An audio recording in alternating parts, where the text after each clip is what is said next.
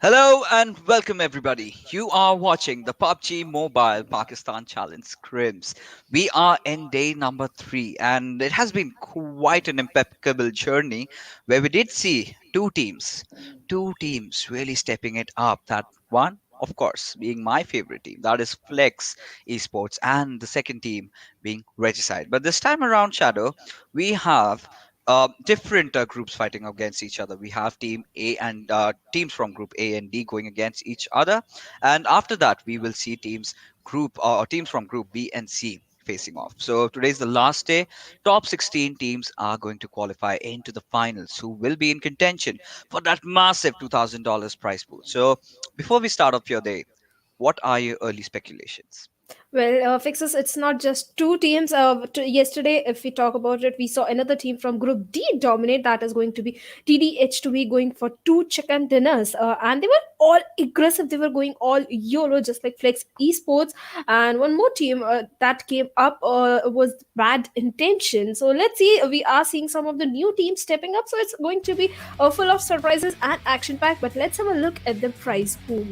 Yeah, of course. Now taking a look at the prize pool, all these teams are fighting for those $2,000. Now, we have a mixture of a lot of teams from different regions. We have teams from Nepal, we have teams from Bangladesh, teams from Sri Lanka as well, along with our lovely players from Pakistan who are yet to, be started with their main event, that is the PMPC, where you have that massive 1 crore Pakistan rupees. And now, these are just trailers, right? These are just trailers of what we are yet to see when the real event starts up. We're just having fun, and even our viewers. But amidst all those funny things happening, amidst all those gala time, amidst all those good times that we and all the viewers are having, we are witnessing some amazing gameplay. But right now, what we are going to do is take a look on the point structure and see how these teams are in contention for it.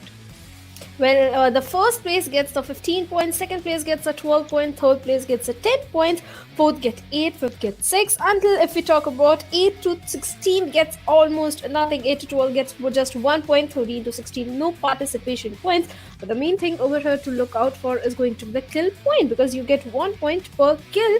So teams, I think they are almost adapting to this new point structure, because they are going for a more aggressive approach. If we talk about it, they are focusing more on the kills rather than the placement points. Yeah, of course. No second thoughts on that. And Pakistan has always been a region that excels in the aggression department. Be it Team Flex, be it Team Regicide, be it Team Bablu, be it anyone else, be it Team F4 as well. So, top 4 teams, according to what I feel right now, have been performing really well. We have seen variations in the gameplay of teams. But before that, let's take a look at the leaderboards and see how the teams have fared off against each other. So there you go. Flex Esports still standing tall with those 153 points, followed by Regicide with 136.5 points. Team Bablu still holding on to the third position. But what I'm really missing out on is 7C Esports. Well, 7C Esports, day one, they were at a third position or fifth position, if I'm not wrong. I think it was third position. And now they are not even in the top 10. But the team that has stepped up is going to be the plus of team TDH2E. They are sitting at the seventh position. They got two chicken dinners for themselves yesterday, total 34 kill points. Not bad at all. Good placement points also. In fact, KSAXE also had one of the chicken dinner in Sanhok map, and 7C Esports at 11th position, especially if we talk about yesterday's performance. Yesterday, they were one of the team to get an early elimination. Yeah, of course. And now 7C Esports, they are sitting on 66.5 points, like you just mentioned, not the kind of outing they were supposed to have. So, they would be looking to redeem themselves. But today, Shadow, I really want to see a few other teams stepping up, like Team Sites. Even Team Freestyle, kind of considering the kind of lineup that they have. They've not been at the best of the performances. Portal Esports is also one of these teams. So today, after the last game, after the sixth game of today's evening, we will get to see which are those 16 teams that are qualifying for the finals. And then we will get a slight idea as to who will be participating for those $2,000 prize pool. So that's definitely going to be there. I will be disheartened if I do not find Portal Esports or team sites. But before that, this is a new thing that has been introduced this time around, the power cards. And let's take a look at the power card selection, because time and again for over the past 2 days we have been explaining about that, and we will even explain further for our new viewers. But what we can see is Team FS and Flex are really going for the position card right off the bat. TG, Inertia Esports, Mercenaries, they have opted for the kill cards along with Arcadians, but TDH2E, 7C Esports, and Dead Eye Skies. Now, these three teams have gone for the position card. So TDH2E did manage to get those two chicken dinners. They're looking really promising. Would want to carry forward that amazing form, that amazing run in day three as well. But today, what is going to be important and what is really going to matter is being in the top 16. Yes, definitely. That is going to matter being in the top 16, and the teams that are in the overall leaderboard from the position 17 to 24th, they still have chance to make it to the top 16. But the teams that are at the bottom of the leaderboard, let's see what is going to be their approach. They might go all YOLO and aggressive because after all, they have nothing to lose. They are at the Right. bottom. They can take that risk of going all aggressive with all aggression. We have seen a team like INES doing that at the last day of the scrims or the tournaments, going all aggressive and then getting themselves a chicken dinner also. So that can happen.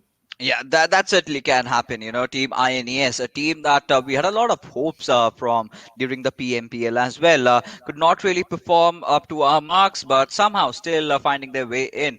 But right now, we will be taking a look at the schedule and see what are the matches that are going to be played. So we do have two Erangels for the respective teams over here, and there you go. We have a clear picture now. So A and D will be the first groups are going up against each other. We have one Erangel, then followed by Sanhok. Then again, we have an Erangel. After that gets done, we have the teams from groups B and C competing against each other, and the map format, in fact, will be quite similar. So we will start off with Erangel, then Sanhok, and like the circle of life, we will end up at Erangel. Yes, Erangel, two Erangels. I think that is also going to be an advantage for the teams because they are so familiar with it. But I was hoping for 7C Esports when we saw the power card selection. 7C Esports usually dominates when it comes to Erangel. They go for more kill points or Right. maybe 10 plus kill points. But this time, again, they are making, maybe we'll have to see the gameplay if it's a mistake or a wise decision. They are Yeah. going for a placement card because last time they went in for the placement card, they got 10 plus kills or something, and that Yes. card didn't help them much. Yeah, absolutely, 100% agree with you. But then again, the first game, players tend to kind of settle in. So instead, they rather go for the safe place. But now 7C do have nothing to lose, right? They still have three games. They, of course, are in the second page of things, not in the upper echelon, for instance, over here. But yeah, a few good games might just get them back in. So what I'm really predicting is that they go for the placement card in this one. Maybe till the third game. They in the third game rather they use the kill card. Sanhok is always unpredictable. You cannot rely on your stats. It's all about the situation. It's completely a situational map where you really have to capitalize on it and get on with. But getting back to the grounds of Erangel, the lands of Erangel as we call it, who do you think, or any predictions that you really want to make over here? Uh, Yesterday teams surprised me because 7C we know is one of the team that have very good gun game, but their drop location also collided with another new team that is TDH2E, and Yeah. they were able to take them down so easily without losing any of their players. So maybe any of the team can be stepping up, or they can show they're one of the best game. We might even see teams side stepping up because we know they are the champions of Pakistan region. They have had an amazing they have shown amazing gameplay, so maybe we can Yeah. see that again happening. Yeah, certainly. That is always there because even if we compare to the performance from the PMPL SA, so they were kind of the late bloomers in the tournament. So initially they did not really strike hard, but as they understood the meta, they understood the kill heavy meta. Because we have to be honest over here, Sides usually is a team that plays more on the position style gameplay. In fact has a position style gameplay. So they have been having some trouble settling in. So today I do assume that might just be their day, but they will have to hit hard. They will have to go big. They will have to get a few chicken dinners. They will have to have a good, consistent performance to ensure that they make it to the top 16. But even if they do not, I believe they've got a good taste of how the scrims are working, because in the main event, you do not have the South Asian teams. Like from Nepal and Bangladesh. So it's going to be in the particular region only. So maybe that is where the team sites might just shine. We can see that happening, no doubt about it, because some of the teams won't be joining us in the main event. So let's see what is going to be there, or maybe they are just waiting for the main tournament to start and not reveal their cards so early. That could also happen. We'll have to see for that. And on the other hand, if we look at Team Bablu also, their game style has also changed. If you remember last PMCO, they were so aggressive, but after PMPL and in the scrims also, they are going more towards a placement approach rather than the kill approach. I must say this. A lot of people have been criticizing over this decision, because that has been your go-to play. But there is this factor of maturity really coming in. So they started off as young, hot bloods, right? They used to go thrashing every single team in the lobby, and I can remember, I recall Johnny and Ocean telling me that people used to be so scared of Team Bablu, and the moment they looked at the the kill feed, right? The moment they saw that it was Team Bablu, they used to just back off and run away. But as things progressed, as teams started figuring things out, now they have figured, if it's Team Bablu, how do we take a fight? So even with that, Team Bablu had to kind of adapt, and they had to mature, and which they have done like fine old wine. So I must still say, you can never disregard Team Bablu, because they are a package of surprise. They completely tend to overhaul you. Sometimes it completely tend to impress you with the gameplay. And if you remember a few days back, Team Bablu getting that chicken in wrangle, I mean, that just went completely bonkers with the way they were nading. So that is one thing they have really improved. Of course, what Team Bablu can really do is try to get in the aggression with the kind of position gameplay that they're having, because let's be honest, Team Bablu has got amazing experience playing in the PMPL. Now they might not have as good as experience as the players of freestyle do, because the way they've been a part of World League. So apart from that, they have not really capitalized much. So yeah, stakes are in the favor of Team Bablu. They are looking promising. But yes, let's get back to one team, that is Team Flex, who have utilized their power cards, who have utilized every single match to understand, to dominate the lobby. Now, without any further delay, ladies and gentlemen, let's just head into the map where my co pilot, Shadow, will be taking you through. Well, if we talk about the playing path, it is going all the way from Milta Power towards the shooting range area. The teams that like dropping in towards the Primos area, they will might have to make use of those vehicle rotations. In fact, military base area also, it's not that easily glidable. You can drop in towards Novo Ripna or Milta area, get a vehicle, and then you can go towards a military base. We'll have to see that if that is going to happen. But yesterday we saw some early fights in the Pochinki area also. Let's see if that is going to happen again or not. Team 7Cs had to face an early elimination from TDH2E. Let's see if their drop location is going to change or they are again going for an early fight. Well, yeah, we certainly will get a slight idea as when these teams actually take a drop down below. But Team Bad Intention, well, this is also one of the squads that I had huge hopes from. I really hope they pull off a good gameplay. Team R3D as well, because one of the other teams that did qualify for the PMPL did not have a really good outing over there. But they did learn from their mistakes. And by the time PMPC starts off, I just hope they find their flow. But taking a look at the drop location of the team, so we do see a kind of contestation maybe around the Pachigi area. But no, 7C look to be changing their drop location. They do understand that there is TDH2E dropping over there. So that is one of the fights they are trying to avoid in this particular scenario.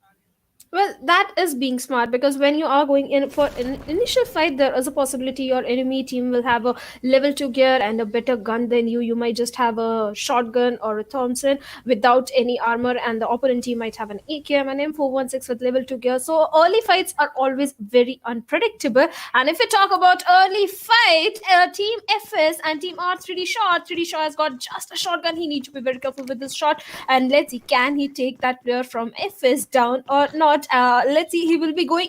Let's see if he'll be charging in towards him or if he's just gonna wait for him. And Respect is there holding on to his position. I think Respect also has a shotgun in his hand, but we'll have to check if that is the case or not. And Shaw is also not overcommitting into the fight, but Respect, I think he will be going on for that one knock, or will he try to reunite with his teammate? But that is not gonna be an option. You can't just fall back. Shaw tries to take one shot, misses it, but this time he connects it and knocks Respect down from Team FS and gets the confirmation also on that. And Team R3D Shaw gets the first blood. Team FS, rest of the players, let's see if they will be charging in towards Shaw or they will just make use of those vehicles and just run far away from this location and loot around the area. We'll have to see. Quite an interesting engagement that we did get to witness over here, because Respect, he was a poor man over there. He did not have a proper weapon. He was just surviving with those pistols. But talk about two teams landing in Pachingi. This time, it is not Team 7C. They knew that something was cooking. They knew that it's going to be crowded, so they did back off. But we can see elsewhere the players of Team Sites are getting a knock onto which the players of TG, and Razur will of course get the confirmation, but the fight is not done yet as he goes spraying down with his Uzi, and that headshot connecting to its pro, that will kind of seal the deal for this particular player. Well, it definitely seals the deal for this particular player, but there are two more players of Team TG. Let's see, can he pull this 1v2 situation off or not? He has got an Uzi, one of the best weapon, but if we talk about Abud is also right there. Phobia is also right there. So the number disadvantage which Razur had is now overcome, and let's see, the bot is still taking a TP. Razur with his Uzi, can he do knock one of the players down or not from the window? He's trying to take shots on the bot, and the rest of his teammates, Phobia, are also rushing into the compound. So the bot is in a lot of trouble, and let's see, Razul has taken a lot of damage down, but what is happening? The bot knocked one of the player from Team Sides down. It was Phobia. Razor takes down the bot, but he himself gets counter traded off, and Team PG is very smart. Look at KSF. He's just surviving on very low HP, and he has been taken down by Abud. Now it comes down to a 1v1 situation between TG Crisis and Team Sides Abud. Let's see which one of the first team is going to be there to get eliminated. Oh my goodness, no, now Team Sides, Goose does realize that he's got a fight to attend to, and he might just be too late because the Crisis does get that elimination onto its Phobia, but it is Goose that did spot out Crisis, because he did try to get for those confirmations, and well, better late than never is what really stands for their Team Sides over here, but they did take a lot of collateral damage, and the Mercenaries, well, a two-man squad. I don't know even if that is allowed, because this is going to be disastrous. TDH2E, if they get to know that they just have two players of a certain squad, they might be in a whole world of trouble, and it's going to be a easy peasy wipe. But Team Mercenaries might just be in for a surprise. Well, definitely. And if you look at the position of Usman, look how the players of Team TDH2A are surrounding him from all the three directions. It's going to be a big challenge for him to clutch it out. And let's see where is his other teammate, because they are playing as a two-man squad. It's going to be very troublesome for Usman over there. And I think Econ is far away somewhere. And let's see, M6 is there. And their team TDH2A, they are being very smart. They are not overcommitting, maybe because they don't even realize that it's just a one player in that compound. The minute they realize that it's just one solo player, they will rush towards him, and I think they are planning to do exactly that. All the three players of Team TDH2E are rushing in towards Osman. Can he do this 1v3 situation? Some grenades are being popped from M6, and Osman is in a hell lot of trouble right now. Yeah, he's in a whole world of trouble as he's been spotted, but no, he does want to bring the fight right onto the faces of the players of TDH2E as he's got one knock, he gets the second one. Does he get the third one? The no, but where is the backup coming in? Aegon does make it in time, but is it going to be enough? Aegon taking a lot of damage, and that is where the numbers advantage really prevail as Team Mercenaries get wiped off from the face of the map. And had they had those two extra players, things could have been otherwise.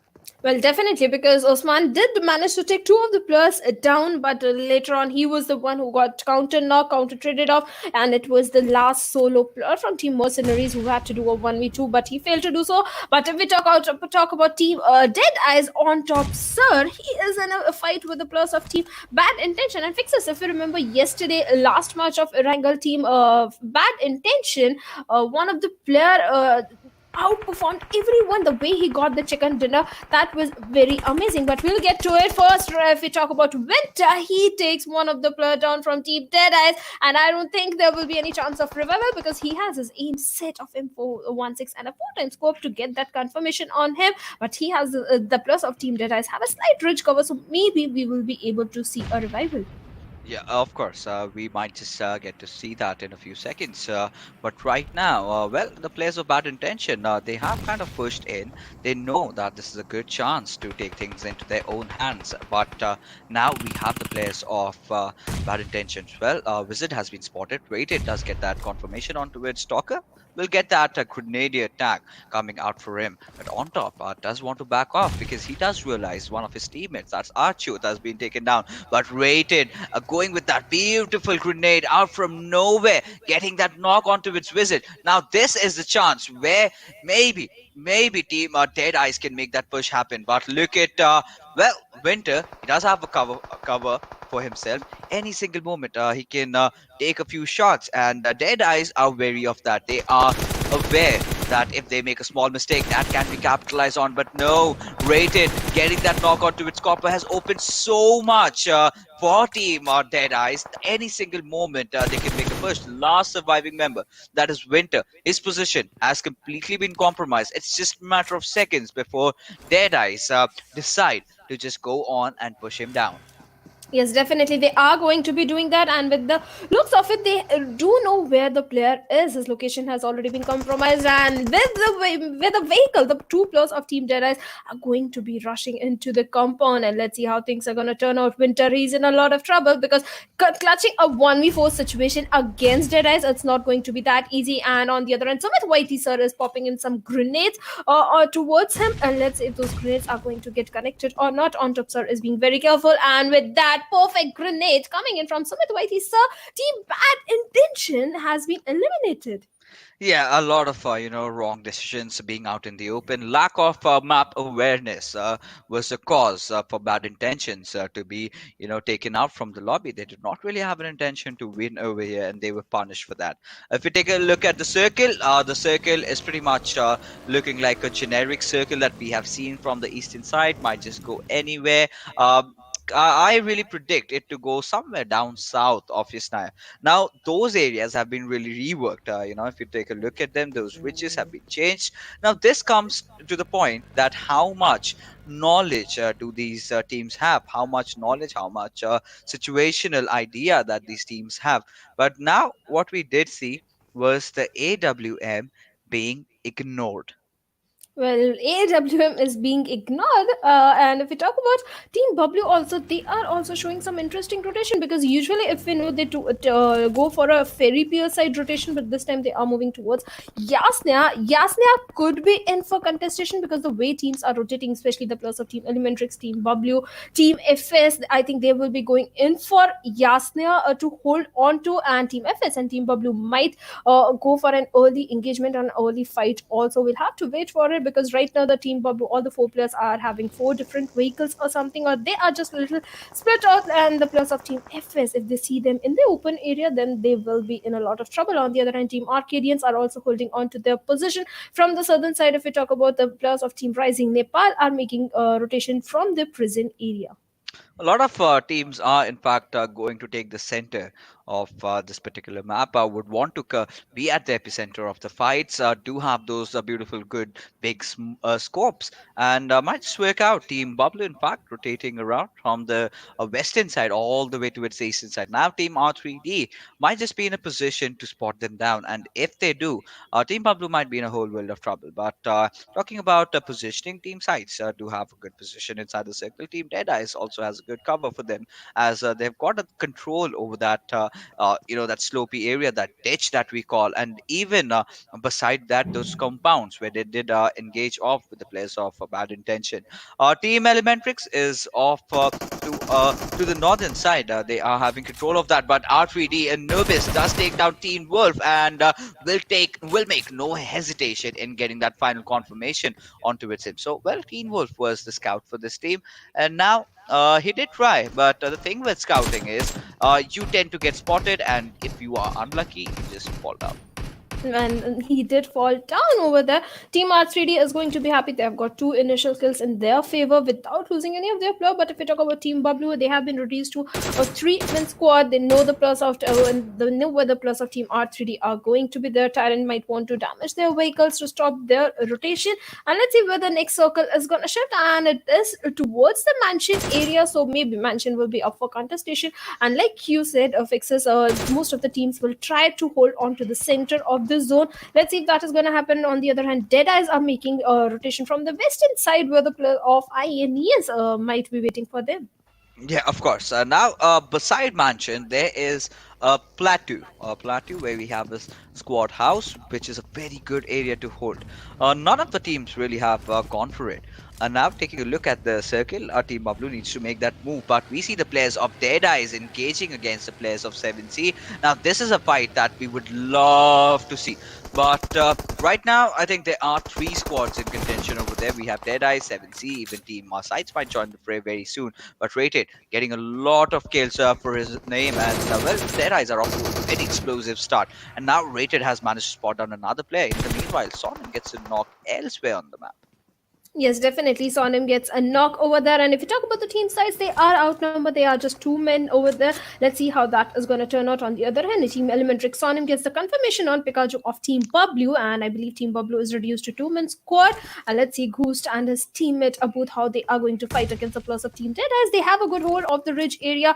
If they close in towards this compound area, then Team Sides has to be very careful of those grenades that might be coming in from the plus of Team Deadeyes. And Deadeyes, being the smarter ones, are not over committing to this fight. They don't realize that there are just two players into the compound. On the other hand, Orange gets a knock on Danny with a perfect grenade, and now Team Bablu is in a lot of trouble because Tyrant is the solo last player remaining. Getting a revival on Danny is not going to be that easy. But on the other hand, R3D Walker does manage to take one of the players from Team Elementrix down with a grenade. And let's see, Tyrant, can he connect those perfect grenades onto the players of Team Elementrix? And there is a flank also coming in from one of the players. I believe it's Orange, who is trying to help his teammate who is engaging in a fight with the players of Team R3D. And I think Elementrix realize that there are more than one squad, but Nang, that perfect grenade comes in and eliminates the last player of Team Bablu also. And with that, Team Bablu just gets eliminated. And Team Dead as one of the player on top, Sir is down on his knees. And let's see if they can take one of the player from Team Sides down. It's a 2v3 situation. It certainly is, and on top has already fallen now. Achut also goes down. Team Sides off to a very good start, but Abud, he needs to heal up at the right tick of time, but has managed to spot out Rated over there. And Abud has position compromised, and there he goes down to Sumit Whitey, who in turn also is in contention. Now Rated is going against Goose. Goose gets that knock. Now it has come down to a 1v1 situation. Who is going to clutch it out though? It is Deadeyes yet again, somehow still managing to survive with three of their players knocked out, who will get a revival. So now we can see after the third circle has just been finished off. So many fights are happening left, right, and center. Well, yes, so many fights are definitely happening, but we have to give it to the players of Team Sides. Despite being outnumbered, they did put up a good fight against the players of Team Deadeyes. It was just the last solo player remaining from that squad, and they had almost eliminated Deadeyes just despite being outnumbered. But Deadeyes being Deadeyes without losing any player are looking very strong with 8 kills to their name.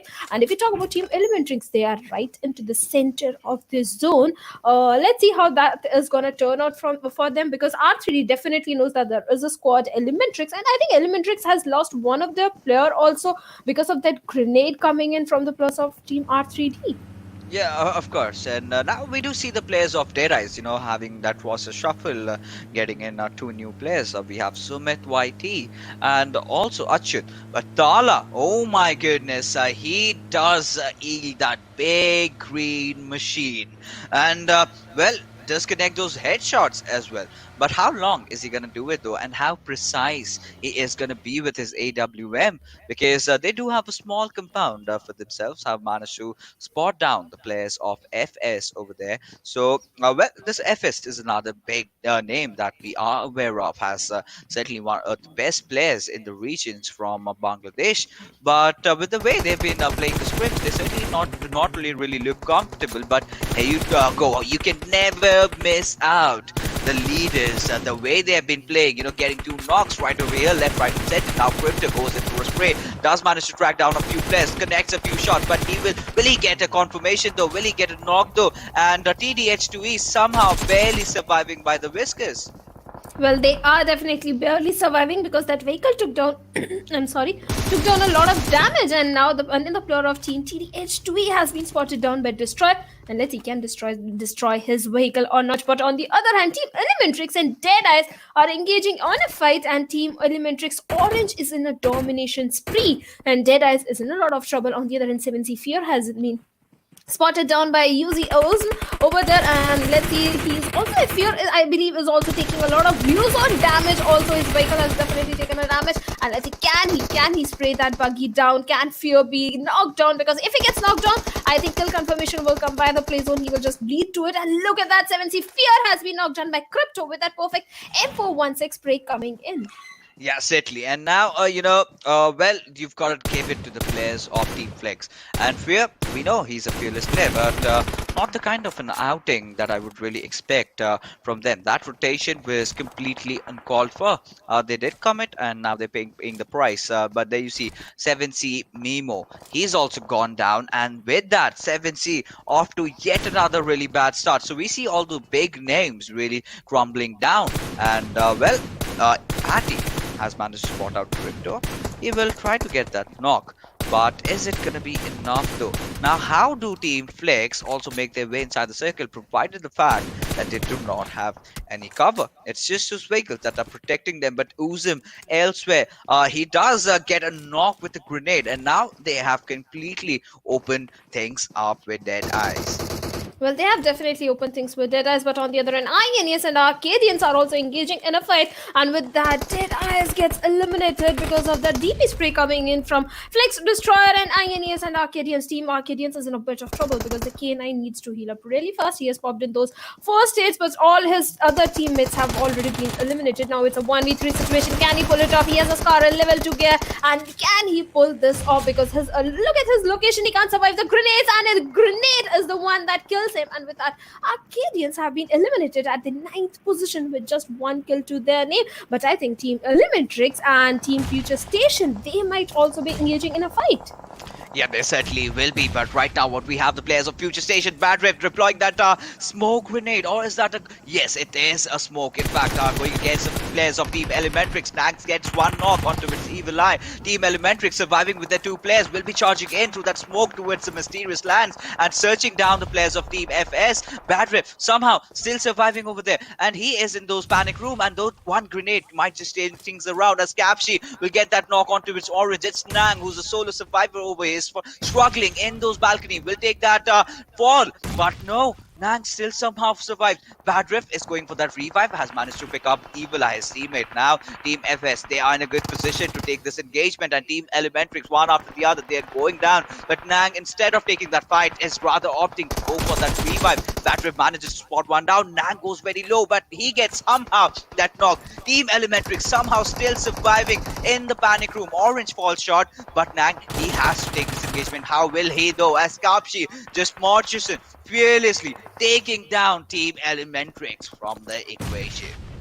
Well, definitely that was a pretty intense fight. And if we talk about Machine, he kind of messed up with his own grenade and knocked himself out. But his teammates definitely pulled up a good show and they took down Elementrix. But Nang, kudos to him, the way he was approaching this fight. He was outnumbered, yet he managed to do a lot of damage to the players of Team Future Station. But they will be getting those revivals right now. Rising Nepal is engaging in a fight with the players of Team R3D. Rising Nepal definitely have a good positioning. R3D have to move into the zone. Look at the amount of smoke that has been deployed over there to make the cover, and Walker with that vehicle. This could be a mistake. Joker has been taken down. Walker is surviving on just few HPs over there. Has been taken down. It's the last solo player Shaw remaining, and it's a matter of time that Shaw will also be taken down by Nabeen of Rising Nepal. Rising Nepal is looking very strong right now, and with that R3D also gets eliminated, and I believe they eliminated the players of Team Flex also from the map. Yeah, of course. And Team Flex, well, not the kind of outing that they did expect for themselves. But in the meanwhile, Evil Eye has been taken down. Team number 19, they are in contention. They are in a very good position inside the circle. And provided the compounds that they have, Machine, if he wants, he can shut down a lot of teams. All he has to do is take the high ground. I believe that he has actually done. He's got his eyes set onto it. The players, I believe, of T2H2E, and we'll have to see how do they enter inside the circle. Well, they're still on the edges. Our Team Future Station, they have a very good position inside the circle. INES, well, they did have a bad first day, but by the looks of it, they are in for a good recovery. Well, definitely they are in for a good. If we talk about this particular one, they have already gotten what like 3 kills to their name. But the players of Team Rising Nepal have been caught during rotation, and Kapchi will be taking Kratos down, and I think he will be going in for that confirmation also. And let's see if that is going to happen or not, because Nabeen is also very low on HP. It's just the one player of Team Rising Nepal. Let's see if he can help his 2 teammates, but no, that is not going to happen because FS Zameen takes Kratos down with that vehicle. And let's see, Huncho, can he take few of the players down? And he does manage to take Blade down from the players from the team FS, and that was quite interesting. FS players just ran their vehicles over Prerak of Team Rising Nepal, and let's see Team FS Kapshi and Adil. Adil, I think, has finished the players of Team Rising Nepal. It was last player, Mr. Huncho, who was remaining. They have taken him also down, and Team FS is still looking. Future Station is looking very strong right now. They have a good compound to their name. They are right into the center of the zone, and they can pull it off. Maybe they can even go for a chicken dinner also. Yes, they certainly can. But now, Evil Eye, he's got his eye set onto his deal. But it's Bad Rev who gets that knock. And Team Future Station, they are in contention. They're in contention of getting the chicken dinner easy peasy. Considering how they have the circle, I believe they will also have the favor on the next zone. But Team FS have been eliminated as we are down to our last 3 teams. And T2H2E, they are doing a fantastic job of still staying alive, having lost out on bread, but that does not really deter them to go and contest for that chicken dinner. Now Machine spraying down, and Salu YT in fact spraying down back, and it's Yashiro in fact who will get that knock onto his Machine, but JSWW getting knocked down by that beautiful nade coming in from Orochi. Yes, definitely. And Team TDH2 is in a lot of trouble because Badrev is spraying down in their direction with that. Yati has been taken down and eliminated. Team TDH2 just have a shack to their name, and Team INES can spell trouble for them. Team FS is already shooting in their direction, and let's see what's going to happen. One of the Machine is already down on their knees. Team INES is looking very strong. On the other hand, JSW has been taken down by Badrev of Team Future Station, and I think they can spot down the last player of Team TDH2, and yes, Badrev does manage to spot him 6 down also, and with that TDH2 just gets eliminated with 3 kills, and now it's INES versus Future Station. Let's see which of the team is going to get the chicken dinner. If we talk about the zone is in the favor of the pros of Team Future Station. One of their player, Badrev, is outside of the safe zone, but I don't think he will be having much trouble to enter into the zone. But Team INES, let's see how they are going to take this fight. You know, Budrev being outside the zone completely is justified because he is trying to create a flank angle. Now, Team INES, they need to get inside the circle. The players of Future Station are very well stationed at their respective positions, and well, they also do have a compound to their name. Now, this comes the push. This is a very pivotal moment. Orochi already falling down to the hands of Machine. Yashiro somehow stepping out, but no, he also invites his own death over there as Salu Whitey also trying to make a run for his money, but no, Budrev has a very good angle. Machine wants to make that push happen, but no, all the players of INES, they are completely getting destroyed. Now it all comes down to this last final play. That's Gajor. But how long is he gonna survive though? It's a 1v4 situation. Team Future Station, they are looking like they are going to seal this win as Badrip manages to spot out Gajor. His position has been compromised. This is the calling for Team of Future Station to just go in and push on towards Gajor. Now he's on red HP. He's deployed that smoke. How long is he gonna stand? How long is he gonna survive inside the smoke as Badrip will want to go in? The grenades come out, and this is the perfect time to enter. And now Team Future Station getting the chicken dinner off to a very good start. Well, definitely, Future Station is definitely having a very good start. That amazing chicken dinner coming into their way. Yesterday, they kind of missed that chicken dinner by a few points. And this time, for C Erangel, they are going up for it. They were right there in the center of the zone. They had a very good positioning. They had a very good compound to their name, and they capitalized on it. On the other hand, INES has to make those rotations, and they were spread out. They were if they had rushed it directly, making use of smoke walls or something, that might have helped. But since one, they just went one by one. They were just falling down like a pack of dominoes. And but Brave, like you said, had a very good positioning. Yeah, of course. But now what we are going to do is take a look at the MVP of this game, and to our surprise, Hancho. Well, Team Rising Nepal did survive for quite some time over there. 4 kills coming out, 891 damage, 21 minutes of survival time, almost can make that 22. Was kind of decent, and now he's the MVP. I just really hope Team Rising Nepal takes quite a leap in the overall standings. But talking about the circle, talking about the first map, so it really favored out the players of Future Station. It was not a easy chicken dinner, I must say, because they did get into a lot of fights, did get a lot of kills for themselves. They did almost, everything was really perfect for them. They had the experience coming out. They did deploy Brave outside the compound to have that extra information. The moment the players of INES just charged in, that is where the Future Station was with bonkers, getting that first knock. And well, Yashiro did step on out on the wrong side and causing himself to get a knock as well. But what we are going to do right now is take a look at the top players and see who are the other players apart from Hancho that have made it to the top list. Well, it has to be Badreve, considering his perfect positioning. He has got 5 kills to his name. Survival time is going to be 23 minutes 58 seconds. Damage dished out is 589, and followed by Dead as Sumit Whitey sir over there with 3 kills. Survival time is pretty low, so that is 17 minutes 28 seconds. Damage dished out is 548, and then Machine is over there who messed up with his own grenade but has managed to get 2 kills in his favor. Overall damage is 549. Survival time is going to be 24 minutes and 6 seconds. Yeah, of course. But Dead Eyes were off to a good start. But it was just not enough. A few mistakes were committed from the players. It was a roster change, so I have nothing much to scoff about. I think they will take their own sweet time in settling up. But we need to focus on the teams, on the Pakistani teams rather, because it's at the end of the day tournament, and it is all being done so that they get ample practice. And when the real event comes up, they really outshine over their opponents. We might see some new teams also maybe in contention in the finals, but we really have not gotten started because the real event starts from the 2nd of December, where we have that massive, huge 1 crore Pakistan rupees prize pool. But getting back to the first game of Erangel, so the circle was pretty standard. It ended onto its the players of Future Station. All they had to do was just station themselves, because well, if you go for the word plays, they knew the future. They could see the chicken dinner. They really smelt it. The moment they went with those quad wipes, they knew that this was in the bag. All they had to do was just hold on. And now let's take a look at the match summary and see how the numbers game was in the first map of Erangel.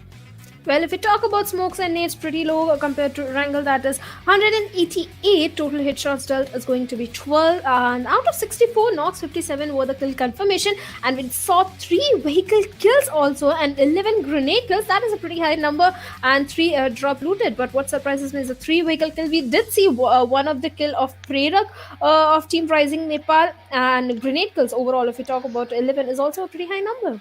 11 is massive, and so is the three vehicle kills. I'm sorry, really, Shadow, but I really have to disagree on the uses of smokes and nades being low because if you compare it with PMPL, right? So we did see a marginal increase, and now teams have tried to understand the meta. They are completely adjusting towards that. Well, 64 knocks out of which 57 kills were confirmed. That's a good start, right? So if we talk about the numbers, this was one beautiful game of Erangel coming out from all these teams. And now South Asian team, in fact, a team Future Station, a team from Bangladesh, getting that chicken dinner has opened things up. Now we still, if we talk about the overall kill, even the leaderboards, if you talk about that, Team Flex was leading.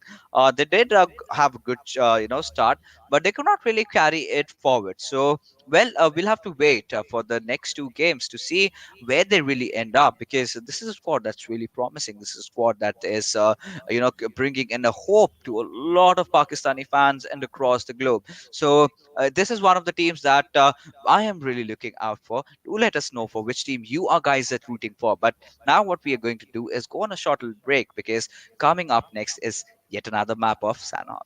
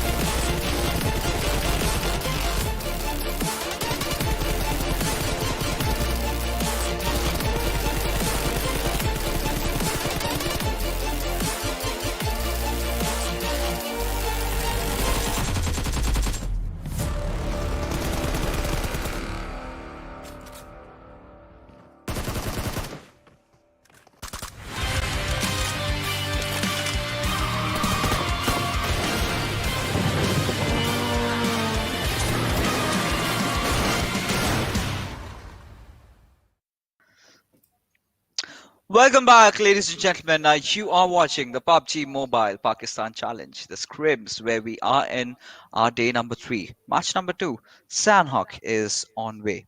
With Future Station getting that first chicken dinner.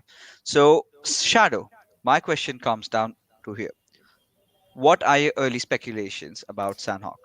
But Well, if you before that, talk, yeah. Shadow, sorry, I really have to cut you off because, we do have the standings coming up. And let's take a look at the standings first, and then we can really carry forward our conversation. We will get to that. But now, Future Station. Getting that chicken dinner, 26 points. Inertia Esports using that kill card, and are in good contention, not far behind with 20 points. Yes, definitely 20 points to the NM. And if you talk about TDH2A, again using their placement card, are sitting at the third position with 18 points. Team FS also used their placement card, and that fared well with that because they are having high placement points overall. Total 14 points. They are at the fifth position. Even if we talk about the guys, also they started off really good. I wish they had used their kill card because then they would have been sitting at a better spot right now. But still, nothing taken away from them. They have 9.5 points at the sixth position. Team Elementrix again having a high kill number and low placement points are sitting at the 7th position with a total of 8 points. R3D also tried to step up a little, 4 kill points, 4 placement points, and they have got the total 8 points and are in the 8th position. Yeah, of course. But Future Station not really opting for any power cards, so that was rather surprising. Now we have Flex Esports. Okay, so they did manage to get 4 kills. Not the best of the placement points, right? So they will find themselves on the ninth position, 5.5 points from just this one match. But that is not gonna certainly deter them because they're still the leaders. They're still the table toppers, and not a lot of teams are nearby them, right? We do have Regicides also in contention, but they will be following up. They will be rather coming up in the fourth map. In fact, if you talk about a few other teams, Team Mercenaries not having the best of the start today for the evening, and they've been kind of struggling. But yeah, like we were talking about Sanhok Shadow speculations. Well, if you remember fixes yesterday in the first half of the matches in Sanhok, we saw most of the teams opting for the kill cards and they were going a lot aggressive. I won't say a little aggressive, they were going a lot aggressive also. So let's have a look at the power card selection that this time teams have opted for which power card, the placement card or the kill card. And if you look at Flex Esports, they are going with the kill card, Team Bablu going for the placement cards, Team Rising Nepal and Team Elementrix also going for their kill card. Russia Esports will be using their placement card, and with that, they will be exhausting both their cards. And Team Sides again not opting for any of the cards. Team R3D will be going for the placement card, and Team Future Station and Team Bad Intention also going for the placement cards. No, I'm rather surprised. Team sites they look uninterested. I don't know if they are even treating the scrims really seriously because not really opting for those power cards when you are having a tough time is not a good idea because if they keep on performing like this, I'm pretty sure they're not making it to tomorrow's games because 32 teams are still in contention over here, out of which 16 teams will be eliminated. So only 16 teams will be going to the finals of the scrims to compete for that $2,000 prize pool. So yeah, of course, no surprises from Team Flex. They did opt for those, kill power card over here. So every single kill that they do, ladies and gentlemen, they will be getting twice the points. And with that being said, let's just head into the rainforest of Sanhok, where the players have already taken the plunge, and we can see the flight path erupting out of Camp Charlie, going all the way towards Hatha. Well, it is definitely going all the way towards Hathe. Team Deadies won't be having much trouble dropping into their location. Team 7Cs will be going for their preferred location, that is Shami. And Team Bablu will be going in towards Painan, which has been their pretty standard drop in Sanhok. And if you talk about Team R3D, they have dropped in towards Camp Charlie, where there is no other squad for contestation. So they'll be looking pretty comfortable. 7C can easily loot the Shami area also. But Team Elementrix and Team Bad Intention, they are gliding parallelly, and see if they will be let's see if they will be up for an early fight or not. But Team Future Station, Team FS is there in the boot camp area, and I believe Team Sides is also there. Yeah, of course. Team Sites did manage to get off there, but they're kind of trying to engulf Team Future Station. But we do have Team Mercenaries also in contention over here. And Team Mercenaries, if you compare their drop spot in the first game, are trying to rather go in for the center. Well, they are trying to improvise on their gun skills, and that's a good thing to do because if I remember in Erangel, they used to drop off all the way at Stalber. They did feel that things were not really working out for them, so they did opt for the boot camp fight. Now, if you take a look at the team, so Future Station does have their stronghold over to the center compound. But if you take a look at the mercenaries, well, they are on the first rotation. Right beside them are the players of Rising Nepal, and completely surrounding the boot camp are the players of Team Sides. Well, this time boot camp is going to see a lot of action fixes because we already have three squads over there, and team sides might be also making their rotations towards boot camp. We'll have to wait for that. But for now, Future Station yesterday, if you remember, Sanhok, Future Station was there and they won the fight in the boot camp against the Plus. Let's see if this time again they will be doing that or not. Team Mercenaries, as this time has showed up with all their four players.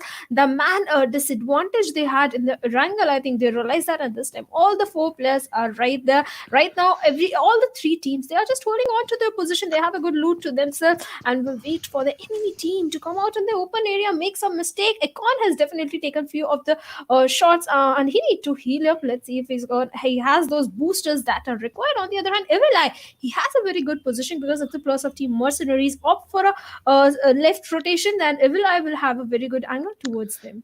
I really like what Future Station are doing there. Having two players in the center compounds, one of the players in the second rotation, another of the player in the third rotation. So what really happens over here is now the mercenaries are kind of limited. So they do not have enough loot, and they cannot really get out of the situation because wherever they go, they're in a lot of trouble. So if they go backwards, team sides will just spot them down, take them down. In fact, if they try to go for the second rotation, then you have the players of Future Station. The two players in the central compound will apply a lot of pressure alongside Evil Eye. So now team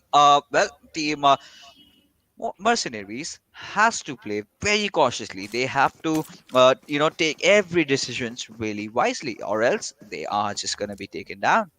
Well, they can certainly be taken down, but if we look at towards the southern eastern side, also there are three squads that is going to be the plus of Team TDH2, Team INES, and Team Flex. So I think this Sanhok is also going to be very aggressive because we can see a lot of initial fights. Team INES have a good compound towards their name, but I think Red knows he has spotted down the plus. He know there are plus in the compound area, and the minute they are going to start making their rotations, TDH2 will take shots towards them. But now they have to be careful of the plus of Team Flex because they have already rotated in this zone. They have the height advantage, and this grenade can be deadly for the plus of TDH2. And let's see if they are going to connect it or not. But Red takes shots on Blade, knocks him down, and what a perfect grenade coming in.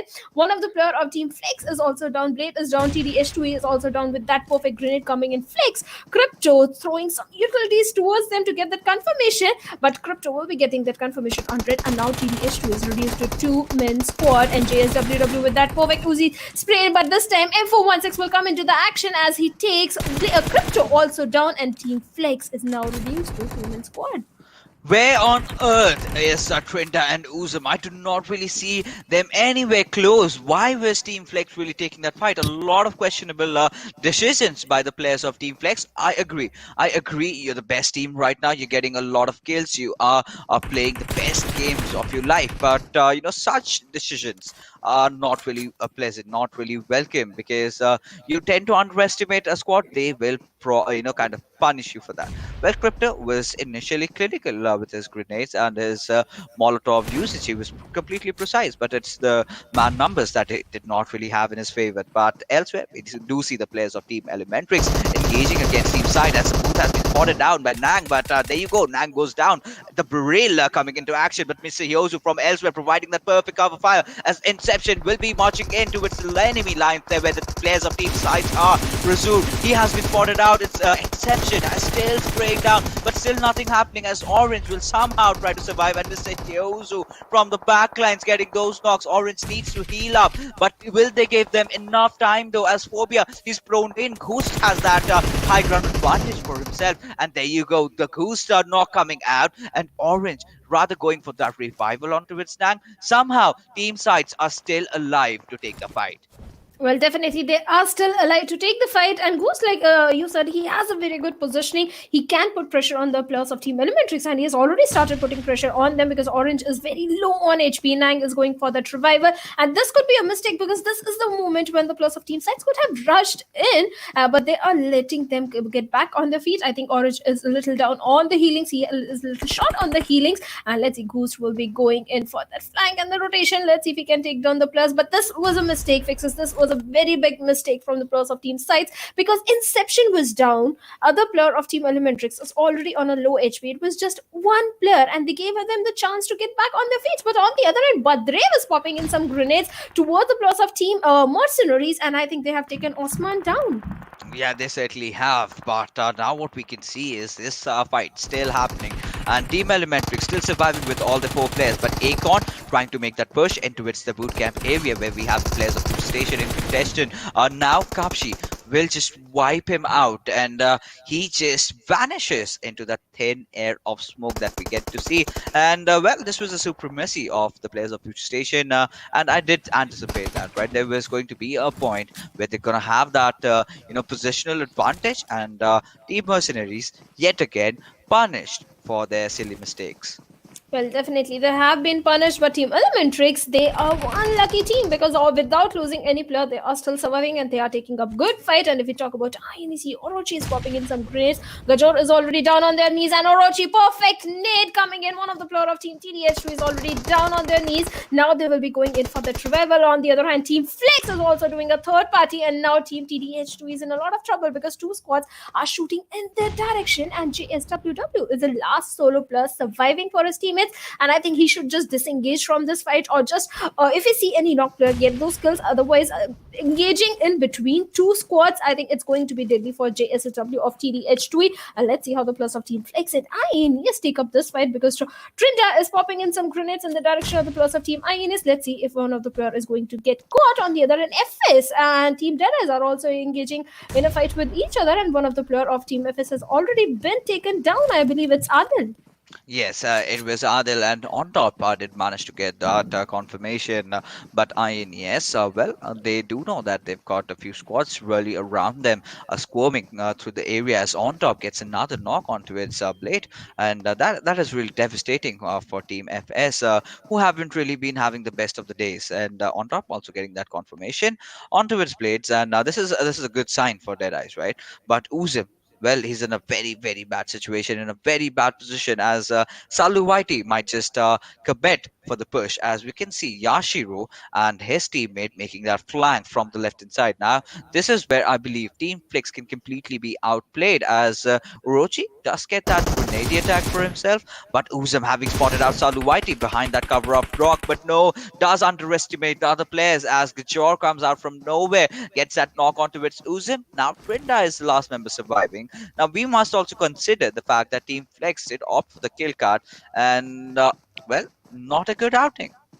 Well, definitely not a good outing because they have lost 3 of their players. It's just one last player, Trent, is surviving, and he will be going for the placement points, not the kills, because they are going up against a whole squad in Sanhok 1v4. I don't think it's that easy to pull it off, but we'll wait for it. On the other hand, if we talk about Team INES Fixes, they are stepping up. They have been showing good rotations and good outings. If we talk about match number 1, also they came second with good kill points in their hands. Also, this time also they are starting as they're starting of good. They have taken down 3 plus of one of the strongest team, that was Team Flex, and they are looking good. And Team Sides also, they also tried to step up. So I believe first match, all the teams that are at the bottom of leaderboard, they are trying to step up because they are showing some aggression also.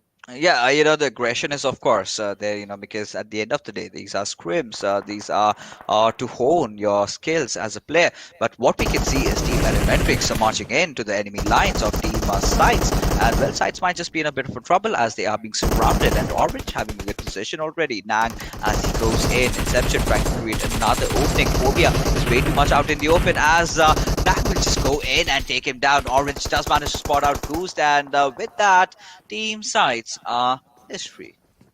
Well, team sites are definitely history, but Team Elementrix is looking very good. They have got four kills to their name, no casualty till now. They have a good loot to themselves. They have a good positioning also to themselves. On the other hand, Team Future Station is also making some rotation. Let's see if the plus of Team Elementrix spots Kapshi or his teammates. Then they will be gone very soon because Team Elementrix have the height advantage. But I think that won't be happening because Team Future Station has already rotated. But this time they can spot down the plus of Team Elementrix. But this time they have spotted down the plus of Team TG. Team Elementrix can easily do a third party. The minute the plus of Team Future Station start making noise, I think Team Elementrix will realize that there is a squad, and when they will look in that direction, they can easily spot down the plus of FS. Quite a lot of commotion happening around the western area and also the southern area, which brings me to the statement that the eastern area is wide open, but the teams are unaware of that. We do see three teams already eliminated from the lobby. TDH2E, Team FS, Flex Esports, they respectively have one player each. My mistake over there because I can see two players still alive on FS. Bad Intention X, they really need to have a good outing. 7C Esports, a team that was completely very, very aggressive, very dominant. They have been kind of having a setback. They are on the back foot right now. They're playing the safe game. They do understand that if they do not get something out of this map and the next one, they might just be in troubled waters. They might be in trouble because Team Bad Intention, they had a very good game yesterday. The last match, I believe it was of Erangel. They got themselves a chicken dinner. But other than that, if we talk about the today's matches, they are not up for a very good overall standing. Let's see in Sanhok can they pull it off because I think they have all the four players alive. FS is reduced to two-man squad. Team Flex Esports, Team TDH2, one of the two of the strongest teams of day two, have been reduced to just one man squad. On the other hand, Team Elementrix is looking good. They have the height advantage. They have a good positioning to themselves, but they have to be careful because it's Sanhok. It's Sanhok. There might be a possibility that in any minute, any team can rotate and spot you down and can easily take you down. Also, so in Sanhok, you always have to be on an alert mode. Yeah, you certainly have to be really alert. But now, Team Elementrix, well, they've been looking good. They've been looking promising with the way they have been engaging in the fights. Are in contention with Future Station, though. So that is going to be quite an interesting fight, considering the fact that Dead Eyes are right on their tails. They might just chime in into the fight any single moment. Team Arcadians, they have been the silent lot. And if you talk about this particular team, this team has quite a history over there. One of the big old guards, as you can call, from the Pakistan region, have had a decent outing in this one. 7C elsewhere, you can see they are very near to the players of Team R3D, but JSWW might just spell trouble, might take a few players down and make things easier for R3D. Well, they can make things easier for R3D, but R3D is in the safe zone. If this spot on the plus of team 7 sees, they might have trouble entering into the zone. On the other hand, JSW might be going in towards the quarry area, southern side of quarry, to make those rotations. That would be the most safer approach. On the other hand, Flex, Trinda, Team INS is also in the and also the close vicinity to him, so he also needs to be a little careful. And I think Team Elementrix has spotted on few of the players of Team Dead as Orange was popping in some grenades in the direction of on top sir, and on top sir. This grenade could be deadly for Orange if it gets connected, but I think he threw the grenade. Now he wants to reunite with his teammates. His location was compromised. He needs to have a better positioning in this zone so that he can take the fight with the players of Team Elementrix. On the other hand, I can see the players of Team FS Future Station also, so we might see three squads going up against each other.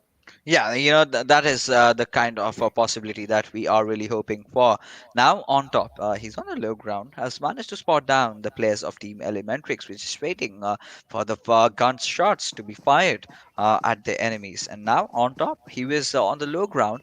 Now, he literally wants to go on top and then maybe take that fight. So he's kind of rotating around. He's making a good traverse around the territory over here. just beside boot camp. It's just moments before which in which he spots down the players of Team Elementrix. However, he does not really know who is right in front of him. Well, the shots are fired. His position has been compromised. Nang is in a very good watchtower. He is watching the players of Team Dead Eyes making the rotation in. Now, this might be a bit troublesome, but we've not got anything to really worry about, though. But no, well, Sandy, I do not really know what he was doing because he was way too much in the open. Well, he was definitely way too much in the open, and that's why he got punished. Nang has knocked him down, but I think he'll be getting an easier revival. Also, Team Elementrix is in no hurry to overcome it to this fight. On the other hand, 7C has taken the height advantage, and let's see if they will be shooting in the direction of the plus of Team R3D. On the other hand, JSSWW is also in a very tricky position because at one side there are players of R3D, on the other side there are players of Team 7C is also, so he needs to stay silent in this fight if the players of Team R3D and 7C go up against each other.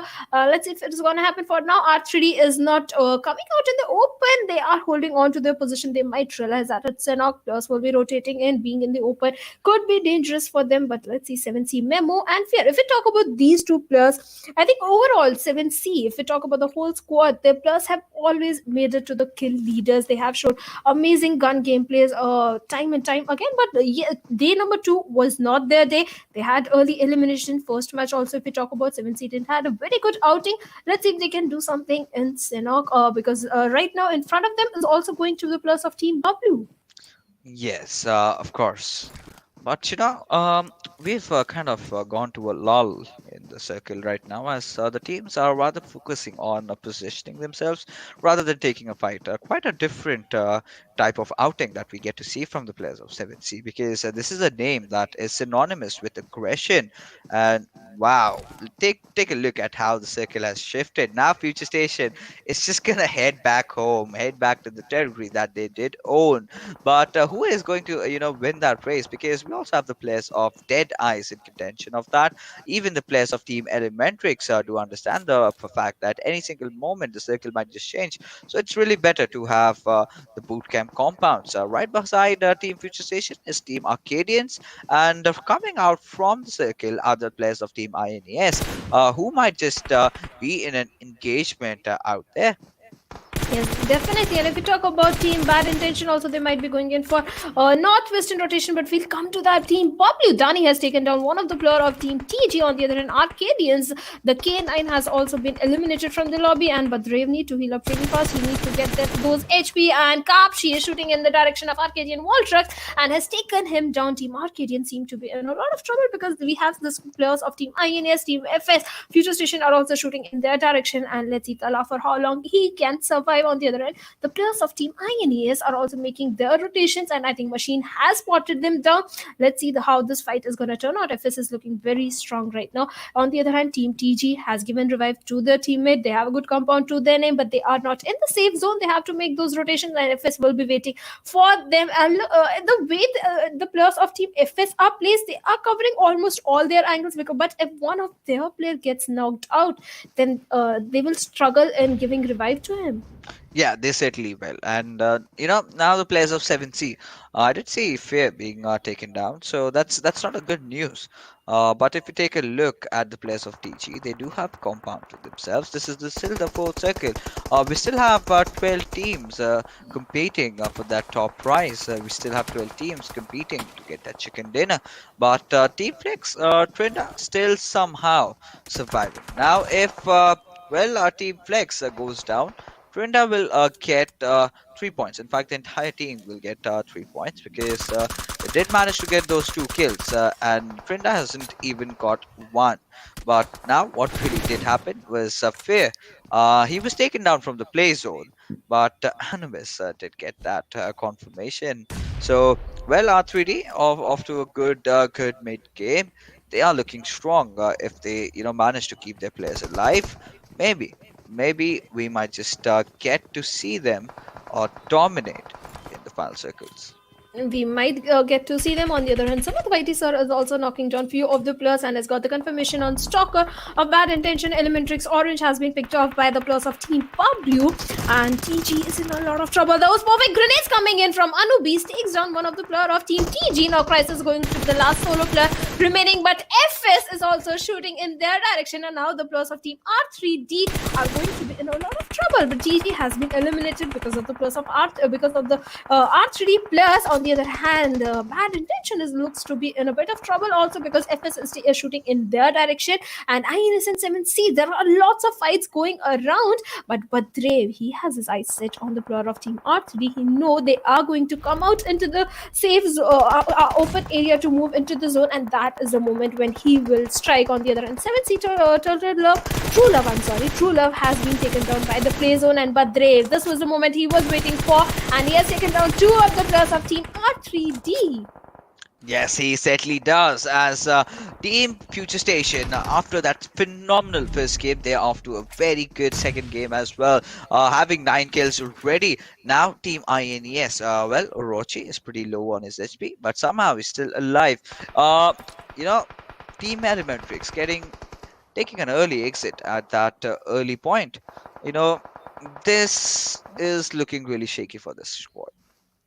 Definitely, it is looking shaky for them, but Playzone is also playing its part on the players of Team Bablu and the players of Team Bad Intention also, because they have been taken down by Playzone. On the other end, Badre will be getting that confirmation on the players of Team R3. Anubis has been eliminated from the lobby. I believe it's Walker, the last Joker, that last solo player remaining from R3D squad, but it's a matter of time. He will be going down, and Badrev has taken him down. That was very unfortunate for the players of Team R3D. They have been eliminated with just 2 kills at 8th position, but Team FS is again looking strong, looking very strong. Look at the number of kills, 11 kills, and going in with a 12th kill by taking Bablu Dani from the lobby out, and Kapshi is on a domination. Yes, he certainly is, but now we have a fight erupting as INES bring the fight right on the faces of the players of Arcadian. They have also, however, managed to get one of their players knocked. In fact, 2 are knocked, but Kapshi, oh my goodness, just don't do that. He's stealing the kills, and Tala getting confirmed to the players of Future Station. Now, the kill score has increased to 13, but Kumar, he wants to get a heal for himself, managed to get that knock onto Vichashiro. Now the 3 players of INES are in just one position. If he manages to get a few shots connected, then might suspect trouble. But no, well, Team Bablu also goes down, and Rated and Arcadians. Rated did get a knock over there, but Arcadians, they also go falling down. We just have 4 teams surviving with us. Yes, only 4 teams, and Deadies is looking very strong. On the other hand, we talk about the plus of Team Future Station. Rated so Weathers Vector will be spraying in the direction of Badrev, will switch to M416 to take shots on Machine. But let's see, can he take Badrev down? He has definitely spotted him down. He will be switching through to the grenades, and let's see if this grenade, if it gets connected to Badrev will be knocked down. But I think he will be using the Molotovs also in the direction of Machine. But Team Dead, as one of the players is already down on his, the Sumit Whitey will be going in for that revival. But Brave is not overexposing himself. Team Future Station, all the 4 players are back in the game. Kapshi was down. He has been given revival. On the other end, Deadeye, one of the player is down, and on top, sir might be overcommitting to this fight, but we'll have to see. He takes down one of the player, but surviving on a sliver of HP. Team Deadeye is looking in a bit of trouble because 2 of their players are down. Takes down another player of Team Future Station also, and now Future Station seems to be in trouble. And can they take Badrev also down? And yes, Badrev also gets taken down by Rated Sir, and with that, the Team Deadeye lost 2 of the players, but took Future Station also down. What an amazing fight coming out from the players of Dead Eyes. You know, the way On Top and Rated have been playing, that's phenomenal. But if you take a look at INES, I think they're the ones in contention to get this chicken dinner, because clearly the numbers advantage is in their favor. Now the zone is also helping them out, and Rated, the fact that he has a vector and now he's to take a mid-range engagement, that's not highly advisable to go with that weapon. But both these teams having the same number of kills. Kajor getting those 4. In fact, On Top and Rated are getting those 5 kills respectively for themselves. But now we just have 2 teams in contention. Shadow, it's a 3v2 situation. What do you think? Who is gonna get the baby home? Well, it all depends on the zone, the team, which the zone. If it favors INES, definitely INES will have an advantage. They have a good compound cover to their name, but Team Dead Eyes are in the open area. They have some few stones to their name, which they can take cover of. Let's see where the zone is gonna shift, where the eighth zone takes its turns. If it's in the favor of INES, INES have the height numbers advantage. But what was Gajor thinking? He comes out in the open area and has been taken down by Rated. So this was a very big mistake coming in from his side. He could have just waited for a few seconds and popped in few smokes also to make a smoke wall, but that was a mistake and INS were being priced for it. Can they go for the chicken dinner? We'll have to wait because the zone is in the favor of the players of Team Deadies. They'll just hold on to their position. We'll wait for the players of Team INS to come out in the open area and then they will be taking shots towards them. Yes, of course. Now we just have two teams. It's a 2v2 situation. Things are really evened out, but INES are the ones that really have to make their entrance inside the circle. Now, provided the fact that dead eyes are just restricted to one single stone. Now, this might spell a bit of trouble, but how is Team INES going to get themselves inside the zone? Because, well, on top did get that knock onto with Yashiro. The last player, Orochi, was surviving, but that will not be enough as Dead Eyes get another winner chicken dinner. Off to a very good start this time around. The first game, of course, was taken by the station. Dead Eyes did wipe them out this time around and now have managed to get their own chicken dinner. So, not the kind of Sanhok I really thought it would be. We did see a lot of the fights happening in the early phases, and in the end, it went to kind of tend to be a bit long. A lot of fights were really taken that should not have been, but overall, Deadeye is walking home with a beautiful one. Well, definitely they are walking home with a beautiful one. But Team IEN, yes, it's the second time they missed their chicken dinner. The first match also they were at the second position, but they are stepping up. They are stepping up. No doubt they are showing some good aggression and good rotations. Also, this time the zone was in the favor of Dead Eyes, but they did some mistake. Also, one of their player came out in the open area. That was not required at all. There was no need of Right. doing that. And Rated Sir immediately knocked him down and confirmed the kill also. Yeah, of course. But now we'll take a look at the MVP of this particular game, and has to be Batref. Well, Team Future Station have been in the thick and thins of the fights, and 8 kills is a testament of how good this squad was over here. And when the overall standings, in fact, the standings of this particular map comes up, I believe Future Station might just be in a good position. But taking a look at his damage, 912, that's a pretty neat number, and survival time of 23 minutes. So, Team Future Station were off to a very good game in this match as well. Yes, Future Station has been having a good performance from day two itself, if we talk about it. But let's have a look at the top players. That which are the top four players, followed by Badrev. It's going to be Even Eye of Team Future Station with 4 kills to his name. Survival time 23 minutes, 11 seconds. Damage dished out is going to be 809, followed by Rated Sir. Rated Sir showed an amazing performance, especially when he was taking fight with the players of Team Future Station. He has 4 kills to his name. Survival time is going to be 25 minutes, 17 seconds. Damage dished out is 671, and Team Future Station, 3 of their players are the top players. For Kapshi is also making it to the chart with 4 kills to his name, and total damage that he has dished out is going to be 604. Yeah, of course, and already 16 kills right from us. From what we did see from this team, and there was yet another player whose skills were not really counted. Once the standings comes up, we get a clear picture of how things have fed out. But it was a pretty standard game of Sanhok. Nothing really happening out of the box. A lot of teams made quite a lot of mistakes out there, but Future Station, we really have to give the ups to the lads because right from the start, they did get into an early engagement with the mercenaries. They did manage to wipe them down, and they just started rotating around up until the point they did wipe out Team INES and managed to get themselves the chicken dinner. Well, definitely, Team Dead Eyes was showing good rotations, good placement. In fact, Erangel also, if we talk about Dead Eyes, were taking a when they started off, they had like 8 kills to their hands, just in a like by the fourth or the fifth circle. They started off really good, and this time they managed to get the chicken dinner. But this is a Dead Eye that we know they can turn things around any minute. If they are not in the top 10, they can come into the top 5 any minute. They can show amazing performance. INES again, this is a team that performs under pressure, and now that they have that pressure, they are stepping up. They are trying their best to make Right. it to the top 16. And considering the good amount of placement points that they have with themselves and good kill points, maybe we can see them in the top 16. They still have one more match left with them. Yeah, of course. They've been consistent today. Both the games coming second. That puts them in a very sweet spot. But now what we are going to do is right. Take a look at the match summary and see how the numbers game have fared across Sanhok. 100. Oh my goodness! I did not really expect that, Shadow.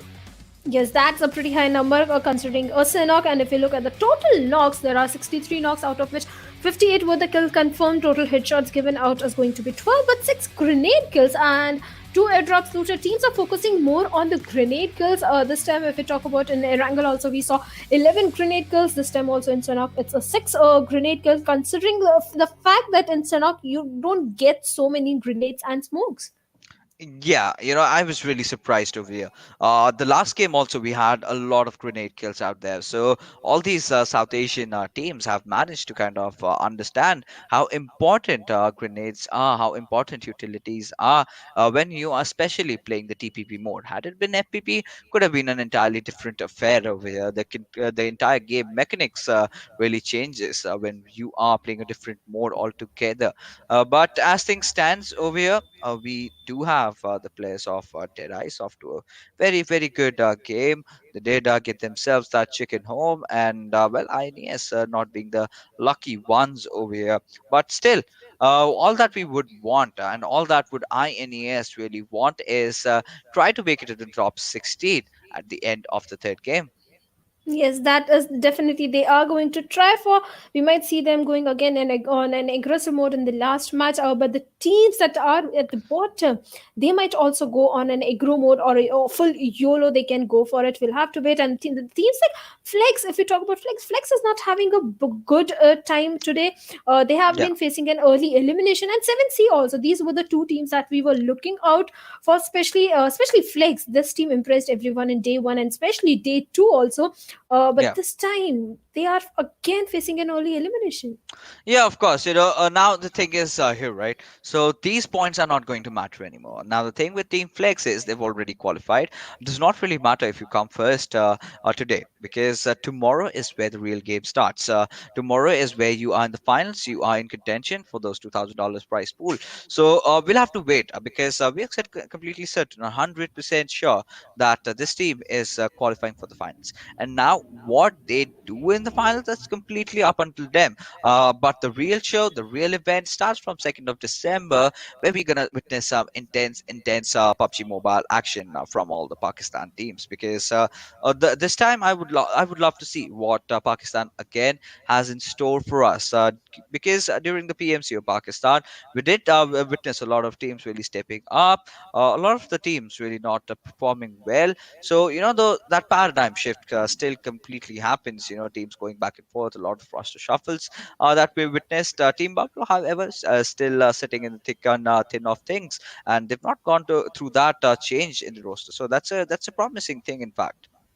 Well, when you are not going for a roster changes, that is always an advantage for the team because you have a good synergy built up to Right. yourself. You don't have to work from the scratch, building up this synergy, working on your rotations and the coordination. So I think that is definitely going to have an advantage for the players of Team Pablo. On the other hand, some of the teams like T2K, we have seen this team perform really well in the PMPL scrims also, but this time because of the roster changes they are also struggling because of building that synergy. So yeah, Team Bablu will have that advantage.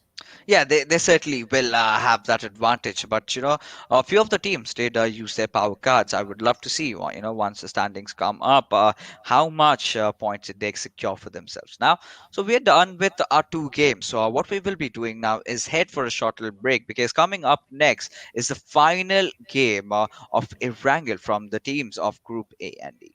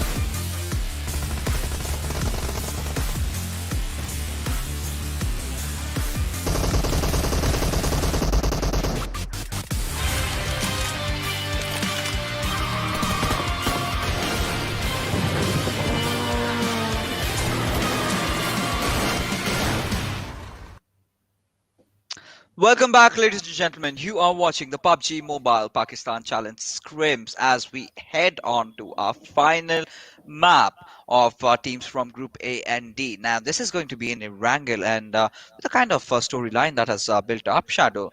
What do you think? Because this is the last game. A lot of teams might just go YOLO like we were discussing a few seconds ago. So, yeah, early speculations. Well, they will definitely go all YOLO because this is the last match in their hands. But first, let's have a look at the overall standings that we have and see You which know, of the team are in the top over there. Team Future Station is definitely at the top. These are the match two standings, and the Team Future Station is at the top. They use the placement cards with 31 points. yeah, of course. And there you go. You use your placement card and you do position yourself really well.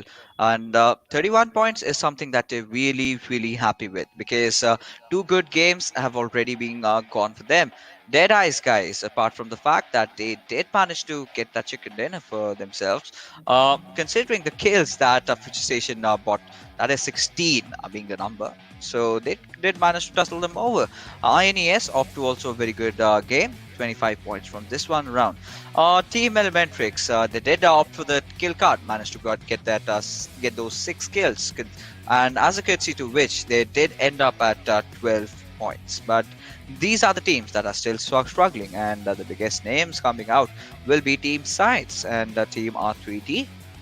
Yes, definitely. These are the two names that are at the bottom of the leaderboard. But Team TDH2E, the way they played yesterday, we had quite high hopes from this team, but they failed to perform. They just have 2 points to their name and are sitting at the 12th position. Team Mercenaries, also, if we talk about them, they are also at the bottom of the chart. First match, they showed up as two-man squad, faced an early elimination. This time, also a few mistakes from their side in the boot camp fight, and they again faced an early elimination.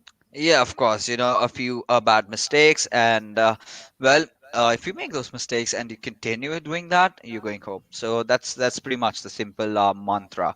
Uh, Now we have come down to Team Flex, who have not been having a good day.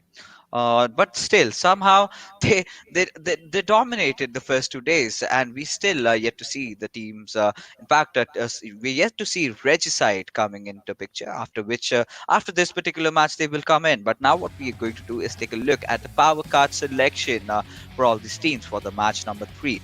So. Team Bablu, Team FS opting for their kill cards, and so we can expect some kind of aggression coming out from this squad.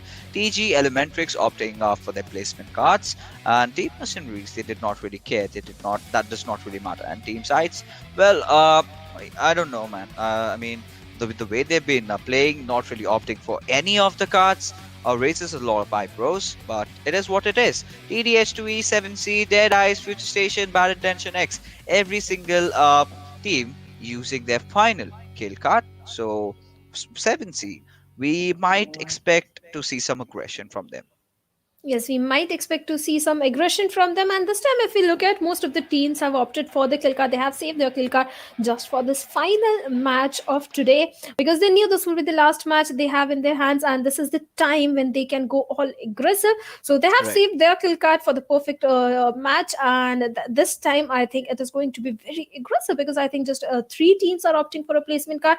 All the other teams are going with the kill card. So let's see if we have a bloodbath and some exciting game. Yeah, of course. Now this time Erangel is going to be turned red with the way the teams are going to approach each other because these are scrims. Teams tend to go YOLO. We did get to see that slight display of it in Sanhok. A few teams did really perform very well. A few teams were completely in a haywire situation, not really figuring out what they actually wanted to do. As a result of which, we did see some early elimination, not the right kind of strategies. Considering where the teams were kind of faltering out on. But now let's not, blabber so much and let's just directly head into Erangel and see what is going to happen as the flight path trajectory is heading all the way from Georgia Paul to its Novorupnoi. Well, we yesterday also we saw this kind of a plane path, and the zone was towards the military base area. Let's see this time where the zone is gonna shift, and Team Bablu won't face any trouble dropping into their drop location. That is going to be North Georgia Pool. Team FS this time. Let's see if they will be again going for the Georgia Pool area or not. I think they have dropped in. They will be going towards Georgia Pool. Team 7C last match, if you remember, they didn't go to the Pochinki area. Team Mercenaries and Team TDH2 were there, and let's see, Team Mercenaries will they also have a slight change in the drop location or not? We'll wait for a team date as we'll be going for their standard drop location. That is going to be Rozak area. Team Arcadians will be going towards Siverny area, and yes, the 70 again not opting for Pochinki drop location, being smart over there. And if we talk about another team, that is Team TG, they are also in the Georgia Pool area. Yeah, of course. Now, 7C. So this has been a team that we knew was synonymous with aggression. That the way they've been playing, I still remember that Sanhok game where they just completely went bonkers, destroying squads after squads. But now, they've taken the back seat. They certainly are looking to try out different rotations this time around the Gatka area, not contending the Pochinki side because that has already been taken by two squads, that is Team Mercenaries and Team TDH2E. Taking a look at the circle, it's pretty much a standard Erangel circle. Might just end up anywhere, right? So team sides have a good chance to make an early rotation, make a good rotation, hold those center spots. But we see a lot of cluster onto its northwestern area and near. Bad intentions. We have also the players of Dead Eyes. Just above them, we can see the players of FS making the rotation out. Team Arcadians are still struggling and will drop off at Siverny though. R3D going off towards Melta Power. We have the players of Team Elementrix not going for the splits this time, but Team Flex opting for the military base. We'll have to see how they play this one out. Yes, we'll have to see how they play this one out. And if we look at the players of Team Rising Nepal and Team Sides, they are also in the close vicinity. And we are again back to the Pochinki fight. Last time, Team Mercenaries, if you remember, lost it to the players of Team TD. But yes, one of the player, Osman, was the one who really stood out. He almost knocked down two of the players of Team TDH2E. So let's see if this time they have the numbers advantage. Can they take down the players of TDH2E, which are not having a very good day today? And if you look at three plus of three mercenaries, they are sticking around across the road. We have the player wanted over there. TDH2 is also in a split drop in Pochinki. They are looting away. They need the guns and the armors to take on the plus of Team Mercenary. So I think they are going for a good loot, and then they will be engaging in a fight with the plus. Let's see how that turns out. On the other hand, M6, look at the way he is rotating away. He can, if that rotation goes perfectly well, he can backstab at least one of the player of Team Mercenaries. He certainly can do that. But I like the positioning coming out from Dread, taking those early control over the Pochinki houses going up above. Now, this is a risky play, but this play can yield a lot of reward. Now, Dread is trying to be very quick, trying to spot out players, just peeking around left, right over here. But I guess Mr. Yotu might have spotted his position. Now, this might spell trouble as Osman has managed to spot out Red. The grenade goes flying out, but the timing was certainly not right because having those slopey areas, you need to time your grenade perfectly well. Yes, let's see. At this time, they will have a perfect timing of the grenade. And last time, also, when the plus of Team DDH2E, I still remember, were up against the plus of Team 7Cs. And Pochinki Dread had the rooftop advantage. He was at the rooftop and he was managed to get the initial knocks that was required for the plus of Team TDH2E to rush in. Let's see if Dread can do that again or not. On the other hand, the plus of Team Mercenaries are sticking around each other. The advantage they will have if one of the player gets knocked out, they will be able to give an easy revival. But on the other hand, TDH2E are covering all their angles, and this can work in the favor of TDH2E. Yes, that is where you completely hit the nail on the coffin because Pachinki is all about information. Pachinki is all about vision. Is about having the right cover, having trying to engulf your enemy. So these are the basic factors you need to put in your mind when you calm down. So, well, the thing with the mercenaries is they are trying out YOLO drops completely. I have to be completely brutal with that fact. So if you do not really know Pachinki, then don't try Pachinki because Pachigi gets to be very, very tactical, just staying around. Not only their loot has been limited, they do not have enough area to cover, so they're kind of restricted. What TDH2A is really trying to do is pick up a few spots, pick up a few good angles, and spot one of the players down. And if they do get a knock, they will instantly want to push in right on their faces. Yes, certainly they will do that. But if by the looks of it, maybe Team 7C is also trying to enter into the Pochinki area. They have looted the small compounds of the Gatka area. They will be having a good loot. And if they go towards the Pochinki church area, they will have the height advantage. And maybe then they can take down the plus of Team TDH2E or Team Mercenaries because they won't be expecting 7Cs. And 7Cs has been a little unpredictable with their rotation and strategies. They don't always go for the prefer or go with the same approach towards the game. So let's see if that is going to happen or not. For now, they are in the outskirts of the Pochinki area. On the other hand, Dead Eyes has also started taking on their rotation. Ines is still at the Georgopol container area, Georgopol city.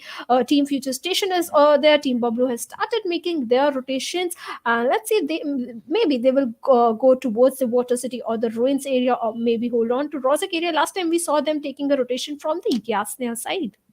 Yes, that is what they've been doing so far. But I really want to see how Team R3D performs in this one because they've not been having a good spell. They've not been having a good run. But Osman, oh my goodness, Dread, why did he just peek in again?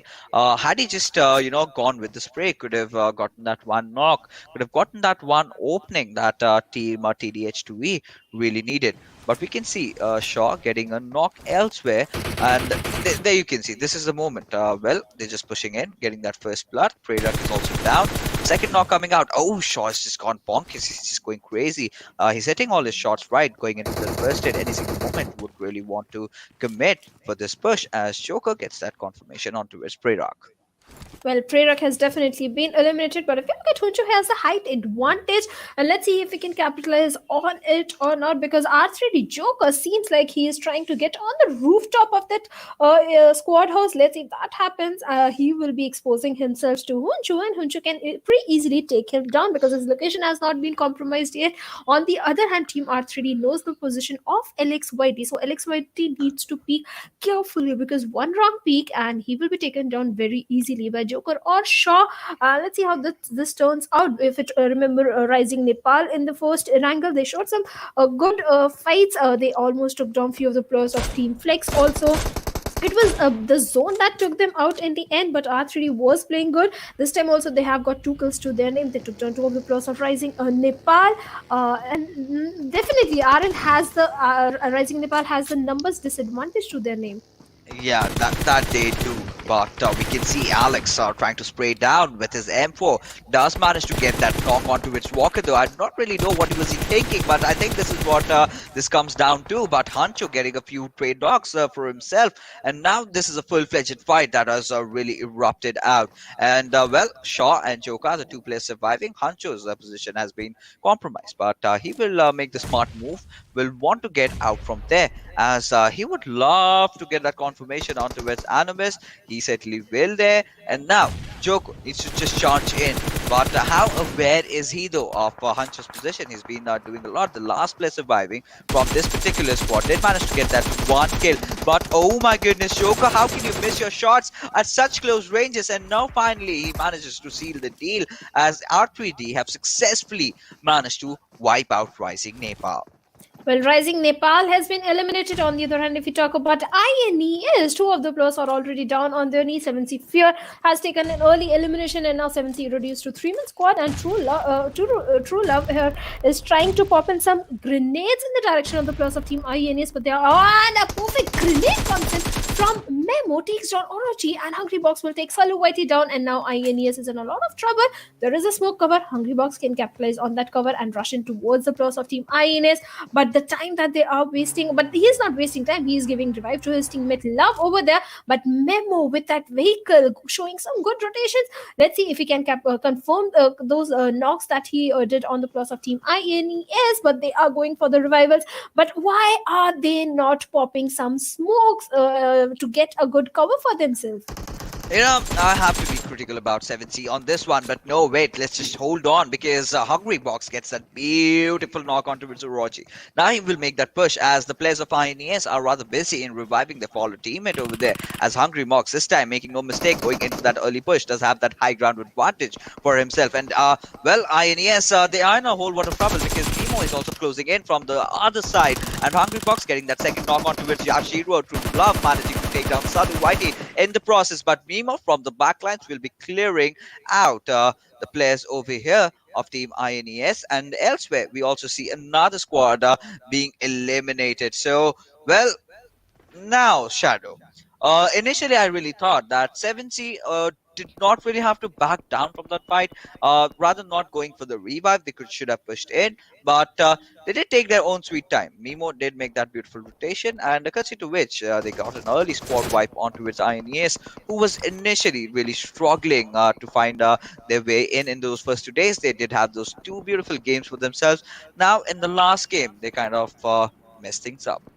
Yes, and this is going to be problematic for them because they wanted to come into the top 16. Now, let's see if they manage to do that. But right now, the players of Team Sides are engaging in a fight with the players of Team Dead as on top. So was overexposing himself. But now, right in the nick of time, he has managed to find himself a cover. But one of the players is already down on his knees. Goose might want to get that confirmation. On the other hand, FS and Future Station are also engaging in a fight with each other. Let's see how that fight turns out. But Abood, he is at a very good position to take them few of the players of Team Deadies. But what is happening? Ghost has already been taken down by Rated Sir, and he will be getting that confirmation on Ghost. Also, now Team Fight seems to be in a bit of trouble, but Abood has a very good position, and can he take down Rated Sir? But he is missing out on his prey, and he could have easily taken down Rated Sir. Yeah, he certainly could have, but sides, well, they completely look uninterested in every single fight they are taking. Now, missing out on basic shots, well, I don't know what is wrong with the squad, because if you tend to ignore all these openings that you get where you can get those knocks, build in an early advantage for your team, and then just tend to mess things up. I do not know if that's a good outcome, because well, you had a chance against Dead Eyes. You miss it, they are gonna punish you, and that is exactly what they did. On top of finding that beautiful knock, getting that early confirmation. But elsewhere, we also see the players of Team Bablu going against the players of Team Sides out there. So, well, on top, being that only survivor for his team, what really went wrong? I must take a look, because suddenly they were doing good, and now they are, falling down like a stack of dominoes. Well, they are definitely falling down, but I think on top Sir will be going in for the revival on Sumit Waiti Sir. Let's see if he can revive Rated Sir also in the perfect time. But Team Bablu was trying to do a third party, and Phobia popping in some grenades in the direction of Rated Sir will get that confirmation through a grenade. And now Team Deadies has been reduced to 2-man squad. Phobia needs to be really careful of the players of Team Bablu also, because in front of him is going to be two players of Team Deadies. He's already outnumbered. He's the solo player surviving from his team, and he need to run for his life and give priority to the zone. On the other hand, Team FS Future Station are going towards the Yasnia area. Arcadians are right at the outskirts of Yasnia, and at the southern side, if we look at it, Team Elementrix is rotating from the prison area. Team Flex is also there. Team Flex is approaching the game a little passively. They are going for a safer approach rather than their usual gameplay that we have seen from Team Flex, that they dominate and they go all YOLO and aggressive. And on the other hand, Team Dead, Sumit Waiti Sir has a good compound to their name, and Sides just got eliminated. Yes, and he was just trying to charge in, completely unaware of what he was really trying to do that, and they've been punished. Team sides pretty much game over. They will be missing out on the finals tomorrow, and I really hope they wake up to their senses, because the winners of PMC or Pakistan, they certainly are not playing league winners. They need to understand they've got a lot on their shoulders, and a lot of teams have already caught up to them in terms of skill level, in terms of rotation, and if they do not really work out on a lot of things, I don't think the next tournament is going to be an happy affair for them. Team Flex today, they have been kind of silent. Even the same goes for Team 7C. This time around in this game, they did opt for a good start, but is that going to be enough though? Yes, that is the question. Is that going to be enough or not? But for now, 7C is showing some good rotation. They might be facing the loss of Team Elementrix because they are in close vicinity, and let's see if they both will be engaging in a fight. For now, Team Elementrix is also having a slow start to the game. They have placed their players perfectly positioned, but they are little split out also because Sonim has a good cover to his compound. I think Orange will be reuniting with him. Mr. Haizo is in some distance from his teammates, and same goes for the plus of Team 7C also, because Memo is so far away from True Love and his teammate Fear also in Hungry Box. So let's see how this fight is going to turn out, because I can see the plus of Team Flex when we saw the mini map. Team Flex are also in the close vicinity, so this can turn out at any moment. There could be a chance of a third party, but the zone has shifted, and I think Team Elementrix and Team 7Cs both will be giving priority to the zone, make their rotations. On the other hand, Team Arcadians Voltrix has been taken down. Yeah, that has been done. But well, True Love needs to take some driving lessons out there, as his car just comes from behind. But now we do see a promising fight. Now things have started kind of lighting up, because Mr. Hyosu, he really wants to take this fight. R3D's player Joker, he's been taking a lot of damage. Walker needs to come in time to help his teammates. Say he will be trying to do that from the backlines, because Team Elementrix are just kind of trying to charge in, but no, Walker tends to fend off this particular attack, as his teammate did manage to back off.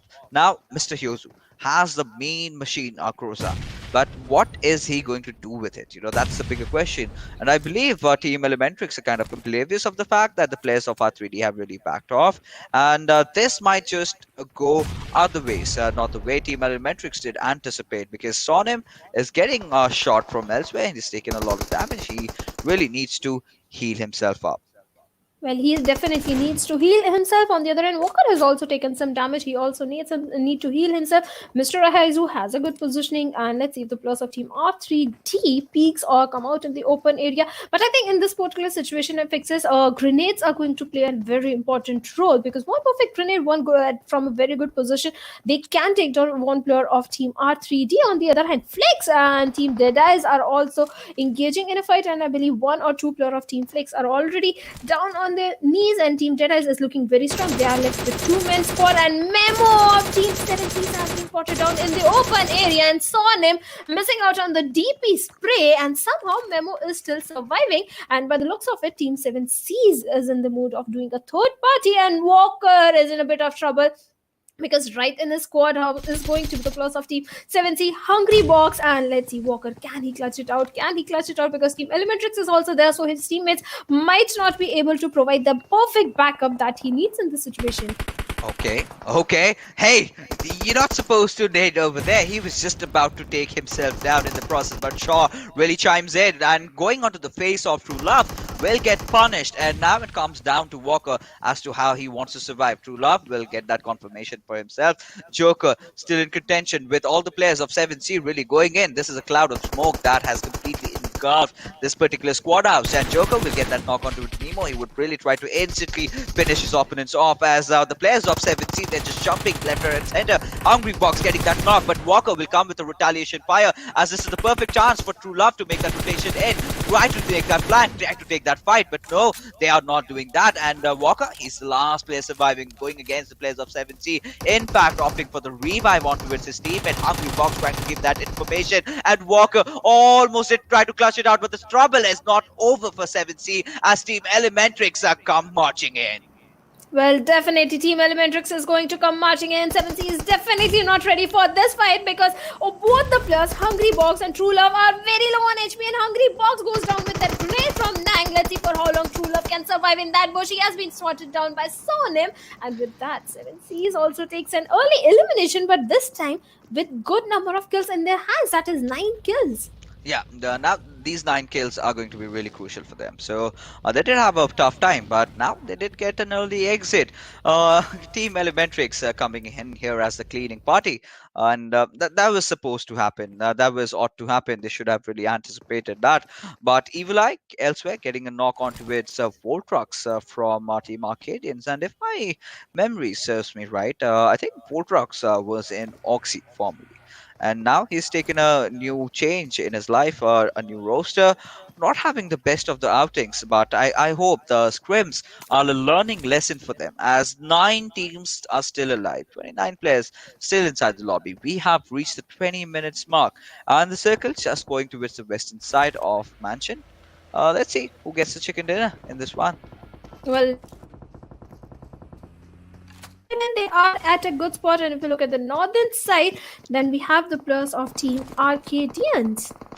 But Team Bablu getting those beautiful wipes for them, and now they're looking promising. But Future Station, Evil Eye, are trying to get that knock. But Machine is the one who will get his names over there. And with that, Kapshi going in for that push, and this is really promising. Team Bablu are in the whole world of trouble as Pikachu is somehow trying to fight. But Pikachu with that grenade will get that knock onto Kapshi, and he will get that desperate confirmation. And well, Pikachu, where are you looking? He did try to spray down at Machine, did try to reduce him down, but no, it's the players of Future Station that will come out on top as Team Bablu take another early exit. Well, definitely they have an early exit, but they have 6 kills to their name, and FS Future Station is looking very good. If you talk about on the other hand, TDH2 is also looking pretty strong. They have knocked on one of the plot of Team Dead Eyes.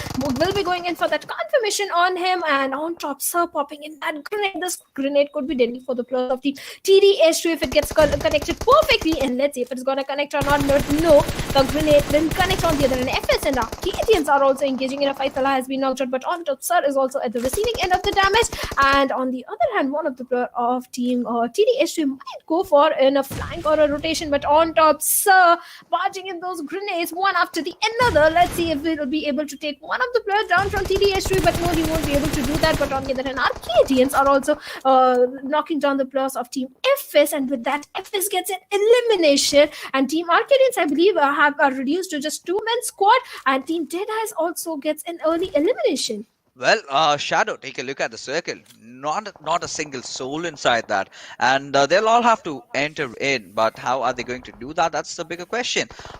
Team Flex, they have been the silent lads this time around, and now they are down to the last 2 players, just getting 3 kills from this particular map. But Team Elementrix, they look promising. So do the players of TDH2E. Now every single team has to go in somehow or the other, and well, a lot of teams have gotten those dips into their advantage, those ridges that they can use in their favor. Trinda taking a few shots. Sonim having spotted out a few players onto his backside. Did try to take a few shots. Then really decided to get inside the circle. That's of utmost importance for him. Now he's deploying a lot of smokes. Alongside, Blade has managed to spot down the players of Team Elementrix. It's just a matter of seconds. He just sprays down, in fact, hammers down with his M4. But from elsewhere, he's getting shot down, and his vehicle is just about to blast off.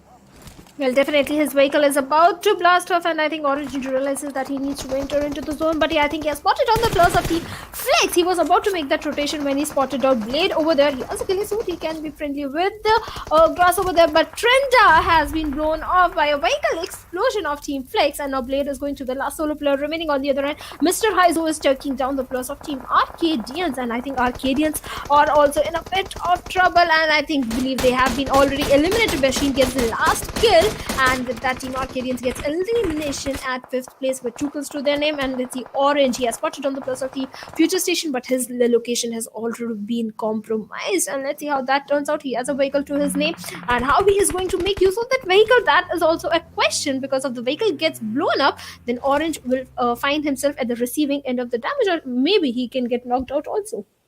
Yeah, he certainly can be knocked out as Sonim opening up his four-time scope over there, trying to scout out for any, lying snakes. And, you get to tend to see all those snakes, just crawling through, getting inside this circle. Team Future Station, they are looking really promising, having the highest skills over here from all the teams alive. And the good number of players, three players, nothing much to scoff about. Team Flex, they are just reduced to that one-man squad, and somehow Blade is just crawling in. Does have the ghillie suit, though, has managed to drop off his pan. So, well, if he's going for the survival play, this is the right situation to be in. Has the ghillie suit, so that's a good thing. Well, that is definitely a good thing. He can be friendly with the nature, and Team Elementrix is at the receiving end of the damage as Sonim has been taken down by one of the player of Team TDH2E. And let's see, Team Elementrix has to move into the zone also. So has the player of Team Flex, that is Blade. He is sneaking his way into the zone. I think he can do that because his location has not been compromised. But on the other hand, we can't say the same thing for the players of Team Elementrix because Future Station will be shooting in their direction. TDH2E will be shooting in their direction. They have a vehicle to their name. They want to save it. That's why there is a smoke cover coming in. And Sonin takes down Badrev. Badrev has been knocked down. And now Future Station players need to give revive to his Badrev. And let's see if they can do it or not. But this was the opportunity for the players of Team Elementrix to move inside the zone. And Machine gets the confirmation on Sonim, knocks down Sonim from Team Elementrix also. And Team Elementrix, let's see, their chances of moving into the zone are very slim. This is going to be a problematic situation for them. Yeah, this is going to be a problematic situation, but Team Elementrix off to a very, very good knock coming out. And Orange, he falls down. Now Ati, he's spraying around and will find Nang while he was trying to traverse inside the circle. Now it all comes down to Sonic, the last solo survivor. And Team Elementrix, they were looking promising, but now they are reduced to just a one-man squad. Team Flex, they have also been taken down as Evil Eye has also managed to spot out Sonic in the process over here. Ati from the right angle does manage to get that confirmation, and now we just have the last two teams surviving. Well, Ati would not really want to do that. He just trampled over his own teammate. But Future Station, oh my goodness, the way they are playing back to back in those three games, they are just going to skyrocket up in the skill in the leaderboards when the overall standings come up. But if we take a look at the positioning of the players, well, the players of TDH2E all kind of clustered up to one particular position. If Badrev manages to find that one good grenade, now this might just give them enough opening to just push in and wipe out TDH2E. Well, he can certainly do that, and Badrev is at the perfect position to provide all the information that is needed for Machine and Evil Eye. TDH2. Their players are all cramped up. They have to be very careful for all those grenades that are coming in from Badrev. And let's see, can Badrev connect this grenade? And a perfect grenade right on the face of Dread takes down Dread. And now Team TDH2. We have two players. M6 obviously can't go for the revival on Dread. And another knock is coming in. And with that, the last player also of Team TDH3 has been eliminated, and Team Future Station gets their second chicken dinner of the day. Wow. I mean, wow. The last 2 days we have been seeing the Pakistani teams really dominate, but today it has been all about Bangladesh. Future Station off to a very good start in the first game and completely conquering Erangel in the third day. So better late than never is the right word that we can use for this particular team, because they have the experience. They've got a lot of experience, to playing two pro leagues. But now let's not wait any longer and just head away and see who is the MBB. And no doubts over here as well, Evil Eye. Well, definitely. Evil Eye is there with 4 kills to his name. Total damage that he has dished out is going to be 785. Survival time is 26 minutes 11 seconds. Total 2 assists. And if you look at both the games, fixes when Future Station got the chicken dinner, I think Badrev played the crucial role in the first fight. Also, when they were first Erangel, when they were up against the plus of INS, Badrev was at the perfect position to provide all the information. And this time also, it was the Badrev's grenade that gave the initial opening to the players of Team Future Station when he took down one of the player. I believe it was Dread of TDH2, and Yeah. then Evil Eye went in for another knock on them, and then last player was also confirmed. Yeah, of course. TDH2 kind of messed things up in the final circle. They should not have really been in close vicinity to each other. Should have been more spread out. But considering how the topography of that entire area was, well, we'll not blame them. And now let's just head in to the top players of this particular game. So Future Station off to a very good start, ending things also on a very good note. Following Evil Eye will be his, teammate Machine, and then also we have Bat Rev. Dead Eyes on top, sir, taking those 3 kills. He'll be also a happy man. So Dead Eyes, Elementrix, Team Future Station, all the Nepali and the Bangladeshi teams, they've been playing phenomenal today.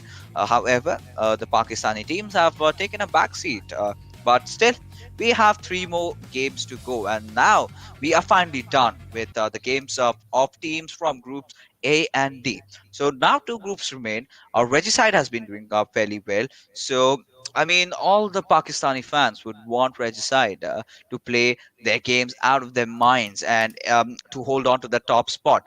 But now let's take a look on at the standings and see in the third match of Erangel how teams fared out. Well, most of the teams definitely opted for their kill card, except Elementrix, who opted for a placement card and sitting in the third position with 15 placement points, overall 20 points. But Team Future Station, let's have a look at them, opted for a kill card and have 26 kill points. That means 13 kills Future Station got themselves in this match, and Chicken Dinner also, and have 41 points, almost double the points of TDH2E. TDH2E sitting in the second position. They have started coming up. If we talk about today's first 2 matches, they were not having a very good outing, but this time they were stepping up and have got 12 kills to their kill points to their name. I'm sorry, and 6 kills. So they have total 24 points. But at the bottom of the table, INES is going to be not so happy because they had an early elimination and they started stepping up in today's matches by finishing at top 2 in first 2 maps and having an early exit. They are not going to be very happy.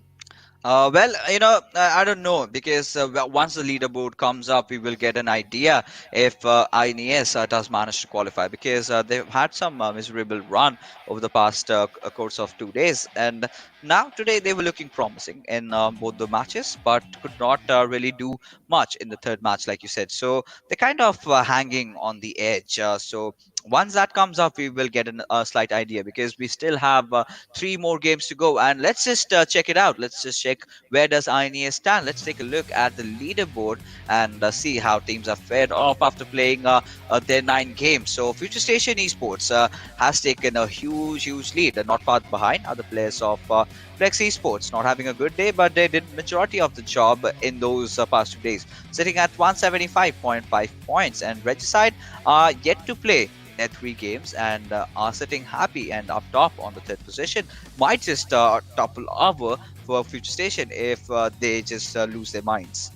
Well, they can definitely topple over Future Station Esports because they have got 3 matches still remaining in their hands. But Flex Esports and Future Station, if we talk about Future Station, they were not even the top 3, and right now they are at the top position of the leaderboard. And if you look at Bad Intention, they are at the 9th position. They have played all their matches. P and Crew are still left with 3 more matches with themselves, are at the 11th position. But INES has made it to top 13, and they are going to be pretty happy. Let's see the remaining teams which have Group B No. and see how they perform. No, Shadow, come on. Just look at that. A lot of teams have just played 6 of their games. So I'm pretty sure by the end of the evening, we might have the other teams, really toppling over INES, provided if they do not throw their games. So Wolves 10 are also in a contention. Train to Kill might just make the mark. So a few teams do have a chance. If they play their cards right, if they play the games right, if they hit their shots, they might just make it. But a few teams we can already conclude that have been eliminated are 3D, of course, TG as well. Then talk about Team Arcadians, a few of the teams that we are not going to see in the finals in the race for the $2,000 prize pool of the Scrims. But as we move along to the red zone, well, team sides 33 points from the 9 games played. I mean, a pretty bad average. Same can be said for Mercenaries and Rising Nepal. They did try to, show some signs of resurrection, but I believe that was just not enough. Well, Team Mercenaries and Rising Nepal are the two teams which I don't have any complaint, because at least they tried. They tried. They used their power cards. They were going up for the good fights also, especially Rising Nepal. Also, they were having a good fights and one of the Yeah. Erangel also. But Team Sides, they were showing a few bad rotations, few bad fights, not using the power cards. I think they were not. Should I use that word? They were not so serious Com- about the scrims. yes, you have the freedom to be brutal over here. If your team is not performing up to their marks, up to the standards, so that's our job to put that in on the limelight. Maybe they're not taking the scrim seriously enough, but I really hope they do practice their games, because once the main event really starts up, and if they do not really perform over there, well, they've got a lot to lose. But now what we are going to do is take a look at the lineup of Future Station Esports, because they have been impressing us today with the way they have played. Look at the kills of Bad Rip. I mean, he is a killing machine. He is definitely a killing machine. We have seen that time and time again, but this time also 32 kills. But look at the overall damage between Badrev and Evil Eye. Almost 4,000. Similar damage, but Evil Eye have 15 kills. Nothing to complain. He has a very good KPM, also 1.67. And if you talk about the KPM of Badrev over there, 3.56. That is a pretty high KPM. And yesterday, if we talk about the team, Future Station overall had a what, like 9 KPM or something. And this time also overall, if we talk about the individual players KPM, that is also a pretty high number. Machine has got 13 kills to his name, very good damage, 3000 something, 3303 damage. Kapshi has got 2590 damage with 6 amazing kills, 16 Yes. amazing kills, I'm sorry.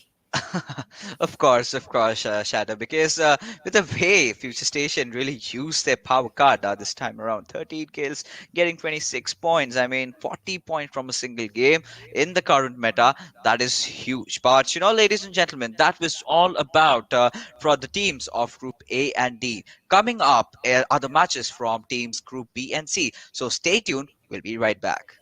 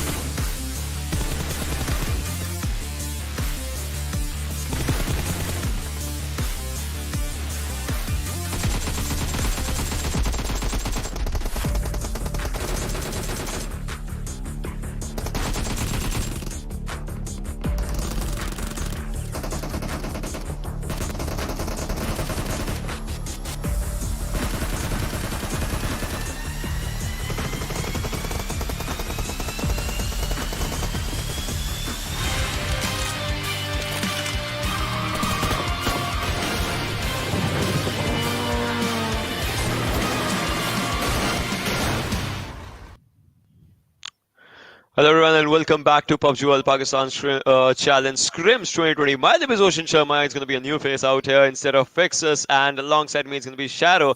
This side. Yeah, this side. It's going to be Yeah. Shadow. So how were the matches previously, like the ones that were happening? Well, Ocean, if you remember yesterday's matches of TDH2, we were Yeah. praising them the way they were performing, but this time, except for one good match, they are having an early elimination. But we'll get back to it. We'll get back to it. But first, let's have a look at the power card selection that teams are going for. And this time, most of the teams are going for a placement card. Teams are Esports, Freestyle Esports, Renegades, Train to Yeah. Kill, PN Crew, and VS Never Settle have all opted for a placement card. And if we talk about Reggie's side, North Esports, Easy High Voltage will be going in for their kill card, but most of the teams have decided not to opt for any of the power card. Well, quite a lot of teams going for the placement cards. This kind of changes a lot of things for the teams. And obviously, it's a start right now for these groups. So I want to see what happens. And on to the backlines, just like you said, kill card being opted just by 3 teams. And most of the teams not opting even a single card. I would say let's just, see how it favors those teams down.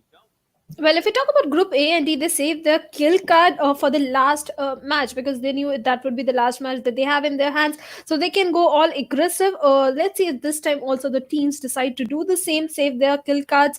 But the Yeah. Regicide have decided to opt for it, and Regicide is at the third position. And we'll get back to it. Let's first have a look at the map, drive straight into the map. The plane path is going all the way from Siverni towards the quarry area.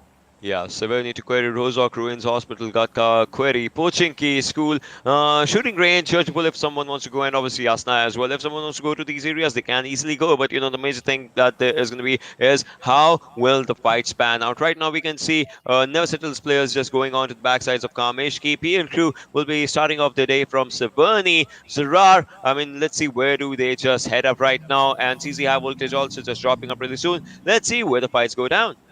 Well, definitely. And if you talk about CC high voltage, they might be dropping in towards the school or the apartment area. Yesterday, we saw them engaging in an early fight also. Let's see if that is going to happen again or not. And if we talk about the Plaza Portal Esports, they will be going towards the Georgiapur area. Next gen Esports, Ocean, I'm sure you remember their yesterday's performance. They performed really well. And Bad Intention, I believe, was the team that got the chicken dinner in that particular match. But Next gen Esports really performed good. They were at a disadvantage situation, and let's see if they can do it today also, because day two trend has been not followed by the teams of group A and D, because the teams that were dominating in day two kind of had an early elimination in the last day of today. Yeah, that's true. That's true. But on to the other sides, well, if you're just, seeing how things are going to be happening, the circle seems like a decent circle. If I just have to talk about this, I want to see where the circle just, ends up with everything. And slowly and steadily, the players will be moving on to the sides of circle. But Havoc, his health is low right now. Yes, Havoc, he has definitely lost few of his HP and he has got no loot to himself. On the other hand, Assassin has found a gun. And in the school main building, we have another team that is going to be North Esports. So there is a possibility that these two teams will engage in a fight. And we tend to see that the fights of school apartments and the school main building tend to go a little longer, especially if the zone favors you. But I can already see the zone is towards the western side of the part. Most of the part of the apartments are not in the zone. So let's see how this fight is going to turn out. So CZ High Voltage will have to show some early rotation. They will have to take fight with the plus of team North Esports, which I believe is a 3-man squad. They will. They will have to show some different things out on this one. But well, on to the other side, I would say this seems like a pretty good start for the fight. If this happens right now, next in esports, I mean, we'll have to see what happens onto that, onto them as well. And Havoc still needs to fight up a first aid probably. I mean, if he does, that would be good. And they are at the edge of the circle, onto the white line of the circle. If they want a good outing, they have to move, and they have to move in another 1 minute 30 seconds. Obviously, the zone will be taking quite a bit more time to just get in. But watching this scenario, I would say CC, if some sizzle happens in this one, high voltage might just need to rotate early. Just like you can see the circle, yeah, they will have to rotate early, and also teams that are behind them, you can see Never Settle. You can see some other teams Train to Kill as well. I mean, the rotation for Train to Kill will be very tricky. Well, definitely the rotation is going to be very tricky. And if you talk about Reggie's side, also they are rotating, and they are making use of those vehicles, but they have to be very careful because the players of Team Renegades are also in the close vicinity. The players of Team FS are also in a close vicinity. In fact, the eastern side of the zone, if we talk about, there is a lot of traffic around the apartment and the Rozuk area. Team Venom Legends have also changed their drop location to Water City. This didn't work out for them yesterday, if you remember.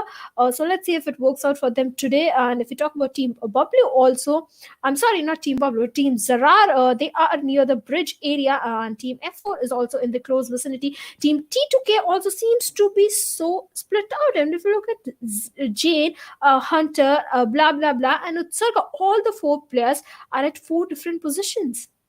Yeah, it totally is true. But on to the other side, look at the other players like Zarki rotation from Weekend, Spectre, and all the players out in this one. So we'll have to see what happens in this fight. If we just get to witness this one right now. But for North Esports onto this side of school, they can rotate good. Next gen onto the other side, they can just rotate on from Zarki's side as well. But Zrar Myth. Will Myth be confirmed in this one as Wilbury is moving forward? Like Wilbury, he's trying to spot a few players or maybe gather a bit of an information if he can.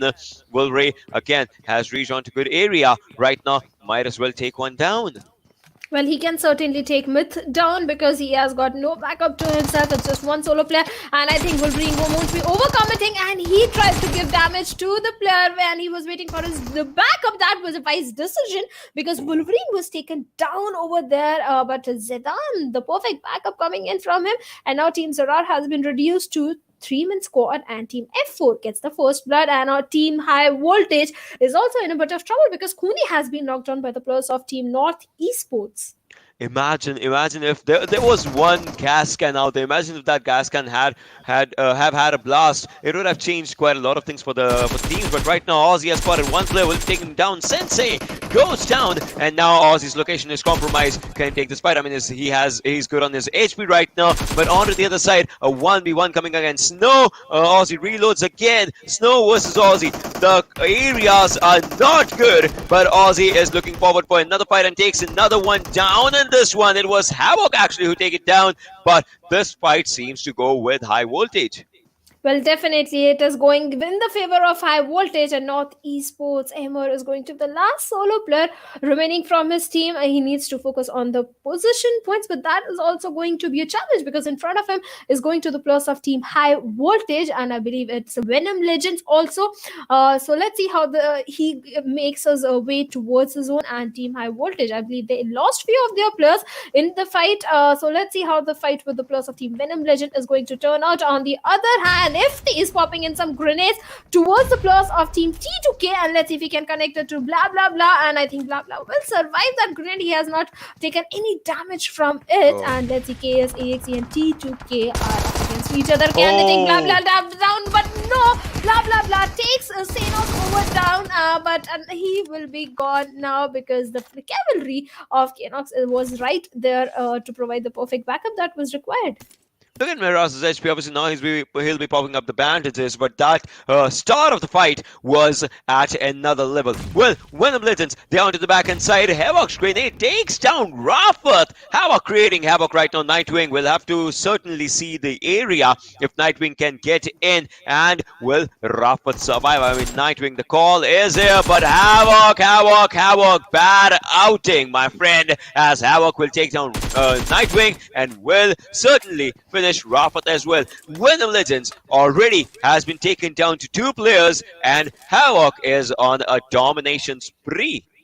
Well, Havoc is definitely on a domination spree because Venom Legends have been reduced to 2-man squad. That is Frypan and Void. Team High Voltage also are left with 2 plus, I believe, Havoc and Ozzy. Let's see how this fight is going to turn out. I believe Venom Legends might want to disengage from this fight. They might want to retreat.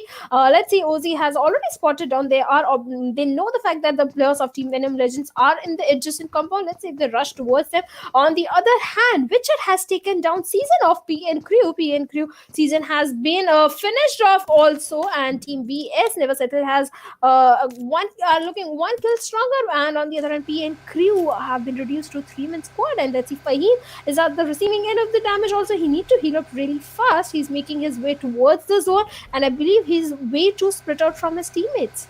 Yeah, he is. On to the other side, you can see Yasuyog has taken down one as well. Fahim, if we were to talk about Fahim right now, HP is low, but the hopes will still be high. But no, Suyog, will he take another one down? He just let him go right now. Obviously, he has to just, get with his teammates. We'll have to think of the other decisions. Now he's going to be shooting. I mean, he could have done that early. He just let him go. But right now, with everything, first zone will be closing in slowly and steadily, ladies and boys and girls, with 9 minutes onto the clock.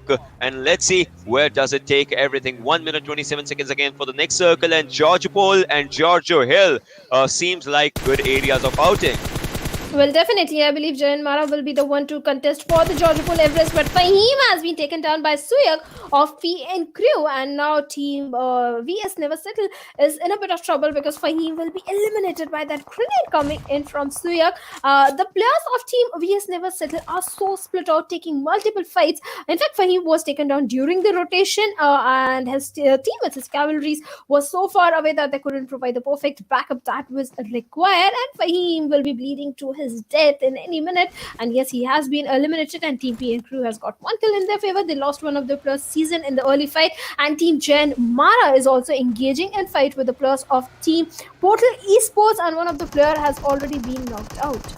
Well, yes, but look at this, Jean Mara. They are looking good. They're trying to take each and every inch of the fight right now with the players of PES. But, will that be enough? We'll have to see how the things just come down right now, as Abdullah, again, is trying to spot a few players. TS is they'll have to do everything in order to get those kills, those confirmations, if they can. Like Abdullah is trying, but Thor is down, Edgar is down, Venom is on to the other side. Can they take this one? Odds are not in their favor, as Jean Mara, they know perfectly when and how to make the covers for themselves. Well, they definitely know how to make cover for themselves, but Portal Esports is in a bit of trouble. Jayan Mora is looking very strong, and Thor will also bleed to his death. And see, Venom, if we talk about Venom and Abdullah, are the two players that are surviving from Portal Esports. They have taken the hospital area. Let's see for how long they can hold on to us, because definitely Team Jayan Mora realizes that Team Portal Esports has been reduced to 2-man squad. They know the rest of the two players are in the hospital area. They have a vehicle to their name, but it's an open field area. They can't directly just rush into the hospital side, so I believe they will be holding on to their compound for now, and they are looking comfortable in Venom with that DP spray. His helmet has already been damaged, so he needs to be very careful, because the next one wrong peek from Venom, I think Team Janmara can easily knock him down, and that will be the moment when Janmara will rush into the hospital. Yeah, totally. That is going to be the movement right now, as PES Venom again is trying to spot a few players if Venom can. But on to the other side, look at this. Extreme is doing extremely good, trying to take down the players if Extreme can. But, well, there was no confirmation coming in. They lost one player, but they got 2 kills. Let's see if they can get the fights, as they're just trying to fight on the backside of hospital area. And I think another information, another bunch of information will be given to the players, but no confirmation after those 2 kills. So the players, they still lack something, and that is number of kills. But airdrop number 2, well, this has a good gun. Well, it definitely has a good gun, beast gun, I believe, M249, and with that Jane name comes into the kill feed also. But Jane has been taken down by Wolfsnet, and look at Wolfsnet. They are up against the players of Team T2K Utsarga might want to disengage from this fight. He's making use of those vehicles, but Hunter is still engaging in a fight, and he will be taken down by Ironic of Team Wolf's Den, and Hunter has already been eliminated now. Team T2K need to be very careful, because I believe they have lost 2 of their players. 3 of their players. Utsarga is going to the last solo player remaining. He has lost some of his HP. He needs to heal up really fast, and I think he will be holding on to a compound into the Gatka area, because he's the solo player remaining. He will go towards a safer approach towards the rest of the game. Well, the circle is going to go to the backside of Georgopol again. Georgopol and Hospital are going to be pretty good areas. Plus, Hospital has a small hill right behind it. I want to see fights, just happening onto that side. Well, F4 Khan taking down the kills. Wolverine as well taking down fight against Black. And Khan will be finishing its own confirmation right now. Rahman is also trying to spot a few players, and I think he spots one. They know that they'll have to contest the players coming on from that hill area. So Rahman will be giving up good calls to his own teammates. Let's see if they can get those players down, because Avenger is at an off angle right now. Well, Avenger is definitely at an off angle, but he can provide the necessary information that is required for his teammates. But his location has been compromised, and now this is a problematic situation for Avenger because he can't Yeah. so easily reunite with his teammates. He can't directly push into a squad into a compound where all the four players of F4 are placed. But what a perfect spray coming in from Samurai Wow. takes down Zedan of Team F4. But Samurai has already been knocked out, and they are also taking a lot of zone damage. Khan will be going in for the revival towards Zedan, but let's see, Rahman and Wolverine, they might create problem for Avenger. Well, right now you can see the third zone just coming in, and it will be surpassing both the teams. But like, will it be enough? I mean, Samurai has popped up the first aid. Now comes the time for the rotations, the deadly rotations that might as well just take you down if you don't pay attention to your opponents. Wolverine still waiting onto these areas. Will the wait be enough? I think Rahman, he also has not spotted anyone yet, or did he? As of now, but I think they have time to move. Will they, or will they not do the perfect rotation as they have to get inside the circle? 700 plus meters is where they have to go. Wanger goes down, and Wolverine will be enjoying that kill outside the circle. Well, he will definitely be enjoying that kill, but they have to, like you said, 700 meters into this zone. This is the time that they need to start making those rotation. But I think Zidane is a little short on the loot, so I think he will be looting the crate of Avenger. And with that, F4 Wolverine is the Grenadier with one kill. F4 is looking very strong. They have got 3 kills to their name, but they are wasting a lot of time outside of the safe zone. And I think Zidane was a little short on the healings that he was looking for. He will be popping in that last first aid. On the other hand, next gen esports are going to be pretty happy because the zone is favoring them. They are at a safe position right now. In front of them is going to be one of the strongest team. That is going to be a player of Reggie's side. Well, yes. As you can see right now, Girofear again is trying to spot a few players. Wolf's Clutch has been taken down in this one, but we'll have to see if the confirmation just comes in right now. As Weekend again is trying to spot a few players onto the backside of the hill, but like, will it be enough? Like, they have all the four players surviving, but I don't think so. Like, all the four players, you should not be rushing at this moment. If you even get two players down, the rush should not be coming in. I mean, you have your perfect houses. If you rush out in the open, will be a bad thing. Circle going down to the side of Hospital. Just like I was talking about the Hospital Hill, fights will go there for sure. Well, fights will definitely go there. On the other hand, Utsarga is confirming kills on Zedan of F4. Not Next Gen Esports is looking good. I believe Regicide will be going in for a better positioning, and then they will be going for a fight on the other hand. Portal Esports Venom has also finished one of the player, and I think Portal Esports is also one kill stronger. Train to Kill is reduced to one man squad. North Esports is also reduced to one man squad. Freestyle also just with one player in their hands, and Portal Esports is reduced to 2 man squad. Lots of teams have lost their players, and this is going to be problematic in the last zone. But Utsarga is the one who is in a bit of problem. He's in a 1v3 situation. Wolverine is surviving on a very low HP. He needs to heal up really fast. Can Utsarga pull it off? Because he has lost so much HP, and Rahman will be finishing him off with that Uzi spray. Crucial plays, tricky plays just coming in right now. Train to Kill gets eliminated, but well, Rahman confirming out on this one with the Uzi. That was incredible, but right now exactly the Hospital and the backside of Hospital Hill. It's gonna be important for the players to move in. Oh my god, onto the backside you can see Captain will not be allowed to move further. Suyok takes this one. They have spotted each and every player out there. Sundesh onto the other side taking down the players of RNC, but what's gonna be happening in this one is Suyok, he can take all the players down. Another Emmer is moving forward as well. Another team just coming in. Teams are clustering on the backsides of George Pole Bridge. But can they or can they not just do it? Well, can they or not? We'll get to know. On the other hand, Team Renegades Delta has been knocked down by the player of Team North Esports. I believe it was the last player of North Esports that is taking down the plus. And Wolverine is at a very tricky spot. He has one first aid, but he doesn't want to make any sound. On the other hand, the kills are being confirmed on the players of Team Renegades, and Team P and Crew has also been eliminated. If I'm not wrong, Renegades gets an elimination, and Wolverine Joker is popping in those grenades, and this could be deadly for Wolverine, and he pops in that perfect grenade, and Wolverine has been knocked down, and let's see, Khan will be popping in some smokes to give revive to his teammate, but will that be enough? Can he do it? And the revs should be coming in anytime soon. Right now, Khan Zadan, they'll be moving forward. North Esports, meanwhile, gets eliminated onto this one, and Rahman needs a revive bad. Khan moving up forward onto the back end side, will be going for the revive. Aussie has knocked down one more player, right? As you could see in the kill feed right now, Extreme will be taking down Wolves. Ironic. Jean Moore is doing good, but I feel like a push is coming. And yes, there it is. Wolverine, he cannot be revived at any way, shape, or form right now, and he will be confirmed slowly and steadily. And there, the confirmation is just coming in. But what's gonna happen? Joker coming in onto the Grenadier stag, as you could see that one. But now it's F4 with two players. Can they take this fight? Well, can they take this 2v4 fight? That is going to the main question. Khan will be popping in some smokes. And let's see, Regicide is making their push towards the plus of team F4. Khan is trying to make a smoke wall to give him a good cover so that he can make those rotation and take a good positioning behind a tree or something, and so that we can knock down at least one or two of the player of team Reggie's side. But Insane and Nocturne are rushing in from the warehouse area from the other side. Rest of the players of team Reggie side will be pushing in, and team F4 is in a bit of trouble. Some of the utilities are being used by F4. Rahman over there, Khan is still holding on to that position. The smoke cover that he made is helping Insane over there to make his push towards Khan, and Insane, I think he can knock down Khan, but I think Khan heard his footstep and he will be on an alert mode.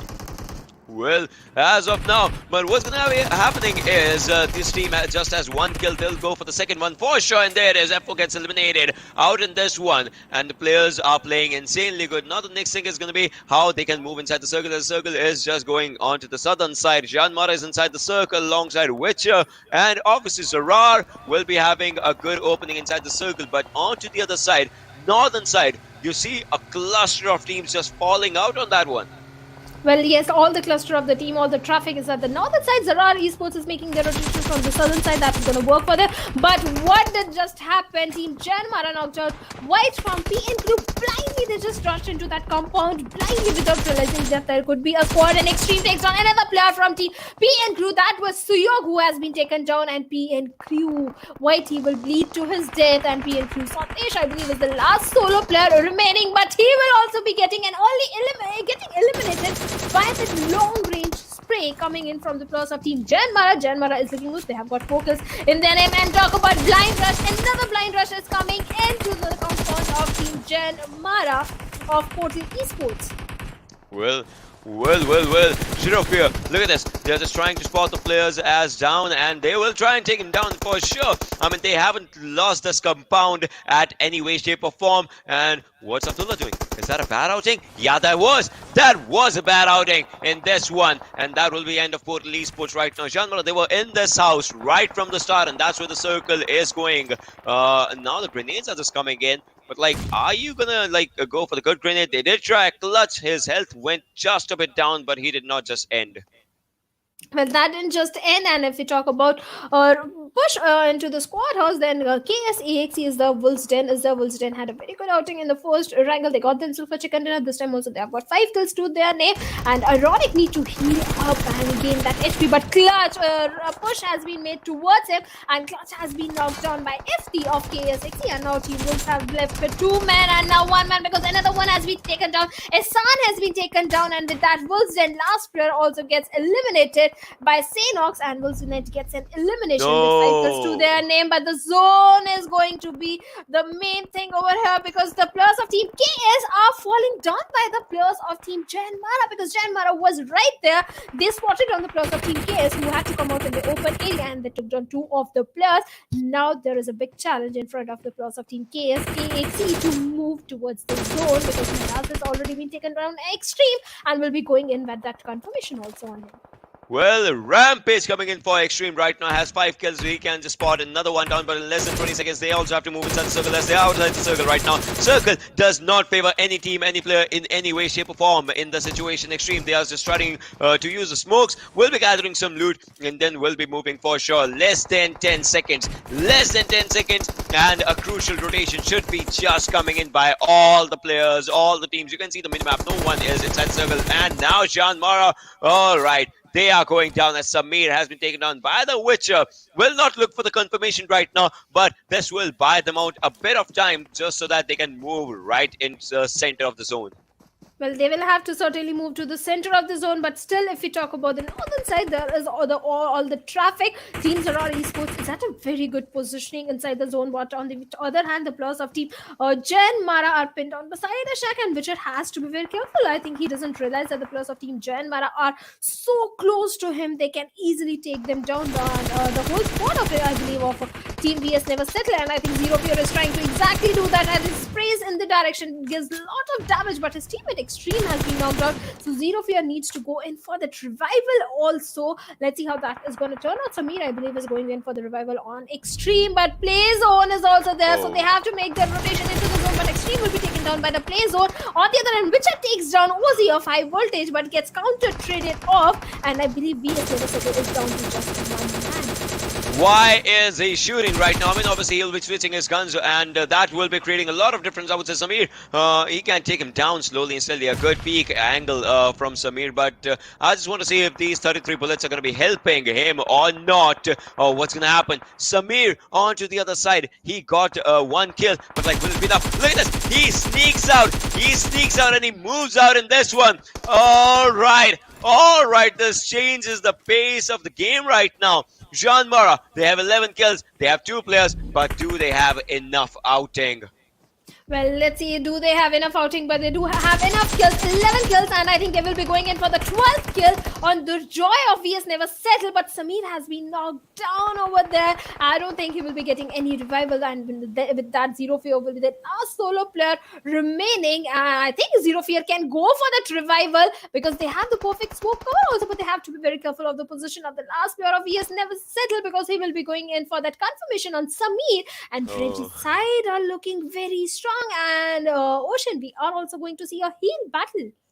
I would say, given the time, you could have moved in. Exactly, you should not have been shooting at the time when you could have just moved in. That was the last first hit. They do have first hits right in front of them, but you know, they cannot heal battle right now. And this first hit will go in vain. We'll see an elimination coming in probably. And yes, the play zone takes down one more team. That's where Never Settle will settle down on the 5th position right now. 4 teams right in front of you. Regicide has all the players surviving. Well, they definitely have the numbers advantage, but look at the position of Goldie and Theta.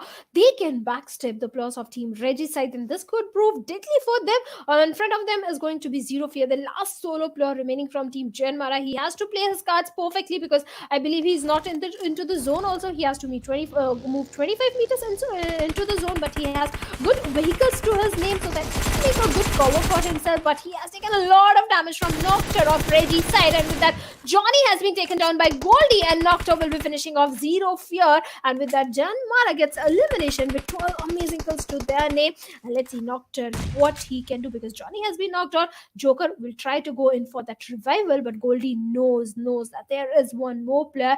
Let's see if he'll be popping in some few grenades, but the minute he starts shooting, he will reveal his position, and other players of Team Regicide will shoot in his direction, and Theta has been taken down by Havoc of Team High Voltage. Well, 3 teams remaining, and this seems like a decent outing for Regicide. They already have the game in their favor right now. Havoc has 5 kills, and the team has 5 kills for High Voltage. If we just talk about this one, but Zarar Esports, can they also go for a good outing? Like, which will be the 3rd team? Which will be the 2nd team? That's going to be one thing. Because talking about the numbers advantage, Regicide already has kind of won this match. A miracle can actually make them lose in this one. Havoc has been spotted or not. I mean, Goldie, he did shoot at that direction.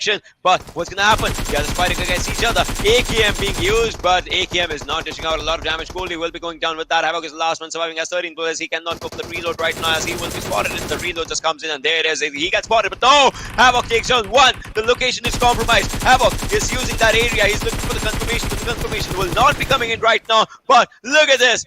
What is happening? It's a 3 versus 1 in Havoc. Does he have a first hit? Yes, he does. But will he be using it? Has 10 bullets. A good grenade comes in, and there it is. Regicide goes for an amazing win. Well, Regicide definitely went in for an amazing win and amazing kills to their name. They had the numbers advantage. They had all the 4 players perfectly into the zone. They took down all the remaining players from the other squads and went in for that victory and the last grenade kill. That was amazing. That was incredible. That was actually truly, truly amazing. The way the game just went down. I enjoyed every bit of it, like the hospital circle, the southern side of hospital circle, the way the circle went down. I mean, I would say it was wholesome. Yes, it was a wholesome. In fact, one of the other squad that played really well is going to the plus of Team Janmara, which I believe used the kill cover card, and have got 12 kills in their hands. That means maybe we can see them having a 24 points. We'll get to it later, but first let's have a look at the MVP of the map, and it is Team Janmara Zero Fear with 6 amazing kills to his name and 887 damage that he has dished out. Survival time is going to be 24 minutes, 8 seconds, and 1 assist. Well, for sure, he did not have any fear. And if we're talking about this one, Havoc also had good outing. He will be in the top list for sure. I mean, Zero Fear is the MVP right now. 887 damage, just like you said, and 24 plus minutes of survival time was a decent game, was a decent outing by this individual lad. But then there's one thing that I want to see how just everything goes on. Like, where will their team be? Where will their team be in this game's standings? Like, do these points help? Sometimes I would say somehow they will be helping him a lot for sure. But then I would want to see where does it go down. Well, let's have a look at the top players as well in this one. Let's just see where are the overall players when it comes to a proper game of Wrangle. Like the fourth game for sure for today, but a proper game right now. Yes, let's have a look which are the rest of the 3 players that are in the top. And Zero Fear is followed by his own teammate that is going to be Extreme with 5 amazing kills to his name. Survival time 21 minutes, 55 seconds. But look at the damage that he has been dishing out. 1009 and high voltage Havoc. The kills that he was getting in the last, and he was knocking down the plus of Reggie Sai. 5 kills to his name. Survival time 25 minutes, 44 second. Damage dished out is 768. And Team P and Q Suyog is also there with 3 kills to his name. Survival time is pretty low, that is 19 minutes and 14 seconds, but he has given out a lot of damage, that is 769. Yeah, for sure. Good damage stats just coming up. I mean, Extreme was good with the damage stat at the overall, and Zero Fear we saw him being good with the kill stat. But then after all of these, Havoc was very good with the survival stats. So we'll just talk about everything, a wholesome game just coming out by the players. But I still want to see where does it put them in the standings, as the players did do really decent, and there were a lot of teams using the placement cards. So we might just see a few teams just jumping up. Yeah, we can see that. And next match is about to also start, but let's have a talk about this also. Team Genma, there were some blind rushes that were made into their compound, especially the plus of Bottle Esports and another squad also. Yeah. So let's see where Genmara is in the standings, and let's have a look at the standings with that which team is placed at which position, Ocean. Yeah, and talking about the standings right now, the team with the kill cards are at the top. You can see Regicide and CZ High Voltage, 15 and 12 for the placement points, 16 and 10 for the kill points. Janmara will be out there. They did not use any of their cards right now. They had 12 kills. That means Zarar and Never Settle were out in top 5, and they were using placement point cards. Yes, they were definitely using the placement point cards, and they are at a good position. VS Never Settle. That was nice of them to go for a placement card this time, because they were also approaching the game towards a little safer side. KSAXC didn't opt for any card with 7 points. They are sitting at the 8th position. What's then? This is a team that started off really good, getting themselves a chicken dinner, but now they are struggling a little bit. P and Crew, if you talk about this team, they use their placement card for kill points they have to their name. That makes a total of 5.5 points, and are at the 9th position. Renegades, Next Gen Esports, if you talk about them also, they were not able to perform really good. Yeah, they were not able to perform really good in this one. But if you're just talking about how the game actually went, I would say somehow it was a pretty decent game for the teams in top 5, top 7, I would say. It was a pretty decent game. But, let's just have a look at the leaderboards as well. And let's just see where the players, where the teams are, where everything just, coming up onto the additions of each and every match. Because I would love to see, where everything is going down right now. Future Station still at the top. Well, they are definitely at the top considering their amazing performance in today's matches with 180 points. Flex Esports, Reggie's side seems to topple over Flex Esports if they keep this momentum. They have got 75 kill points, that is quite amazing, and they have the highest placement points to themselves with 167.5 points. They are at the 3rd position. Deadeye guys are at the 5th position. All their matches are over. 7C Esports is at the 8th position with all their matches over. I think Team Regicide still have 2 matches. And let's see, can they topple over Future Station? Because I believe they can easily topple over Flex Esports, and Inertia Esports is at the 16th position with all their matches that they have played. Well, yes, totally true. But then, if you're just talking about the other things, on up to 16th position, INES, Next Gen, F4, they have been out here. But on to the other side, World's Gen, Northeast Sports, Train to Kill, Zarar, Renegades, John Mara, they still have a chance. TG might just go down in the next match, R3D as well. Will be going just a bit down because Northeast Sports might just have a good outing. Maybe Train to Kill, maybe Zarar, maybe Renegades. If you just talk about this, Wolves, then they had one chicken dinner, but then, can they just reciprocate that one? That's going to be one of the questions. Yes, definitely. The teams that are from 17th position to 24th position, Jay and Mara, the outing, the kind of outing they have been having, if the remaining two matches they perform like this, they can come to the top 16. But these are the teams, some of the teams that are in a bit of trouble. Portal Esports at a 32 position, Team VS Never Settle, and Team Sites. This is a team that has not been performing up to our expectations. In fact, Freestyle also, if we talk about Freestyle, they are at the 25th position with just 35 points in their hands. Yeah, that's true. If we're just talking about all these teams, some of these teams have been incredible. Some of these teams have showcased us amazing talent in the past. Right now, things are looking just a bit different for these teams. But then I want to see, where does it take all these teams on to the next level of gaming? When obviously we'll be starting up on the 2nd December, when the actual challenge will be starting. Maybe we might just look at different things. Well, certainly that can happen. But let's see which are the top 16 teams that qualify, because the first match of Group B and C that has started really good. There was some aggression that was coming in from so many squads, the squad of High Voltage, the squad of Team Jen, Mara also, and obviously Reggie's side was all Yeah. there. So they still have two more matches.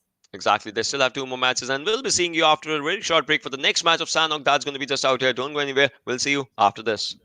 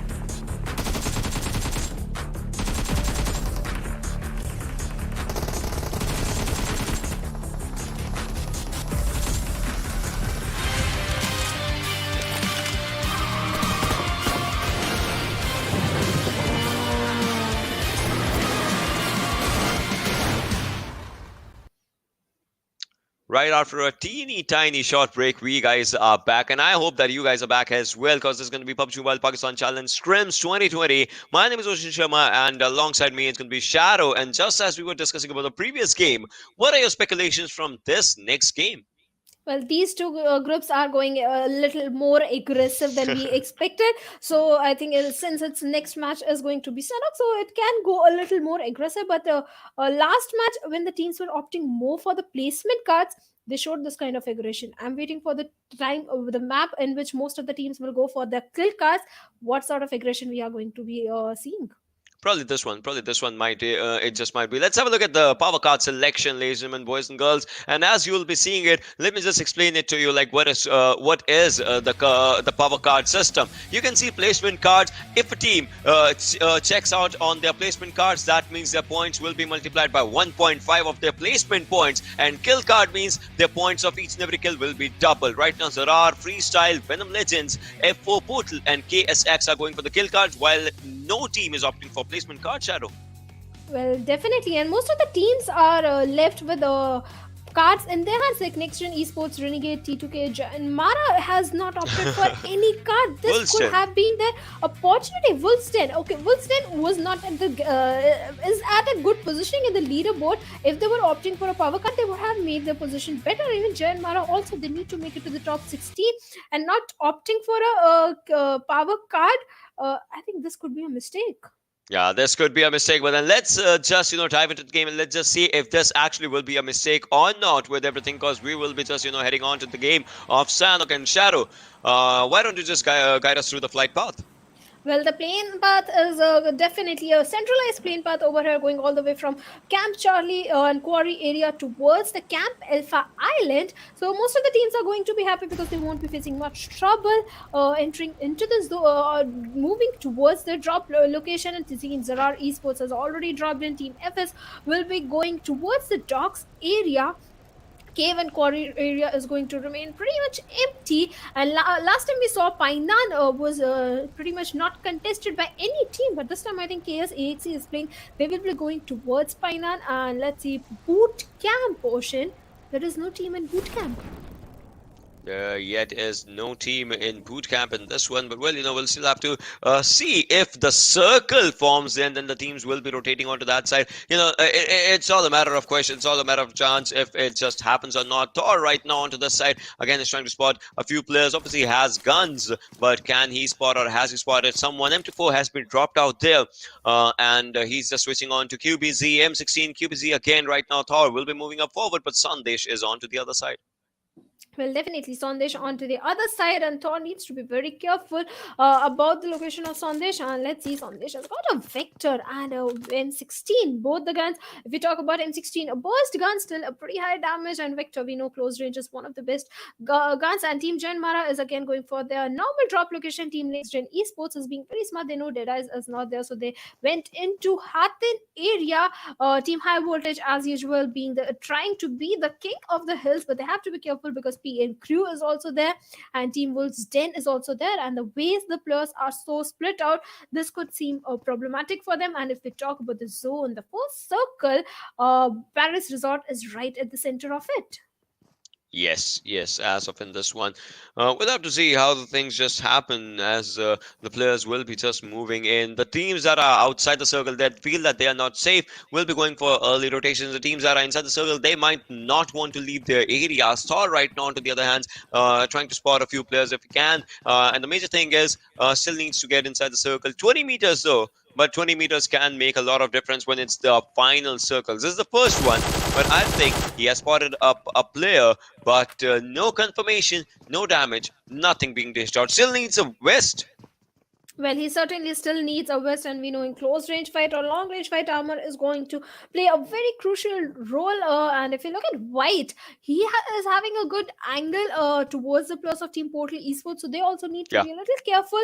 On the other hand, Sandesh is looting into the smaller compounds over there, and let's see how the rotations are going to be coming in from the players of Team High Voltage Wolves Day, because this time we might be seeing a lot of traffic coming in from the western side of the map. Zarar Esports are looking at a very good position at the edge of the zone, and the teams like FS or Renegades, they will be rotating away from the southern side.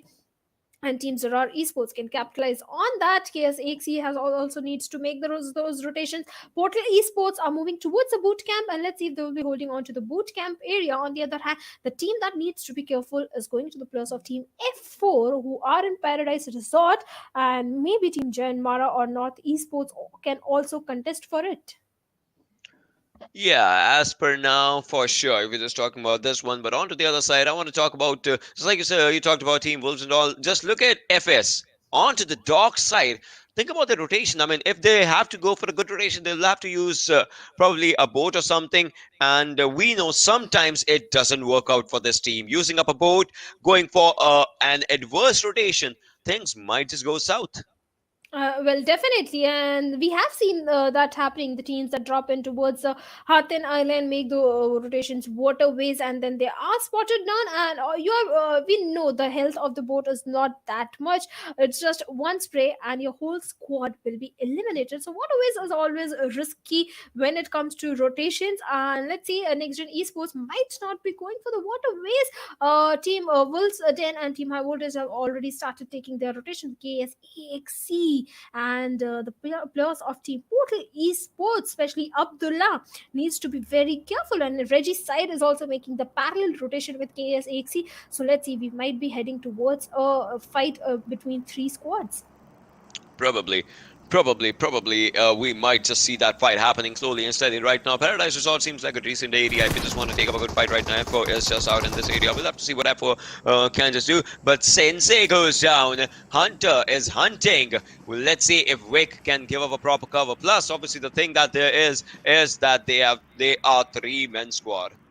Yes, they are definitely three-man squad, out of which one has been knocked down. Jane will get an easy revival, but North Esports needs to be careful because they are the two men. And blah blah blah will be going in for that confirmation on Sensi, and Hunter gets the first blood of this match. Let's see, North Esports will be they be approaching towards this fight or retreat. On the other hand, Abdullah has been taken down of Portal Esports. Let's see how Portal Esports go in for that revival on him. Can they go for the revival or not? We'll have to wait for it. On the other hand, T2K is looking strong. They've got one kill to their name, and Team NES two-man squad. They need to go a little passive towards this game. They do.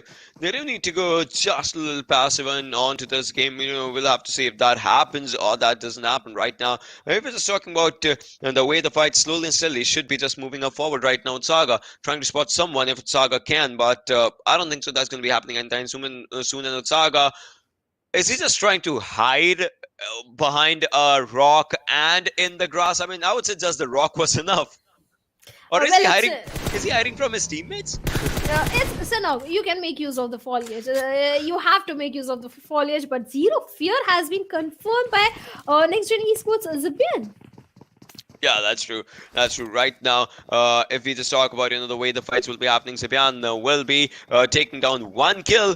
But can he take more? Right now, the first circle will be all about rotations, will be all about understanding, will be all about, just looking in onto the fights. But right now, moving forward, I would say fourth circle is where game might just change. Right now, Extreme spotted? I would say yes. My money is on yes, he has been spotted. Well, he has definitely been spotted over there. They have the height advantage, but Team Next Gen Esports have a good cover to themselves. So let's see how this fight is going to turn out. Jen Mara lost one of their players, so they are three-man squad. Let's see if they can show some good rotations. Also, Extreme is there, Samir is there, Wang is also there, and our first airdrop, AUG A3, 5.56 ammo, level 3 gear. But we haven't seen much use of AUG lately. Mostly players go for an M416, and if we talk about M416, Samir has been taken down by that gun by the plus of Team Next Gen Esports, and Team Jen Mara seems to be in a lot of trouble now. Yeah, that's true. That's true. They do. As on to the other side, well, they are not stopping. If you just talk about this, they were in trouble, but they are putting Next Gen also in trouble right now. Skeptor is going to go for the revive. I would say he should have been again a bit more onto the left hand side, but yeah, right now Zibian will not be spotted. That seems like a good thing.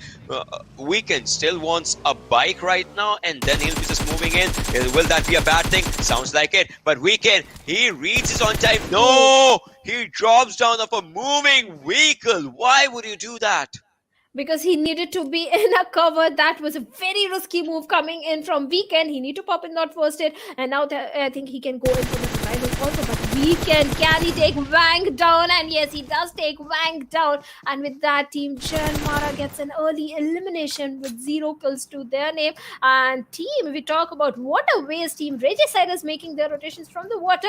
PN Crew Suyok has definitely spotted the players down, and it will be a matter of seconds or a few minutes that they will lose few of their players, or maybe the whole squad, if they don't make it to the land area fast enough. Probably they will. They will lose up a few players in this one. But look at the Suyog is moving up forward as well. Like they have all the 4 players surviving. Plus they just need to spot a few players. Season is trying to spot a few players if Season can. And White is also moving out in this area. They would want to cross this river. I don't know why. Like they obviously want to go for the northern rotation, and with that they would want to. But if they just take down the players of Regicide, they might as well get a lot of kills. And right now Regicide, the players are moving forward. I don't think so they can anymore because the PN crew is on the top of this Well, area. they are certainly on the top, and Insane has been spotted down and been eliminated by Sandesh with that Oh. AKM spray. Waterways is always risky, Ocean. We have seen teams getting elimination. You're pretty much handicapped. You can't do anything. On the other hand, Insane, if we talk about him also, he's also very low on HP. He can't even heal in water. This seems like a pretty bad outing for them. A pretty bad outing for them. Now the players are going down. All right, one final player surviving. But how long can you survive? I mean, he can just take the players down if they come in water. But I don't think so. PN Crew would want to go for this one. Like, right now, they would just want to see each and everything. Paradise Resort again coming back to this one. Zeron, if he throws one good grenade and at least takes down one player, I would say he and his team might just charge in. I mean, they want that opening. They're looking for that opening. But will this grenade go in? Will this one go in? Sounds like it. Nope. This grenade stays back, but it still does 20 damage to the players. Well, it definitely gave damage to Thor over there. And let's see, F4 have the height advantage. How this fight is going to turn out, because Portal Esports, I think they are 3-man squad. Another grenade is coming in from Zetan over there. Can he take it down? We'll have to wait for it. Another grenade again coming in from Zetan. Can he take one of the player down from Portal Esports? But no, he won't be able to do that. I think he will be rushing in towards the warehouse. He has to be very careful. Another grenade, and this grenade could be deadly. This could be deadly. It will connect perfectly, if I'm not wrong, and I think the player realizes that. And let's see, can he survive this grenade? Can he survive this grenade? And yes, he does survive that grenade, but Zetan need to wait for his teammates before making that direct push. Sure, has to just wait for the teammates right now. But if he moves forward, if he can take down a good fight, it will be all about the guts. But PAS, if he's just talking about this team Midka, he also has to see. And look at this, the grenades, they are creating the fake red zone right now. Zeran, can he or can he not just clutch this one out? I mean, he obviously is waiting for the cover. We're waiting for the backup. But if he just does it, that will be incredible. Now I think the backup has arrived perfectly as Zeran is just moving forward. He knows that there will be a player out on the right hand side, but he still is waiting. I don't know, like what are the calls for the teammates, but still they are waiting for the right movement. If they find up a right movement, they will, and yes, they do. Rahman starts off everything, takes down one. Now Zeran goes for knocks and knocks if he can just spot around one player, and that is where Edgar comes in. Edgar, he is taking up a peak right now, dishes out some damage, but now damage also, is also on him. Edgar, it's difficult, man. You can be taken down, and yes, he does. He will be going down. Now it comes down to one final player. Rahman goes and eliminates them. Yes, Portal Esports has been eliminated at 15th position with almost 0 kills to their name. F4 is looking very strong. They have got 3 kills to their name, and they are looking strong.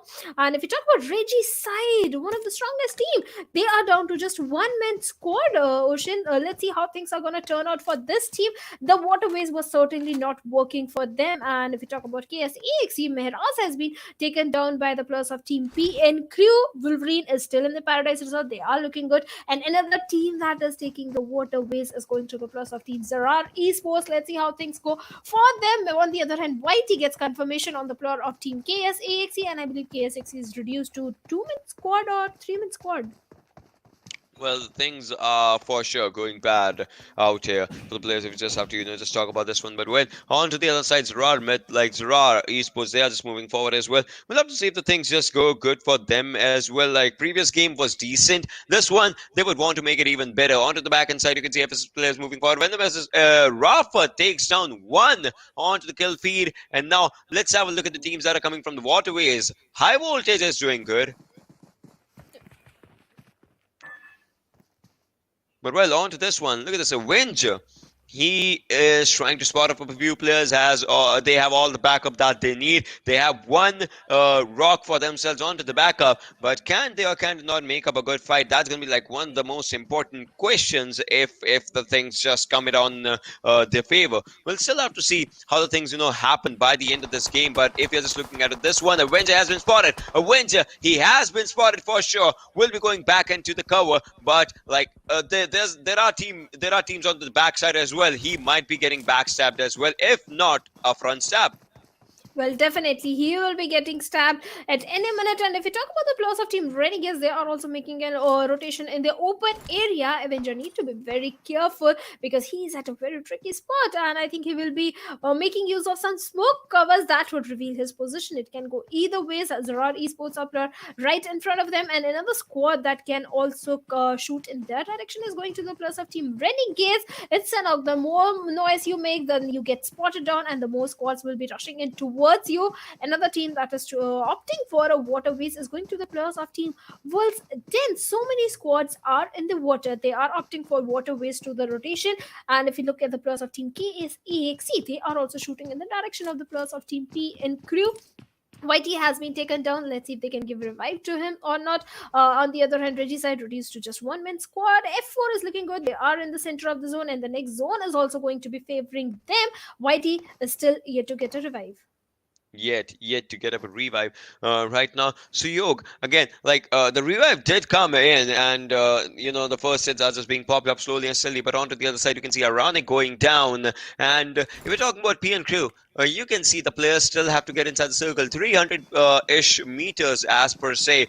Well, KS, all the players are here. I mean, they lost one, but still the players that are surviving, they are just sticking together with each and every one of their backups. P and Crew might as well just go for a backstab, but the major priority for them will still be to get inside the circle. Let's just see if that happens in time, or if the circle will be gatekeep for them. And that's one thing that I would say KS acts might just go for a lookout at.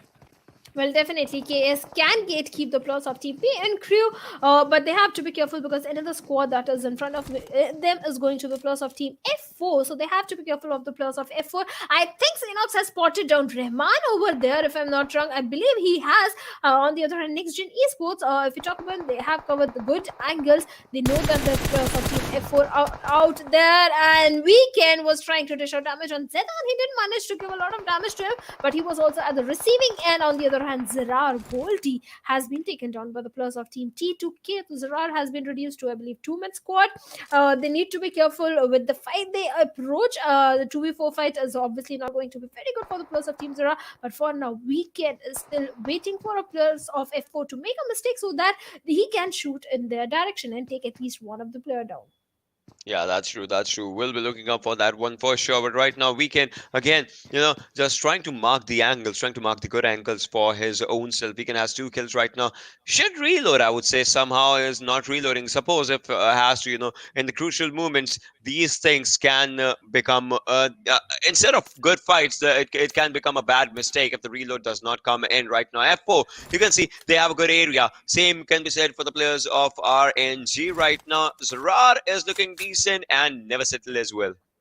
Well, definitely, Never Settle is also looking good right now because they are at the edge of the zone. There are not much of the teams that are in contestation for that particular location, so they might go for good placement points in this map. But on the other hand, if we talk about Venom Legends, two of their players, Frypen and Rafat, are still outside of the safe zone. They are in a 2v2 split. I think they are waiting for the players that are making rotations so waterways so that they can shoot in their direction and get few kill points in their name. On the other hand, P and Crew is still at the Paradise area. They will be making a southward rotation. Let's see how that is going to turn out. On the other hand, Renegades are at the almost centrish area, F4 and Renegades. So probably next zone will also favor them. Probably, how the things will be happening. We'll have to see what happens. But well, talking about Renegades, they will be for sure, in the next circle. Until unless if the circle goes for a very, very extreme hard left shift. But still, they will be there. Edges will be inside the circle. But right now, Witcher is trying to spot the Nightwing or maybe a few players of Team Venom. Legends, if they can, and they are just shooting out in that area, hoping if a single confirmation or a single connection just can happen. But look at Cooney. Cooney is in a bad spot. He is stuck. But all right, the circle straight away goes for RNG, and they will be in the center of the next one. That means even the next zone will be favoring them. Well, yes, next zone will be favoring them. F4 is right at the edge of the zone, and all the teams that are making rotation from the western side, F4 can capitalize on that. On the other hand, the players of Team PMQ are being knocked on, and what just happened? Noctur of Team Regicide, the last player remaining, has been taken down by the players of Team Wolfstead. With that, Regicide gets an early elimination at 14th position. Sandesh, let's see what he can do. He has to move into the zone also, and the player that are in front of him is going to be the players of Team North Esports. Well. Sandesh, if he can get even the slightest of the information, he will not go for the kills or anything, because the major thing, in less than 10 seconds, he has to move 220 plus meters inside the circle. So the major priority for him should be just run, or maybe just run on to the other direction, because if he just goes straight up forward, Snow might take him down. Now the zone has started moving. The zone is shrinking. Sandesh, you need to move, my friend, and you need to move right now. Otherwise, in the fourth circle, you'll be left doing heal battles, which never, ever is a good idea. On to the other side, Steelix will be confirmed out in this one. That means one more player just falls down. 44 players alive, 13 teams surviving in this one. Let's see where the fight just go for. And we will be hitting 20 minutes mark right now into the game. We'll definitely be hitting 20-minute mark into the game. But Sandesh, why is he wasting so much time outside of the safe zone? And his teammate Suyak has been taken down by the plus of Team KSEAXE. This is a time that PNQ season needs his backup, and he's wasting away his time outside of the safe zone just for 2 kills on the plus of Team North Esports. This could be deadly for the plus of Team PNQ. Season is solo over here up against the plus of KSEAXE. On the other hand, if we talk about VS Never Settle, they are taking down for a few of the players of team over there, and let's see how that is going to turn out. On the other end, Season has spotted down Vic, who was coming out in the open area, and Vic has been taken down, and now North Esports is reduced to 1-man squad. But when Sanhok, if you make too much noise, you'll be taken down, and Season has been taken down by the players of Team High Voltage. And let's see, Snow has been spotted down in the open area, and Sandesh will be going in for that confirmation on him, and with that, North Esports also gets an early elimination, but Sandesh has to move towards the zone, and so many squads are waiting for him. Well, yes, so many squads are just waiting for him right now, just, so they can get that confirmation, a good confirmation that can just come in. We'll have to see how the things just happen in this one. Look at this. Sandesh has spotted up a few players, but he also has to run. This run will be the run of the life, the run of the game for them. If they will be trying to spot up a few players, but look at High Voltage's players. They are just sneaking. They are sneaking good. And in Sanhok, these snakes do bite bad.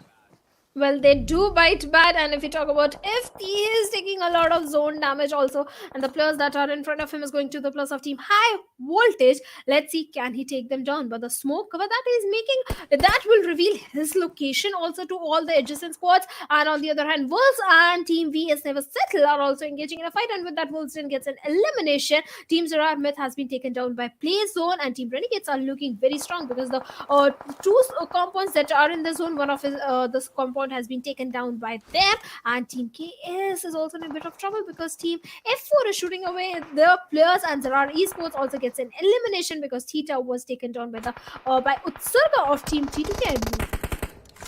Well, yes. Right now, KSX gets eliminated onto this one, but well, Next Gen Esports, they're looking decent, they're looking good, and they'll be looking for much more fights right now. Zabian is looking incredible. Team has 6 kills, and he has half of them, so that kind of looks good. But now the major challenge again comes in front of them, and that is going to be get inside the circle, get inside the zone, as the 5th zone is just coming in. 80 plus meters is their challenge right now. For Zaran takes down Havoc, so High Voltage will be in a lot of trouble, but Oreo is spotting up the players, is taking down, can take another one down, no, but he can for sure confirm his own knock out here, and he will be looking with every inch. He confirms. Now movement inside the circle will be a tricky one.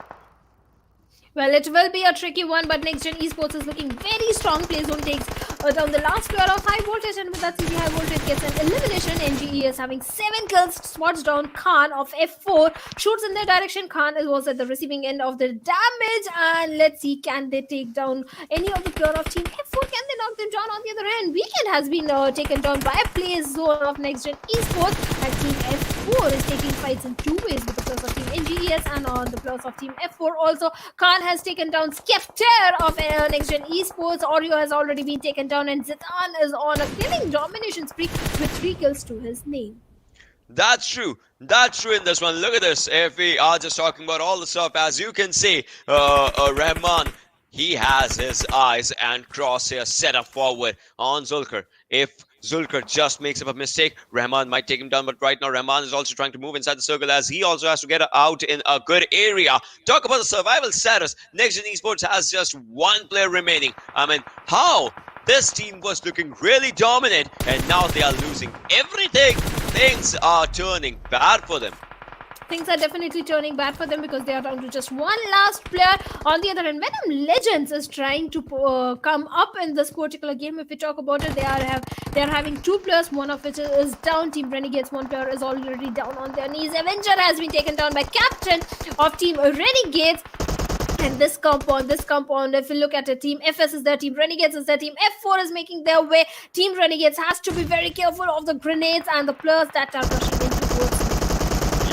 They are for sure. They are doing it. But oh my god, F4 Wolverine doing everything. A good grenade takes down one. No, 1 HP. Delta was 1 HP, but now he goes down. Wolverine, the Playzone will be damaging him for sure. Right now, Shazam will have to move forward as well. And on to the Avenger is right back at that area. Train to kill will be taken down one player by one player as Jane goes down in this one. But what's going to be happening is Hunter has to hunt. He has to hunt a few players. But F4, a perfect revival stance is out here. But in less than 35 seconds, next zone will be forming up for sure.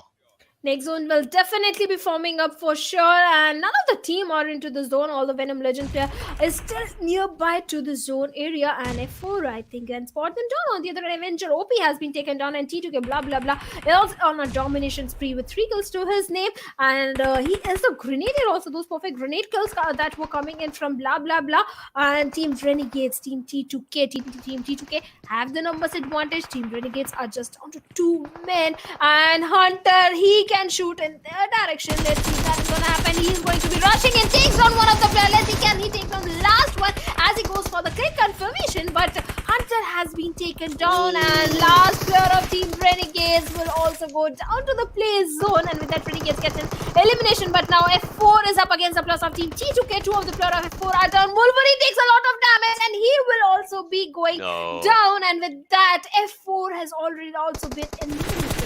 Playzone took him down. Jane, you need to revive. You need to do something. Popping up the first aid, moving up forward, deciding the skills right now. Jane moves up, but now with Canny to pop up the first aid. If Jane wins, if T2K wins, this will be incredible. The 1 versus 1. Frypan versus Jane. This comes down to this situation. What's gonna happen? Frypan, does he know the location or does he not? Is the location compromised or is it not? Jane has to do everything. Frypan has to do everything. Frypan has nothing for the boosters side. But Jane, he puts up his boosters. Still has 1 first aid left. 20 seconds onto the clock. If he spots Frypan, Frypan will be turning himself into a crate. If Frypan spots out Jane, same thing can happen. But Frypan is looking at a different angle. Now Frypan spots him. Frypan takes him down. This is where it goes down. T2K gets onto the 2nd position. And this one goes down to Venom Legends. Well, Venom Legends coming up with their first chicken dinner in the scrims. They were having good amount of kill numbers in their hands, but now they get the winner chicken dinner. Talk about comebacks. A perfect comeback is coming in from Venom Legends. And if you look at Frypan, initially he didn't know where Jane is. Later on, he spots him and instantly shoots him. And if you look at the armor of both the players, Frypan definitely had a level 2 vest, but it was completely damaged. Jane had a level 1 vest. That was also completely damaged. So both the players were basically not having any armor. It was just a matter of few bullets that they had to connect, and Frypan did it. Frypan did it incredibly. The way the game ended, I mean, I loved it. Almost thought that Jane might just spot him, take him down at an off angle, but Jane was looking, he was still looking straight up ahead while Frypan was moving and gathering the information. And that's one thing that I would say helped him a lot. Let's have a look at the MVP as well. And this one, let's just see who is that one player who just outshined everyone. Well, it was blah blah blah. The grenadier, that he was perfect. Grenades coming in from him. 3 kills. Total overall damage dished out is 962. That is quite high damage. And survival time is going to be 24 minutes and 48 seconds. Look at the assist. 5 assists. Yeah, 5 assists coming in. So that's good, right? Talking about assists, obviously he was dishing out a lot of damage, more assists than kills. I love the stats in this one. Blah blah blah did incredible from train to kill, and obviously he is a good example of why the team is at the second position in this one. Obviously, team could have been better, at the chicken dinner as well. But well, let's have a look at the top players as well, and let's see where all the other players were. Yes, let's have a look at which of the 3 more players are over there, and it has to be F4 Zidane. F4 was dominating. They were dominating. Out of it, Zidane has 3 kills. Survival time is going to be 23 minutes 38 seconds, 812 damage. That is the damage that they have dished out. In fact, PN Crew is also stepping up. Sandesh is there with 4 kills. Survival time is going to be 21 minutes 55 seconds. Damage dished out is 564. But T2K, talk about stepping up. T2K stepped up in this match really good. Hunter was definitely the man who was there, and blah blah blah obviously, and the 2 lads itself have 7 kills to themselves. Yeah, they had good kill numbers for themselves, and obviously, that will be reflecting onto their team scorecard. Let's have a look at the standings as well to see where the teams were in this match using those kill cards for themselves, if they had good kills or not. We'll be having a look at that. Well, F4 opted for a kill card, and that was a very good decision because they have 22 kill points. That means they had 11 kills. T2K not opting for any card. I wish they had. I mean, they also wish they had opted for one because they had the 12 placement points, 12 kill points, and that makes a total 24. They would have been at the top position if they had gone for any of the either card. Venom Legends going for the kill card but having high placement points, that makes it a total of 19 points and are at the third position. Next gen esports again showing an amazing performance. 8 kill points to their name, 10 placement points, that makes a total 18 point. Freestyle was also trying to step up. KSAXE is at the 8th position with not many points to their name, but P and Crew had quite high number of kill points to their name, that is 7 kills. Yeah, they did. KSX onto the other side, they had just 4 for themselves. Talking about Zerar and Portal, like the team opted for kill cards, but they did not get any kill for themselves. They had 0 kills. That means 0 into 2. That's quick maths. That's just 2 nothing for these two teams. If we're just talking about this, but Wolves Gen never settled. CC High Voltage, North Esports, they did not opt for any cards. Same goes for Regicide and Janmara, and these teams did not get either point for themselves. Well, definitely Team Regicide facing an early elimination, having 0 points, but nothing is taken away. They are still in the top 3, maybe can come up in the top 2 also because they have one more match left with them. So let's see how things are going to turn out. Nothing to complain for Regicide, but Portal Esports having an early elimination. This is going to be problematic for them. Yeah, I mean, the portal that I have always casted, that was really deadly. I would still say, they are saving something for the actual challenge, probably if that just comes down to this. But, we'll still have to see what happens in that one for sure, because that's where the future lies, right? And we are still living up in the present right now. But if we're just talking about the teams that actually did incredible, like talking about T2K, talking about Venom Legends, talking about F4, getting inside the circle, that was amazing. Let's have a look at the leaderboard as well, and let's just see, where the teams are with everything at the end of this game. Yes, let's have a look at the leaderboard, at which team is sitting at the top, and it has to be Future Station Esports with 180 points. Team Regicide not having a very good performance in this map, is still at the 3rd position, but nothing to scoff about with 167.5 points. TDH2E is at the 4th position with 125 points. They have played all their matches. F4 is at the 8th position. Can they make it to the top 5? Because they still have one more match left in their hands, and the point difference between Dead Eyes and F4 is just like 14.5. And Team P and Crew is also stepping up. They are in the ninth position, still have one more match in their hands. And CZ High Voltage, Next Gen Esports, they are in the 13th and the 14th position. T2K is trying to step up. They have one more match, and let's see, can they stay in the top 16? Yeah, that's true. If you're just talking about, staying in the top 16, that seems and sounds like a pretty good movement, if anything. But on to the other side, Inertia Esports, INES, Wolfsden, R3T, North Esports, Venom Legends, Renegades, TG, and Zarar. A few teams have had their 8 matches. A few teams did complete all the 9 matches still today.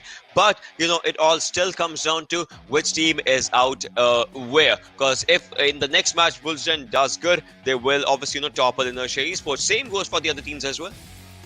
Well, definitely, Inertia Esports tried to step up in the last day of the sprint. Same we can say for the players of Team Venom Legends, but maybe it was too late. If Inertia Esports had showed that kind of a performance in day 2, then maybe they would have had a better outing, because the first 2 matches went really good for them. But these are the teams that are going to be a lot of problem. Team Jayan Mara having a very good performance in the first match, second match having an early elimination.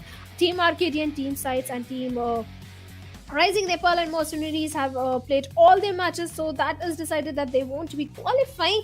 But let's see, Portal Esports still at the bottom. And that's true. That's true. Still at the bottom right now. Probably we'll have to see where do they outshine, when do they outshine, and how do they outshine. Like which match will be the game changer match for this team? Because for me personally, I still have hopes for this team.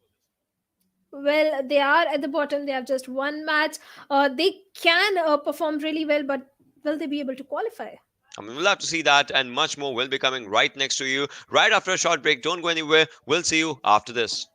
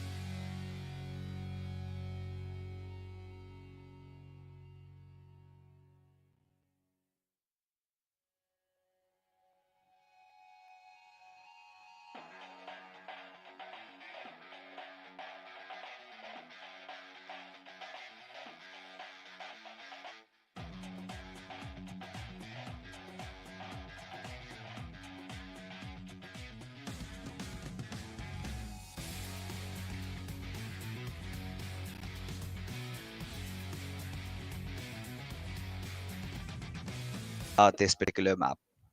Well, anything can happen because Team Regicide, we saw they were trying to step up. They had one bad game. Another team that had a very good outing was the plus of Team Next Gen Esports. Let's see how that is going to turn out. But Yeah. INES, like I said, they are right now at the 16th position, and the teams that are below them, Hmm. they still have fewer more matches in their hands. Yeah, of course. And let's not wait any longer. We'll just head right into the map and see what the final game of Erangel has in store for us. So, Shadow, lead us through. Yes, if we talk about the plain path that is going all the way from the military base area towards Siverni, quite a good plain path. Most of the areas are easily glidable. But if we talk about the quarry area or the Primorsk or Ferry Pier area, they will have to make use of those vehicles. Let's see which team will drop in towards where, if you remember, few of the teams like dropping in towards the military base area. One of them maybe could be Zarar Esports, and F4 has already dropped in. Let's see if they will be making their rotations from the military base area, or they will be dropping in military area. And Team Renegades has already dropped in. They will be going towards Novo Ripnoi. I think we do have quite a scuffle between Team Sarar and Team F4, considering both of them did opt to drop in the military base area. So Scrims, the final game of league stages. Tomorrow we do have the finals. After this map, we will get to know who are those 16 teams. And like you mentioned, Shadow, INES are struggling at the 16th position. They would just be praying that they somehow hold on to it. But is it going to be possible though? That's the bigger question. In the meanwhile, Regicide having a good, decent outing yesterday and the day before. Let's see how they end things up, because we pretty much know this is a team that is going to qualify. But F4 and well, Team Zura, that is a fight that I would really love to see. Well, I would also love to see that fight because we can see some early engagements happening between them because both of the teams have decided to drop in towards military base area. And if you remember, last map, Team Zira didn't had a very good outing, but F4 was dominating. They were in there in almost all the fights and had a good kill points. Also, let's see if they can keep up the momentum or not. For now, Renegades are safe. There is no other team that is contesting Novo Ripnoi area. And if you talk about P and Crew, pretty standard drop, that is Siverni. They like going in there. KSAXE this time is going for Yasnia, and there is no other team that is going to be contesting. And I believe Zarar Esports don't want to engage in an early fight. They may be changing their location, making those rotations, and later on, the later stages of the match, they might engage in some few fights. For now, they are going to be falling back. Yeah, they certainly are going to be falling back. But one thing for sure, this is quite a peculiar US that we get to see. And well, Zara really trying to avoid those early engagements against Team F4. Or are they though? Because by the looks of it, they have changed their position. They are actually charging in onto its Wolverine, who might just be a bit aloof from his squad. Might just get spotted down any single moment. But no, he's just completely prone in, one with the nature, not really giving away his position. So for the players of Zerar, now if they come out in the open, a lot of information will be passed on by Wolverine to his teammates, and maybe Team F4 can really seize this one out. Well, certainly, Team F4 Wolverine can pass out a lot of information because look at his position. And he knows where how many players of Team Zerar Esports, because I believe he can hear the footsteps. Also, he can spot out the players. Also, the way they are going out in the open area, and that would have been a perfect call from Wolverine that Goldie is out there in the open area, and Goldie was receiving the damage and one shot. Can he take one shot down? But no, he's going to the answer. Tita is still a little split out from his teammates, and let's see, Goldie need to heal up really fast, but does he have enough healings? Because they have just landed in, they might not be having the perfect loot that is required for a close range fight. Yeah, certainly. But now, as we take a look at Rahman, he's also gone prone in. Now, Team Zurar might just be in a bit of a pickle because they're kind of oblivious about the position of the players of Team F4. They will have to take their own sweet time, but at the same time, they will also have to make their way inside the circle, because after 14 seconds, the first circle is going to start closing in. It's still the first circle.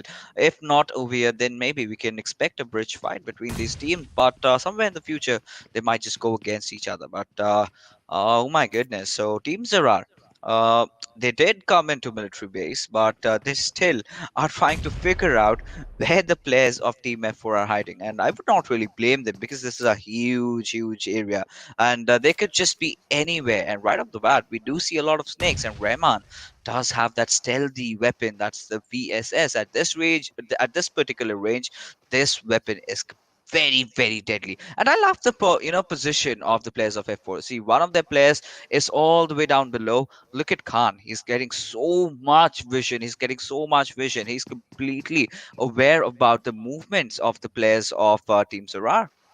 Well, definitely, he can provide a lot of information. In fact, Wolverine also, his position is also quite good, and they are, like you said, the players of Team F4 are having a very good placement. On the other hand, the players of Team Zara, they are cramped up in the one building, and they have to be careful of the grenades that could come in from the players of Team F4. Professor is there, and if you look at it, the players of Team Zara are a little short on the healings, so they have to be careful because if they take damage, they won't be having enough healings to heal up. Tita is already low on HP. I believe it's only Professor who has his full HP with himself. But the first blood, I believe, is going to be coming in from the plus of Team Venom is because Rafat has been eliminated and Team Janmar Zero Fear gets the first blood.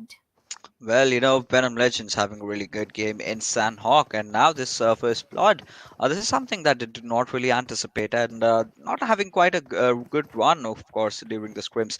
But we can see Wolverine already closing in, and Tita, he's just prone in. I do not know if that's the right movement to make over there, but we'll have to see as to how F4 really approaches this fight because they are kind of reluctant into entering in. They are kind of not aware of the position. Now he's spotted down Tita and will instantly charge in, get that one beautiful knock. And well, he was way aloof from his spot, but I can see the players of Shai and Mara engaging over here, and we'll have to see if they get that knock. Yeah, they do get, and Venom Legends in a bit of a pickle over here as one of the players also falls down, getting those trade-offs, but Extreme really dodging the bullets in the right nick of time. Well, certainly Extreme did dodge the bullets, but with that, Venom Legends gets eliminated because Samir and Zero Fear will be getting the confirmation on Void and Nightwing, and I think Venom Legends is the first team to get eliminated. On the other hand, Team Janmara is up to a very good start, and Goldie has been taken down by a VSS from F4 Rahman, and I think he will be going in for that confirmation on Goldie also. And yes, the confirmation has been done, and Team Zarar, one shot is going to the solo player remaining. Can he clutch it out? Odds are definitely not in his favor, but let's see if he can clutch out against the plus of Team F4 or Zarar will be the next team following Venom Legends to get eliminated. Khan was at the receiving end of the damage, but Wolverine will get the confirmation on one shot, will eliminate him, and with that, Zarar Esports also gets an early elimination at 15th position. Well, if you drop at your enemy's location, you better be prepared for it. You better be aware of what they are trying to do, how they'd really take those fights. Because what we really saw from Team F4 was a complete outplay that they did put out against Team Sarat, individually isolating their players, completely spreading out throughout the map, getting a lot of information, and that is how you play PUBG Mobile in the military base. Complete ownage out from Team F4.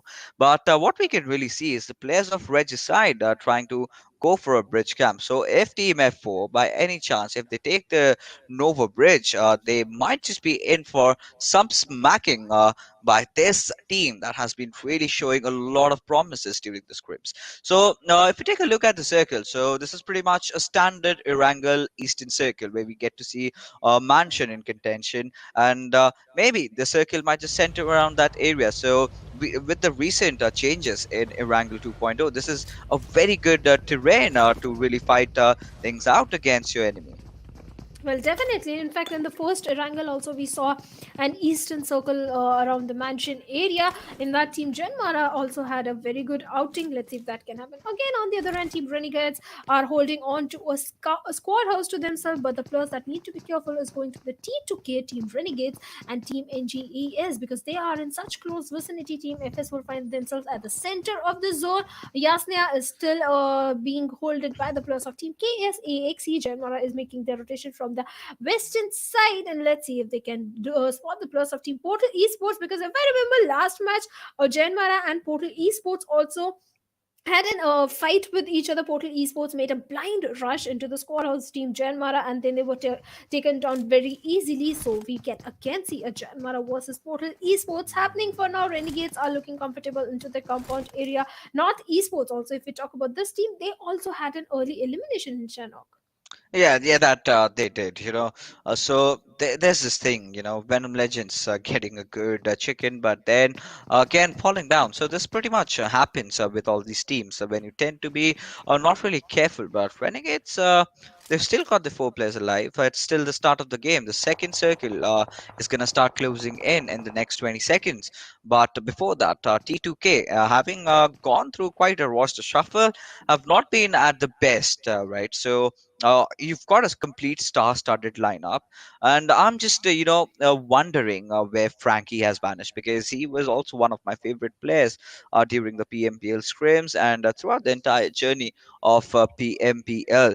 So now the players of T2K getting Utsaga in. They do also have blah blah blah, but we do see some engagement elsewhere as Shai and Mara go on and take down the players of KSX. Now Ifty is going in for a trade fire, but how long is he gonna stand out there for his team, because he's got a lot of job to do. He needs to go in for the revive, and Samir, he's by his lonesome, as Wang has already been wiped out from this map.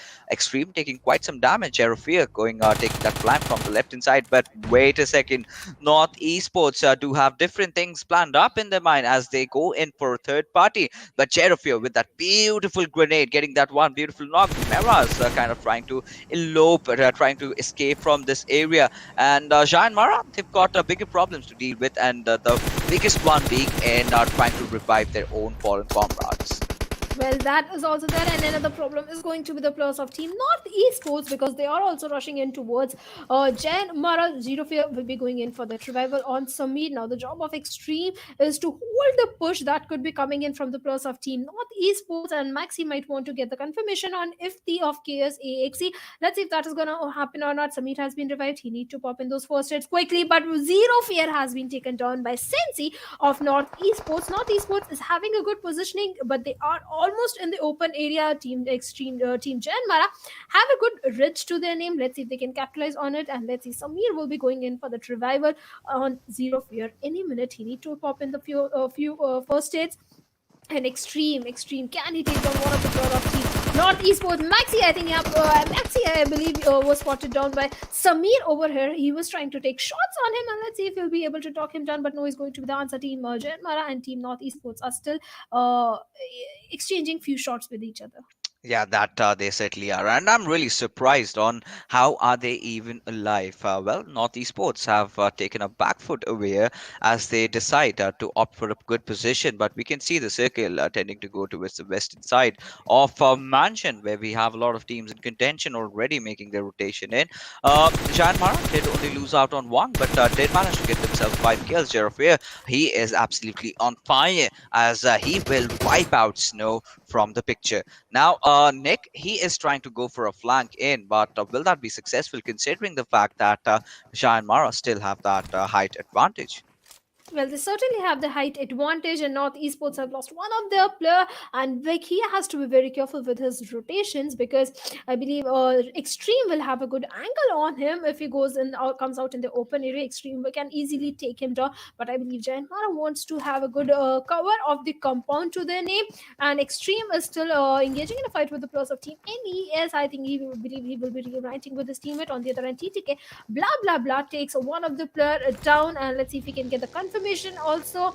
His name has been popping in the kill feed time again and again, and Extreme has a good vehicle cover to himself, and Vic is in a tricky spot because I see Whitey also of PN crew in distance. I mean, a lot of teams are actually making that rotation in to find their spot inside the circle, but that's where the danger comes in, right? If you are not aware about your enemy's position, then you might be in there for some hammering. But if you take a look at Team FS, we've got Black, we've got Silkar. This is classic, freestyle compound, right? There's no second thoughts on that. I've seen them time and again being up there, but Delta marching in inside that wooden shack. But well, Meras did decide to end his own life as well. He did not really want to give the kill to the enemy. Well, he knows the value of every single point, so he knew he's not going to survive, or maybe there was a he messed up. He was trying to pop in grenades toward the player of Team Renegades, but failed to do so and took his own life. That was very unfortunate. And if you talk about T2K, they are four men strong. They knocked out few of the players, but couldn't get the confirmation on them. They are holding on to the shelter area, and if you talk about this particular area, you have the height advantage. The two compounds that are in front of you, you get a good view also of those compounds, and usually teams try and hold on to it. It's like Team Wolves Den is there. The players of Team Freestyle are also there. So Team T2K has the advantage. If they initially they get a knock, the opening knock on either of the spots, we might see them even rushing into their compounds. Quite some interesting setup coming out from the players of T2K, kind of blocking their buggies at the entrance of every shelter building. I mean, now I do not really know what they are intending to do with that, because Venture has managed to take down one of the players of T2K. Now, Renegades, with one of their tires flat, they are just charging in. They are trying to search for a good area to take control of, but the fourth circle almost about to kind of start shrinking in the next 40 seconds. We'll have to see as fights are erupting elsewhere, and it's a good position for T2K, to be honest. But Utsarga, he's gotten that revive. He's kind of patching himself up. But now T2K. So this team, one of the very promising teams from their particular region, have been struggling lately in the scrims. Maybe it's just scrims, so there's that lack of seriousness amongst the players. And by the time the event really comes up, I pretty much think that they would have developed a very good synergy amongst each other. Because yes, so it's a very good team, has a lot of star-studded players, but synergy, teamwork, that is going to be of absolute essence. And as we keep on talking, we can see blah blah blah taking quite some hits out there as a high voltage go marching in inside their territory. Well, definitely they are marching in their territory, and blah blah blah need to pop in that first hit as quickly as possible. And OC has been taken by the DP of Jane. And let's see if the players of Team High Voltage, I believe they were rushing in towards the players of Team TT, but that knock kind of stopped them in their path, and they will be going in for the revival that gave blah blah enough time to heal up. And let's see if we can take Assassin down. There is a good smoke cover that the players of Team High Voltage has made, and let's see blah blah blah can take them down. And look at the positioning of High Voltage. One grenade, they are so cramped up. One grenade, and they will be at the receiving end.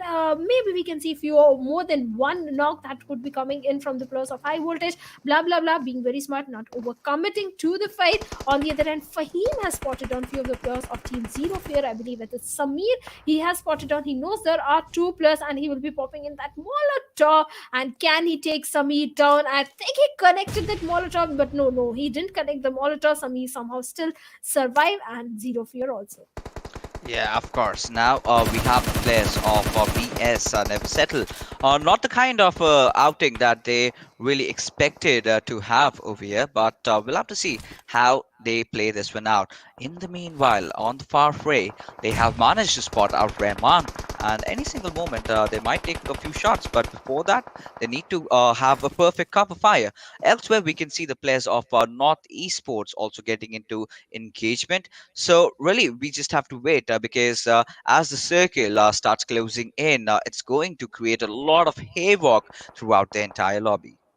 Well, definitely it is going to create havoc, but right now havoc is being created on the players of Team T2K, because I think Utsarga has been already eliminated, and F4 Wolverine has a very good angle on the players of Team BS Never Settle, who are holding on to a shack, and North Esports is also facing a little trouble from the players of Team F4, because one of the player is already down, but I believe they will go for the revival, because F4 isn't are not pushing in, but Zidan will be popping in some grenades in their direction, and they have to be very careful of those grenades. Maxi will go in for the revival, and somehow they are still surviving this grenade. But they won't survive this grenade because two of the players has been taken down. And look at the HP of Maxi. This is the moment that F4 can push in their direction, and I think Fahim has been taken down by a vehicle also. And let's see, Zidan, can he eliminate the plus of Team North Esports, because they are in a lot of trouble. But Khan will be backstabbed by the plus of Team Janmara, because Zero Fear will be taking him down from somewhere else.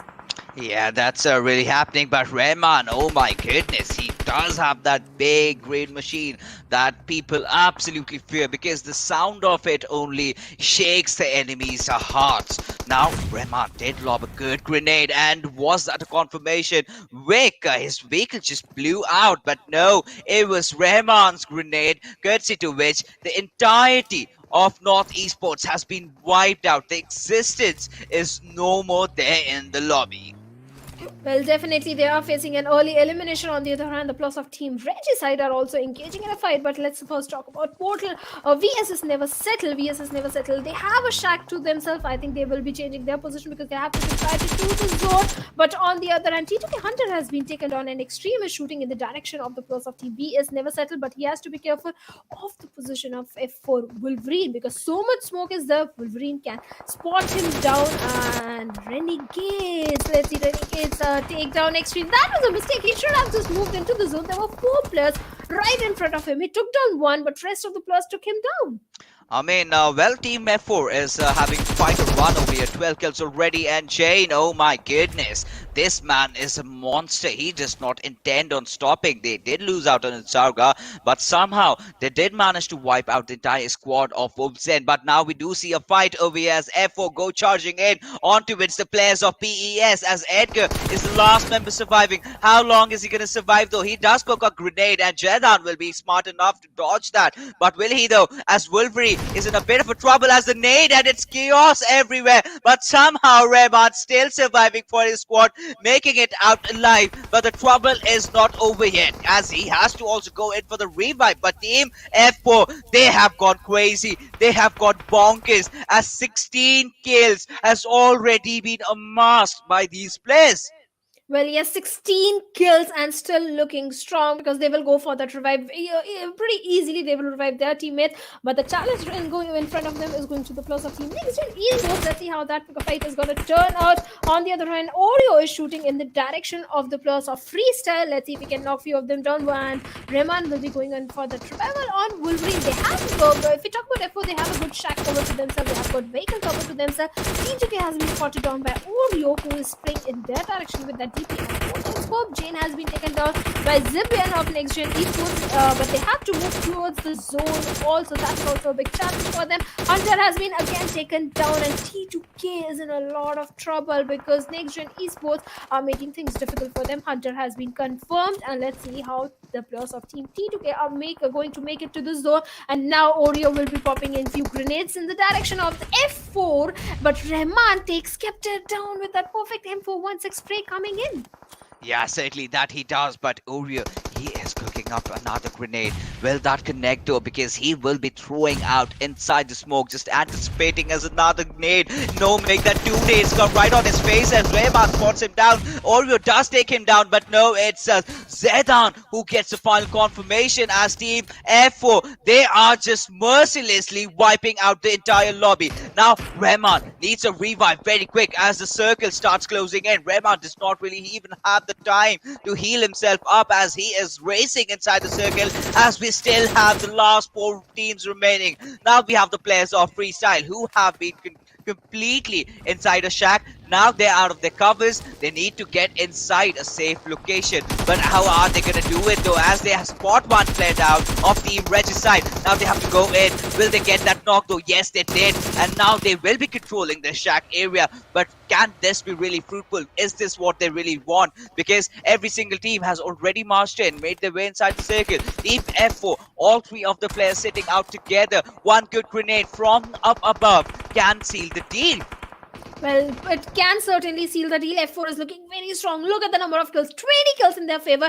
Ozzy takes down Joker of Team Regicide, but Johnny will be taking down Ozzy and his teammate Team High Voltage. Assassin, I believe, is the last solo player remaining. Regicide has the zone advantage. Team F4 also has the zone advantage. And let's see how things are going to turn out, because right now all the players are shooting in the direction of Freestyle, which seems to be in a lot of trouble. And let's see, Octo is there. He has the height advantage. And if he pops in few grenades in the direction of the players of Team F4, then F4 will be in a lot of trouble. And he is exactly doing that. Let's see if he can connect the grenades on the players of Team F4. But I don't think that grenade got connected. And yes, it didn't get connected. And he knows that there are players of Team F4, there are players of Freestyle. He is at a very good position. And with that, CC High Voltage has been eliminated with at 4th position. And now we are down to 3 spots in players. But Sulker of FS is playing in the direction of the players of Team F4. And with that, the problems of F4 has started coming in, because play zone is also about to shrink.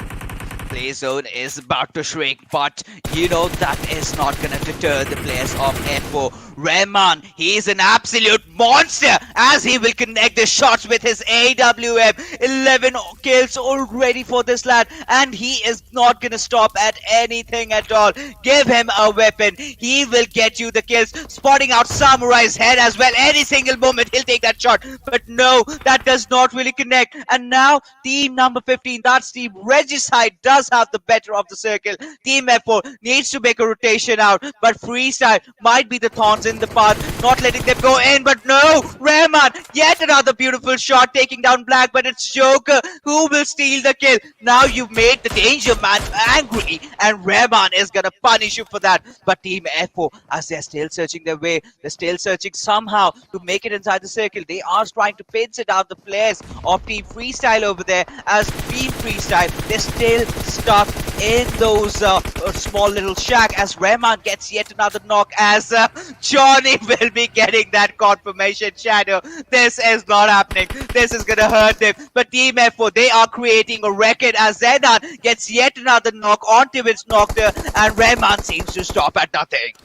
Hey, Rahman is not gonna stop at all, and right now his eyes on Avenger of Team Freestyle, and with that, Joker will get a knock on Samurai of Team FS, and FS just gets eliminated. Avenger was taken down by Playzone, and now F4 versus Regicide. Rahman will be popping in some grenades in the direction of Johnny, but he didn't use the exact position, so he will be missing on those grenades. Wolverine takes down one of the players, Johnny, I believe it was. Yes, Johnny was taken down, and Team Regicide will be getting eliminated just in a matter of few seconds, because Joker is the last solo man surviving. He doesn't have the numbers advantage, and was that an AWM kill fixes?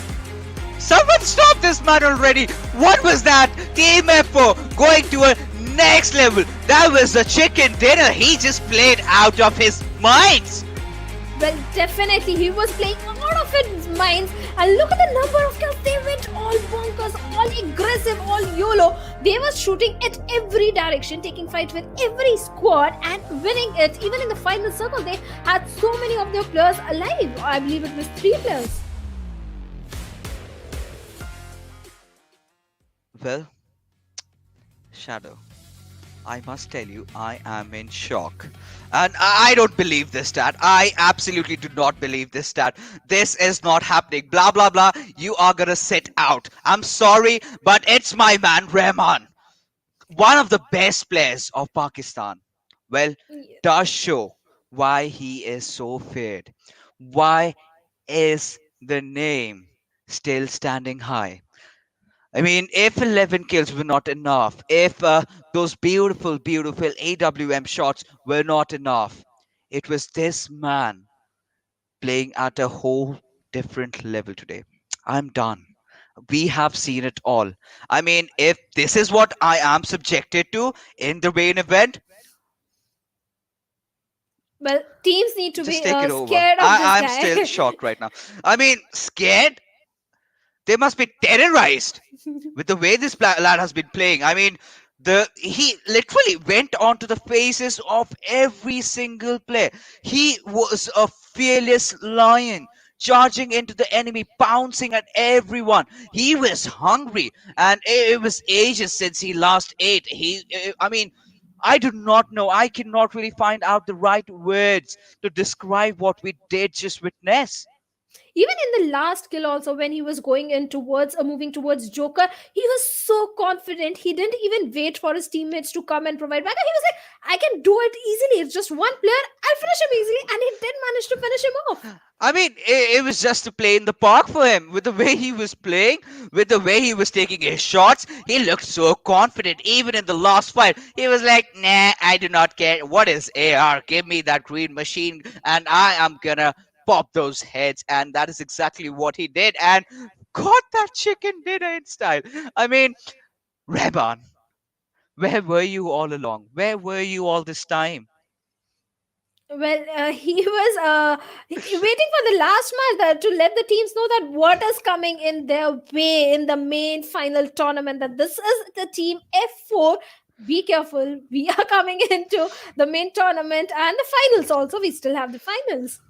I mean, after a long day at work, even after casting GC, I was imagining that I would go have a hearty dinner and go to sleep, but no, he has taken my sleep away. Rahman, I mean, of course, kudos to you, brother.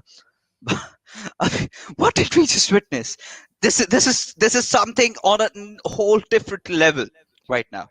Whole Well, it different level. was it was certainly, and we have seen some grenade kills in the last getting the last kill through the grenades, but through an AWM, we rarely get to witness that. There were perfect shots coming in, perfect AWM shots. He was just popping hits here and there, and 11 kills overall. Team kills also, it was 20, out of which 11 or maybe 12. I think he got the last kill also. It was 12 kills, I believe. And mind you, Shadow, two of his kills were also stolen, and Yeah. of course he was angry. Of course he was angry, but this was a record. This was a record, ladies and gentlemen, of all those viewers who are watching it right now. I mean, this was a piece of craftsmanship from this player. And I am having a slippery tongue because I cannot really express in words of what we just witnessed. It was Team F4 getting a chicken dinner with a lot of kills, with a lot of kills. I do not really want to discuss about any other team. I mean, every single team just got overshadowed. I mean, this single player, he got more kills than squads combined. Well, definitely. He got the most kills, even the whole squads combined. I believe it was 12 kills. That is the highest kill number that we have seen in this scrims. And we really get to see a player getting 10 plus kills individually. And having 12 kills is already a very high number. He has set the bar very high for the tournament and the finals. So let's see how the teams are. I believe next time when Indian team will be approaching towards a fight towards the players of F4, they are going to be very careful. I mean, they will have to take like twice, or make it quadruple times, or not even just push. Because if you're not pushing, hey, if you do not really want to push, he is coming for you. He will search you. He will find you. He will hunt you down. And he will make sure that you remember the name. Rahman. Well, the way Team F4 ended things, I mean, talk about ending things in style. That's Well, they have. personified. Yeah, that's personified. That's completely personified. I mean, if this is what we are going to witness in the PMPC, I can't just wait. I can't hold myself back. I mean, 2nd December, just come already, please. Well, everybody will be waiting for 2nd December. But it also shows why Rahman is so much loved in the Pakistan region, because he deserves every bit of it. The kind of performance he has shown. In fact, Shanok also, if you remember, Team F4 was having a very good outing, taking multiple fights. This match also, they just wanted to, they all YOLO that this is the last match. We are qualifying no matter what. Why not go all aggressive and all YOLO? And Rahman, like you said, few of his skills was stolen, and he looked angry the way he was killing players, shooting here and there, He especially was the players of team fearless. R3G. He looked angry that my kills are stolen. Maybe he wanted himself to reach the 20 kill target. I mean, I think this was just Team F4, playing without any pressure. And if this is how they play, guys, come on. just do not think of anything else. Just go in. If you spot a squad, go in right on their faces. I mean, talking about the map from the start, right from the beginning, we did see the players out there, and you know, going against Zarar, they wiped them out. It was a perfect setup. After that, going after squads after squads after squads, talk about Regicide. I was all in praises, and with the way they kind of wipe them out in the final circle, they made them look like loonies.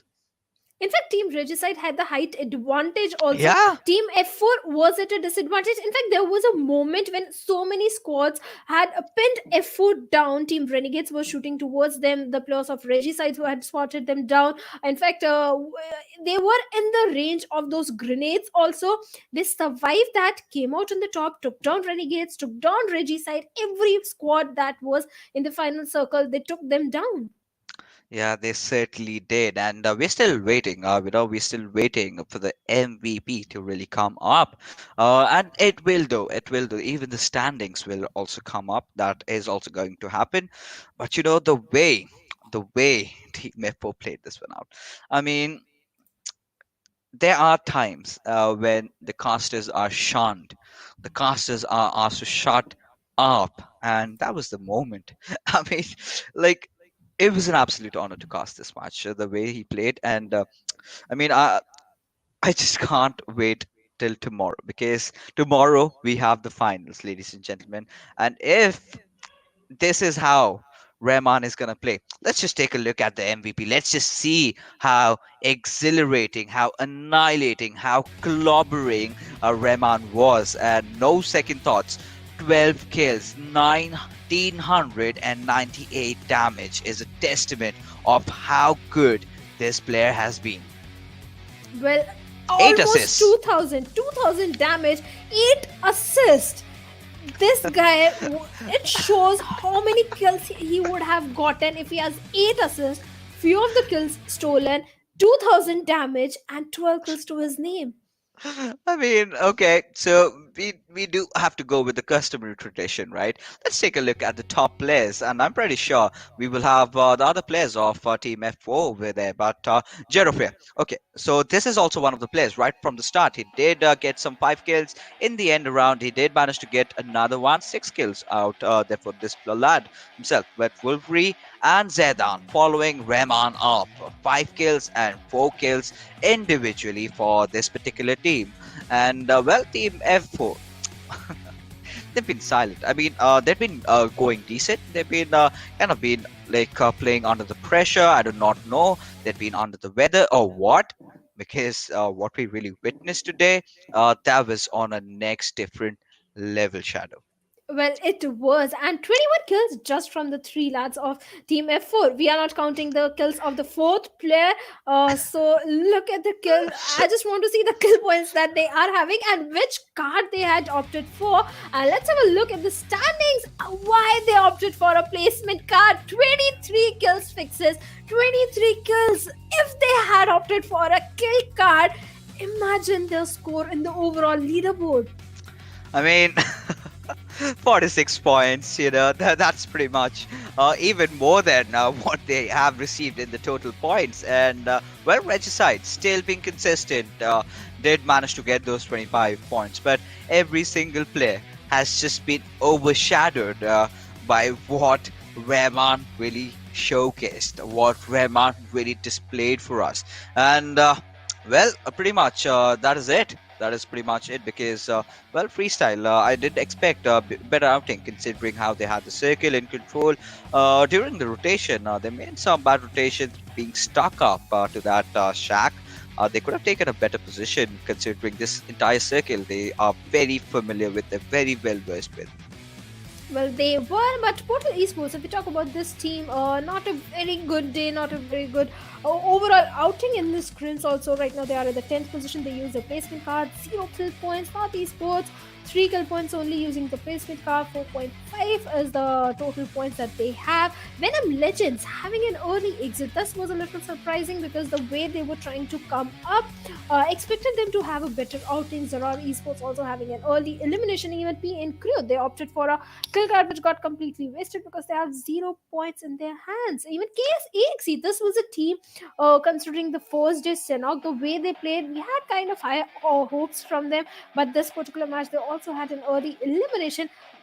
Most of the teams have an early elimination, and look at the kill points. The most of the kills are going towards the players of Team F4. Well,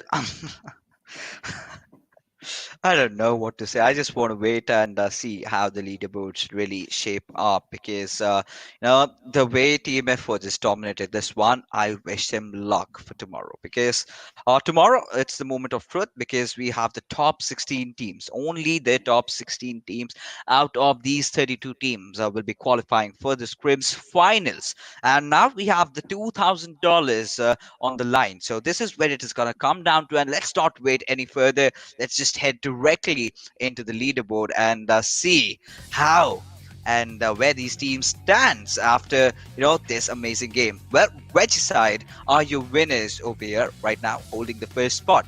Well, following up down below is Future Station Esports circuits to those amazing to winner chicken dinners. On the third position, however, we do have the players of Flex, followed by F4, and that is one performance that everyone would remember.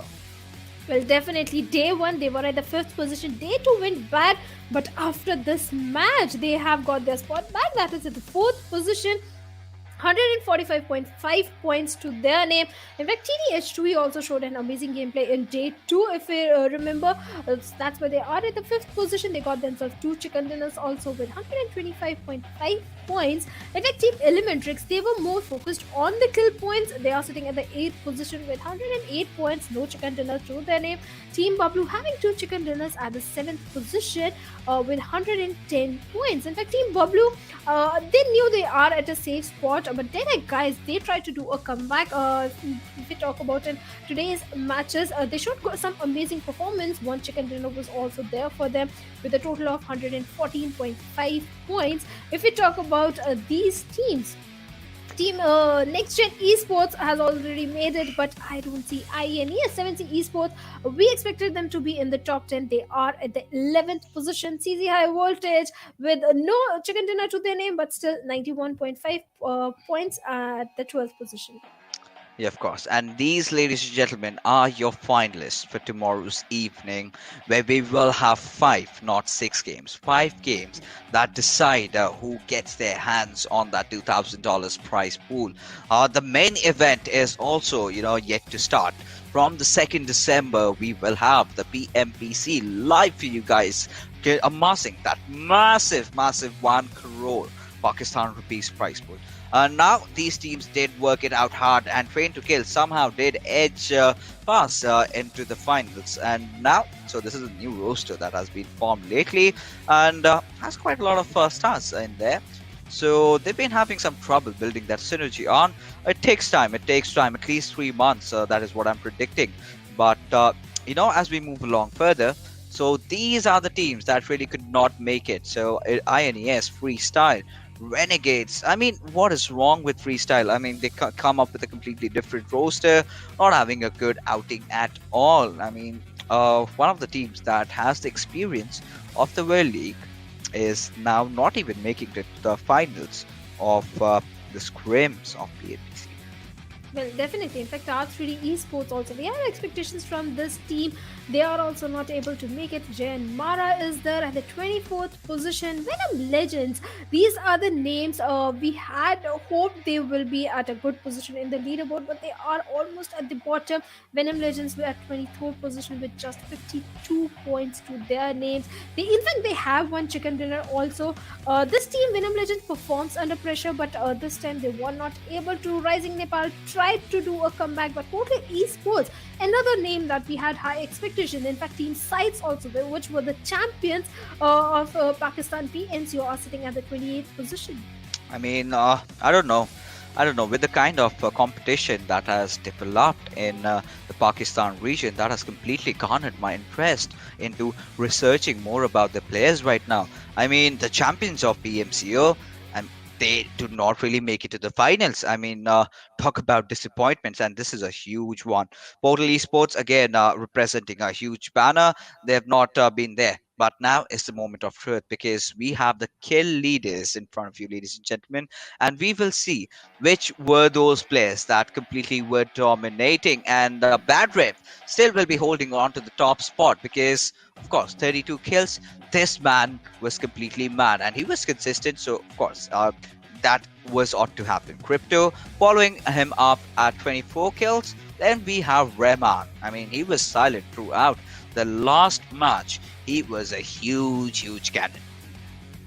Well, out of 22 kills fixes, 12 kills just in one single match. If he had shown this kind of a performance throughout the scrims, I think he would have toppled over his own teammate Badrev in the overall kill leaders. I think he, like you said, he was silent. There was not much damage out of that. 4,000 damage, almost 2,000 damage he has dished out in a single match.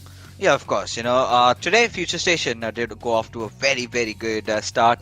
They keep maintained it. They were up until the top, unless Regicide just comes in. So we did see a plethora of plays coming out from all these players. So from all these teams, rather, Regicide showing how PUBG Mobile can be played if you hold on to a right position, if you take your fights really in a smart manner. Be consistent and get those few kills and you will be on top, and that is where they kind of ended up being at.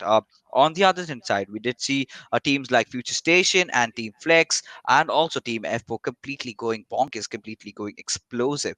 And a few lessons out here though. F4 could do a bit more with how they played in the last game. Flex, not the kind of a last day they did anticipate, but I see a promising future for this particular team. So once this main event really starts up, we will get to know who is in those 10 waters, who is enjoying themselves cruising through with the matches. But tomorrow, ladies and gentlemen, be hyped about it because tomorrow we have these 16 teams in contention to go for that top position. And with that, we will be taking your leave today. If you did appreciate the cast, if you have any feedback, do hit us on our social handles, which is right below, and let us know how you also felt about the last game. And with that, I and Shadow will be taking a leave for tonight. Good night and have a good day.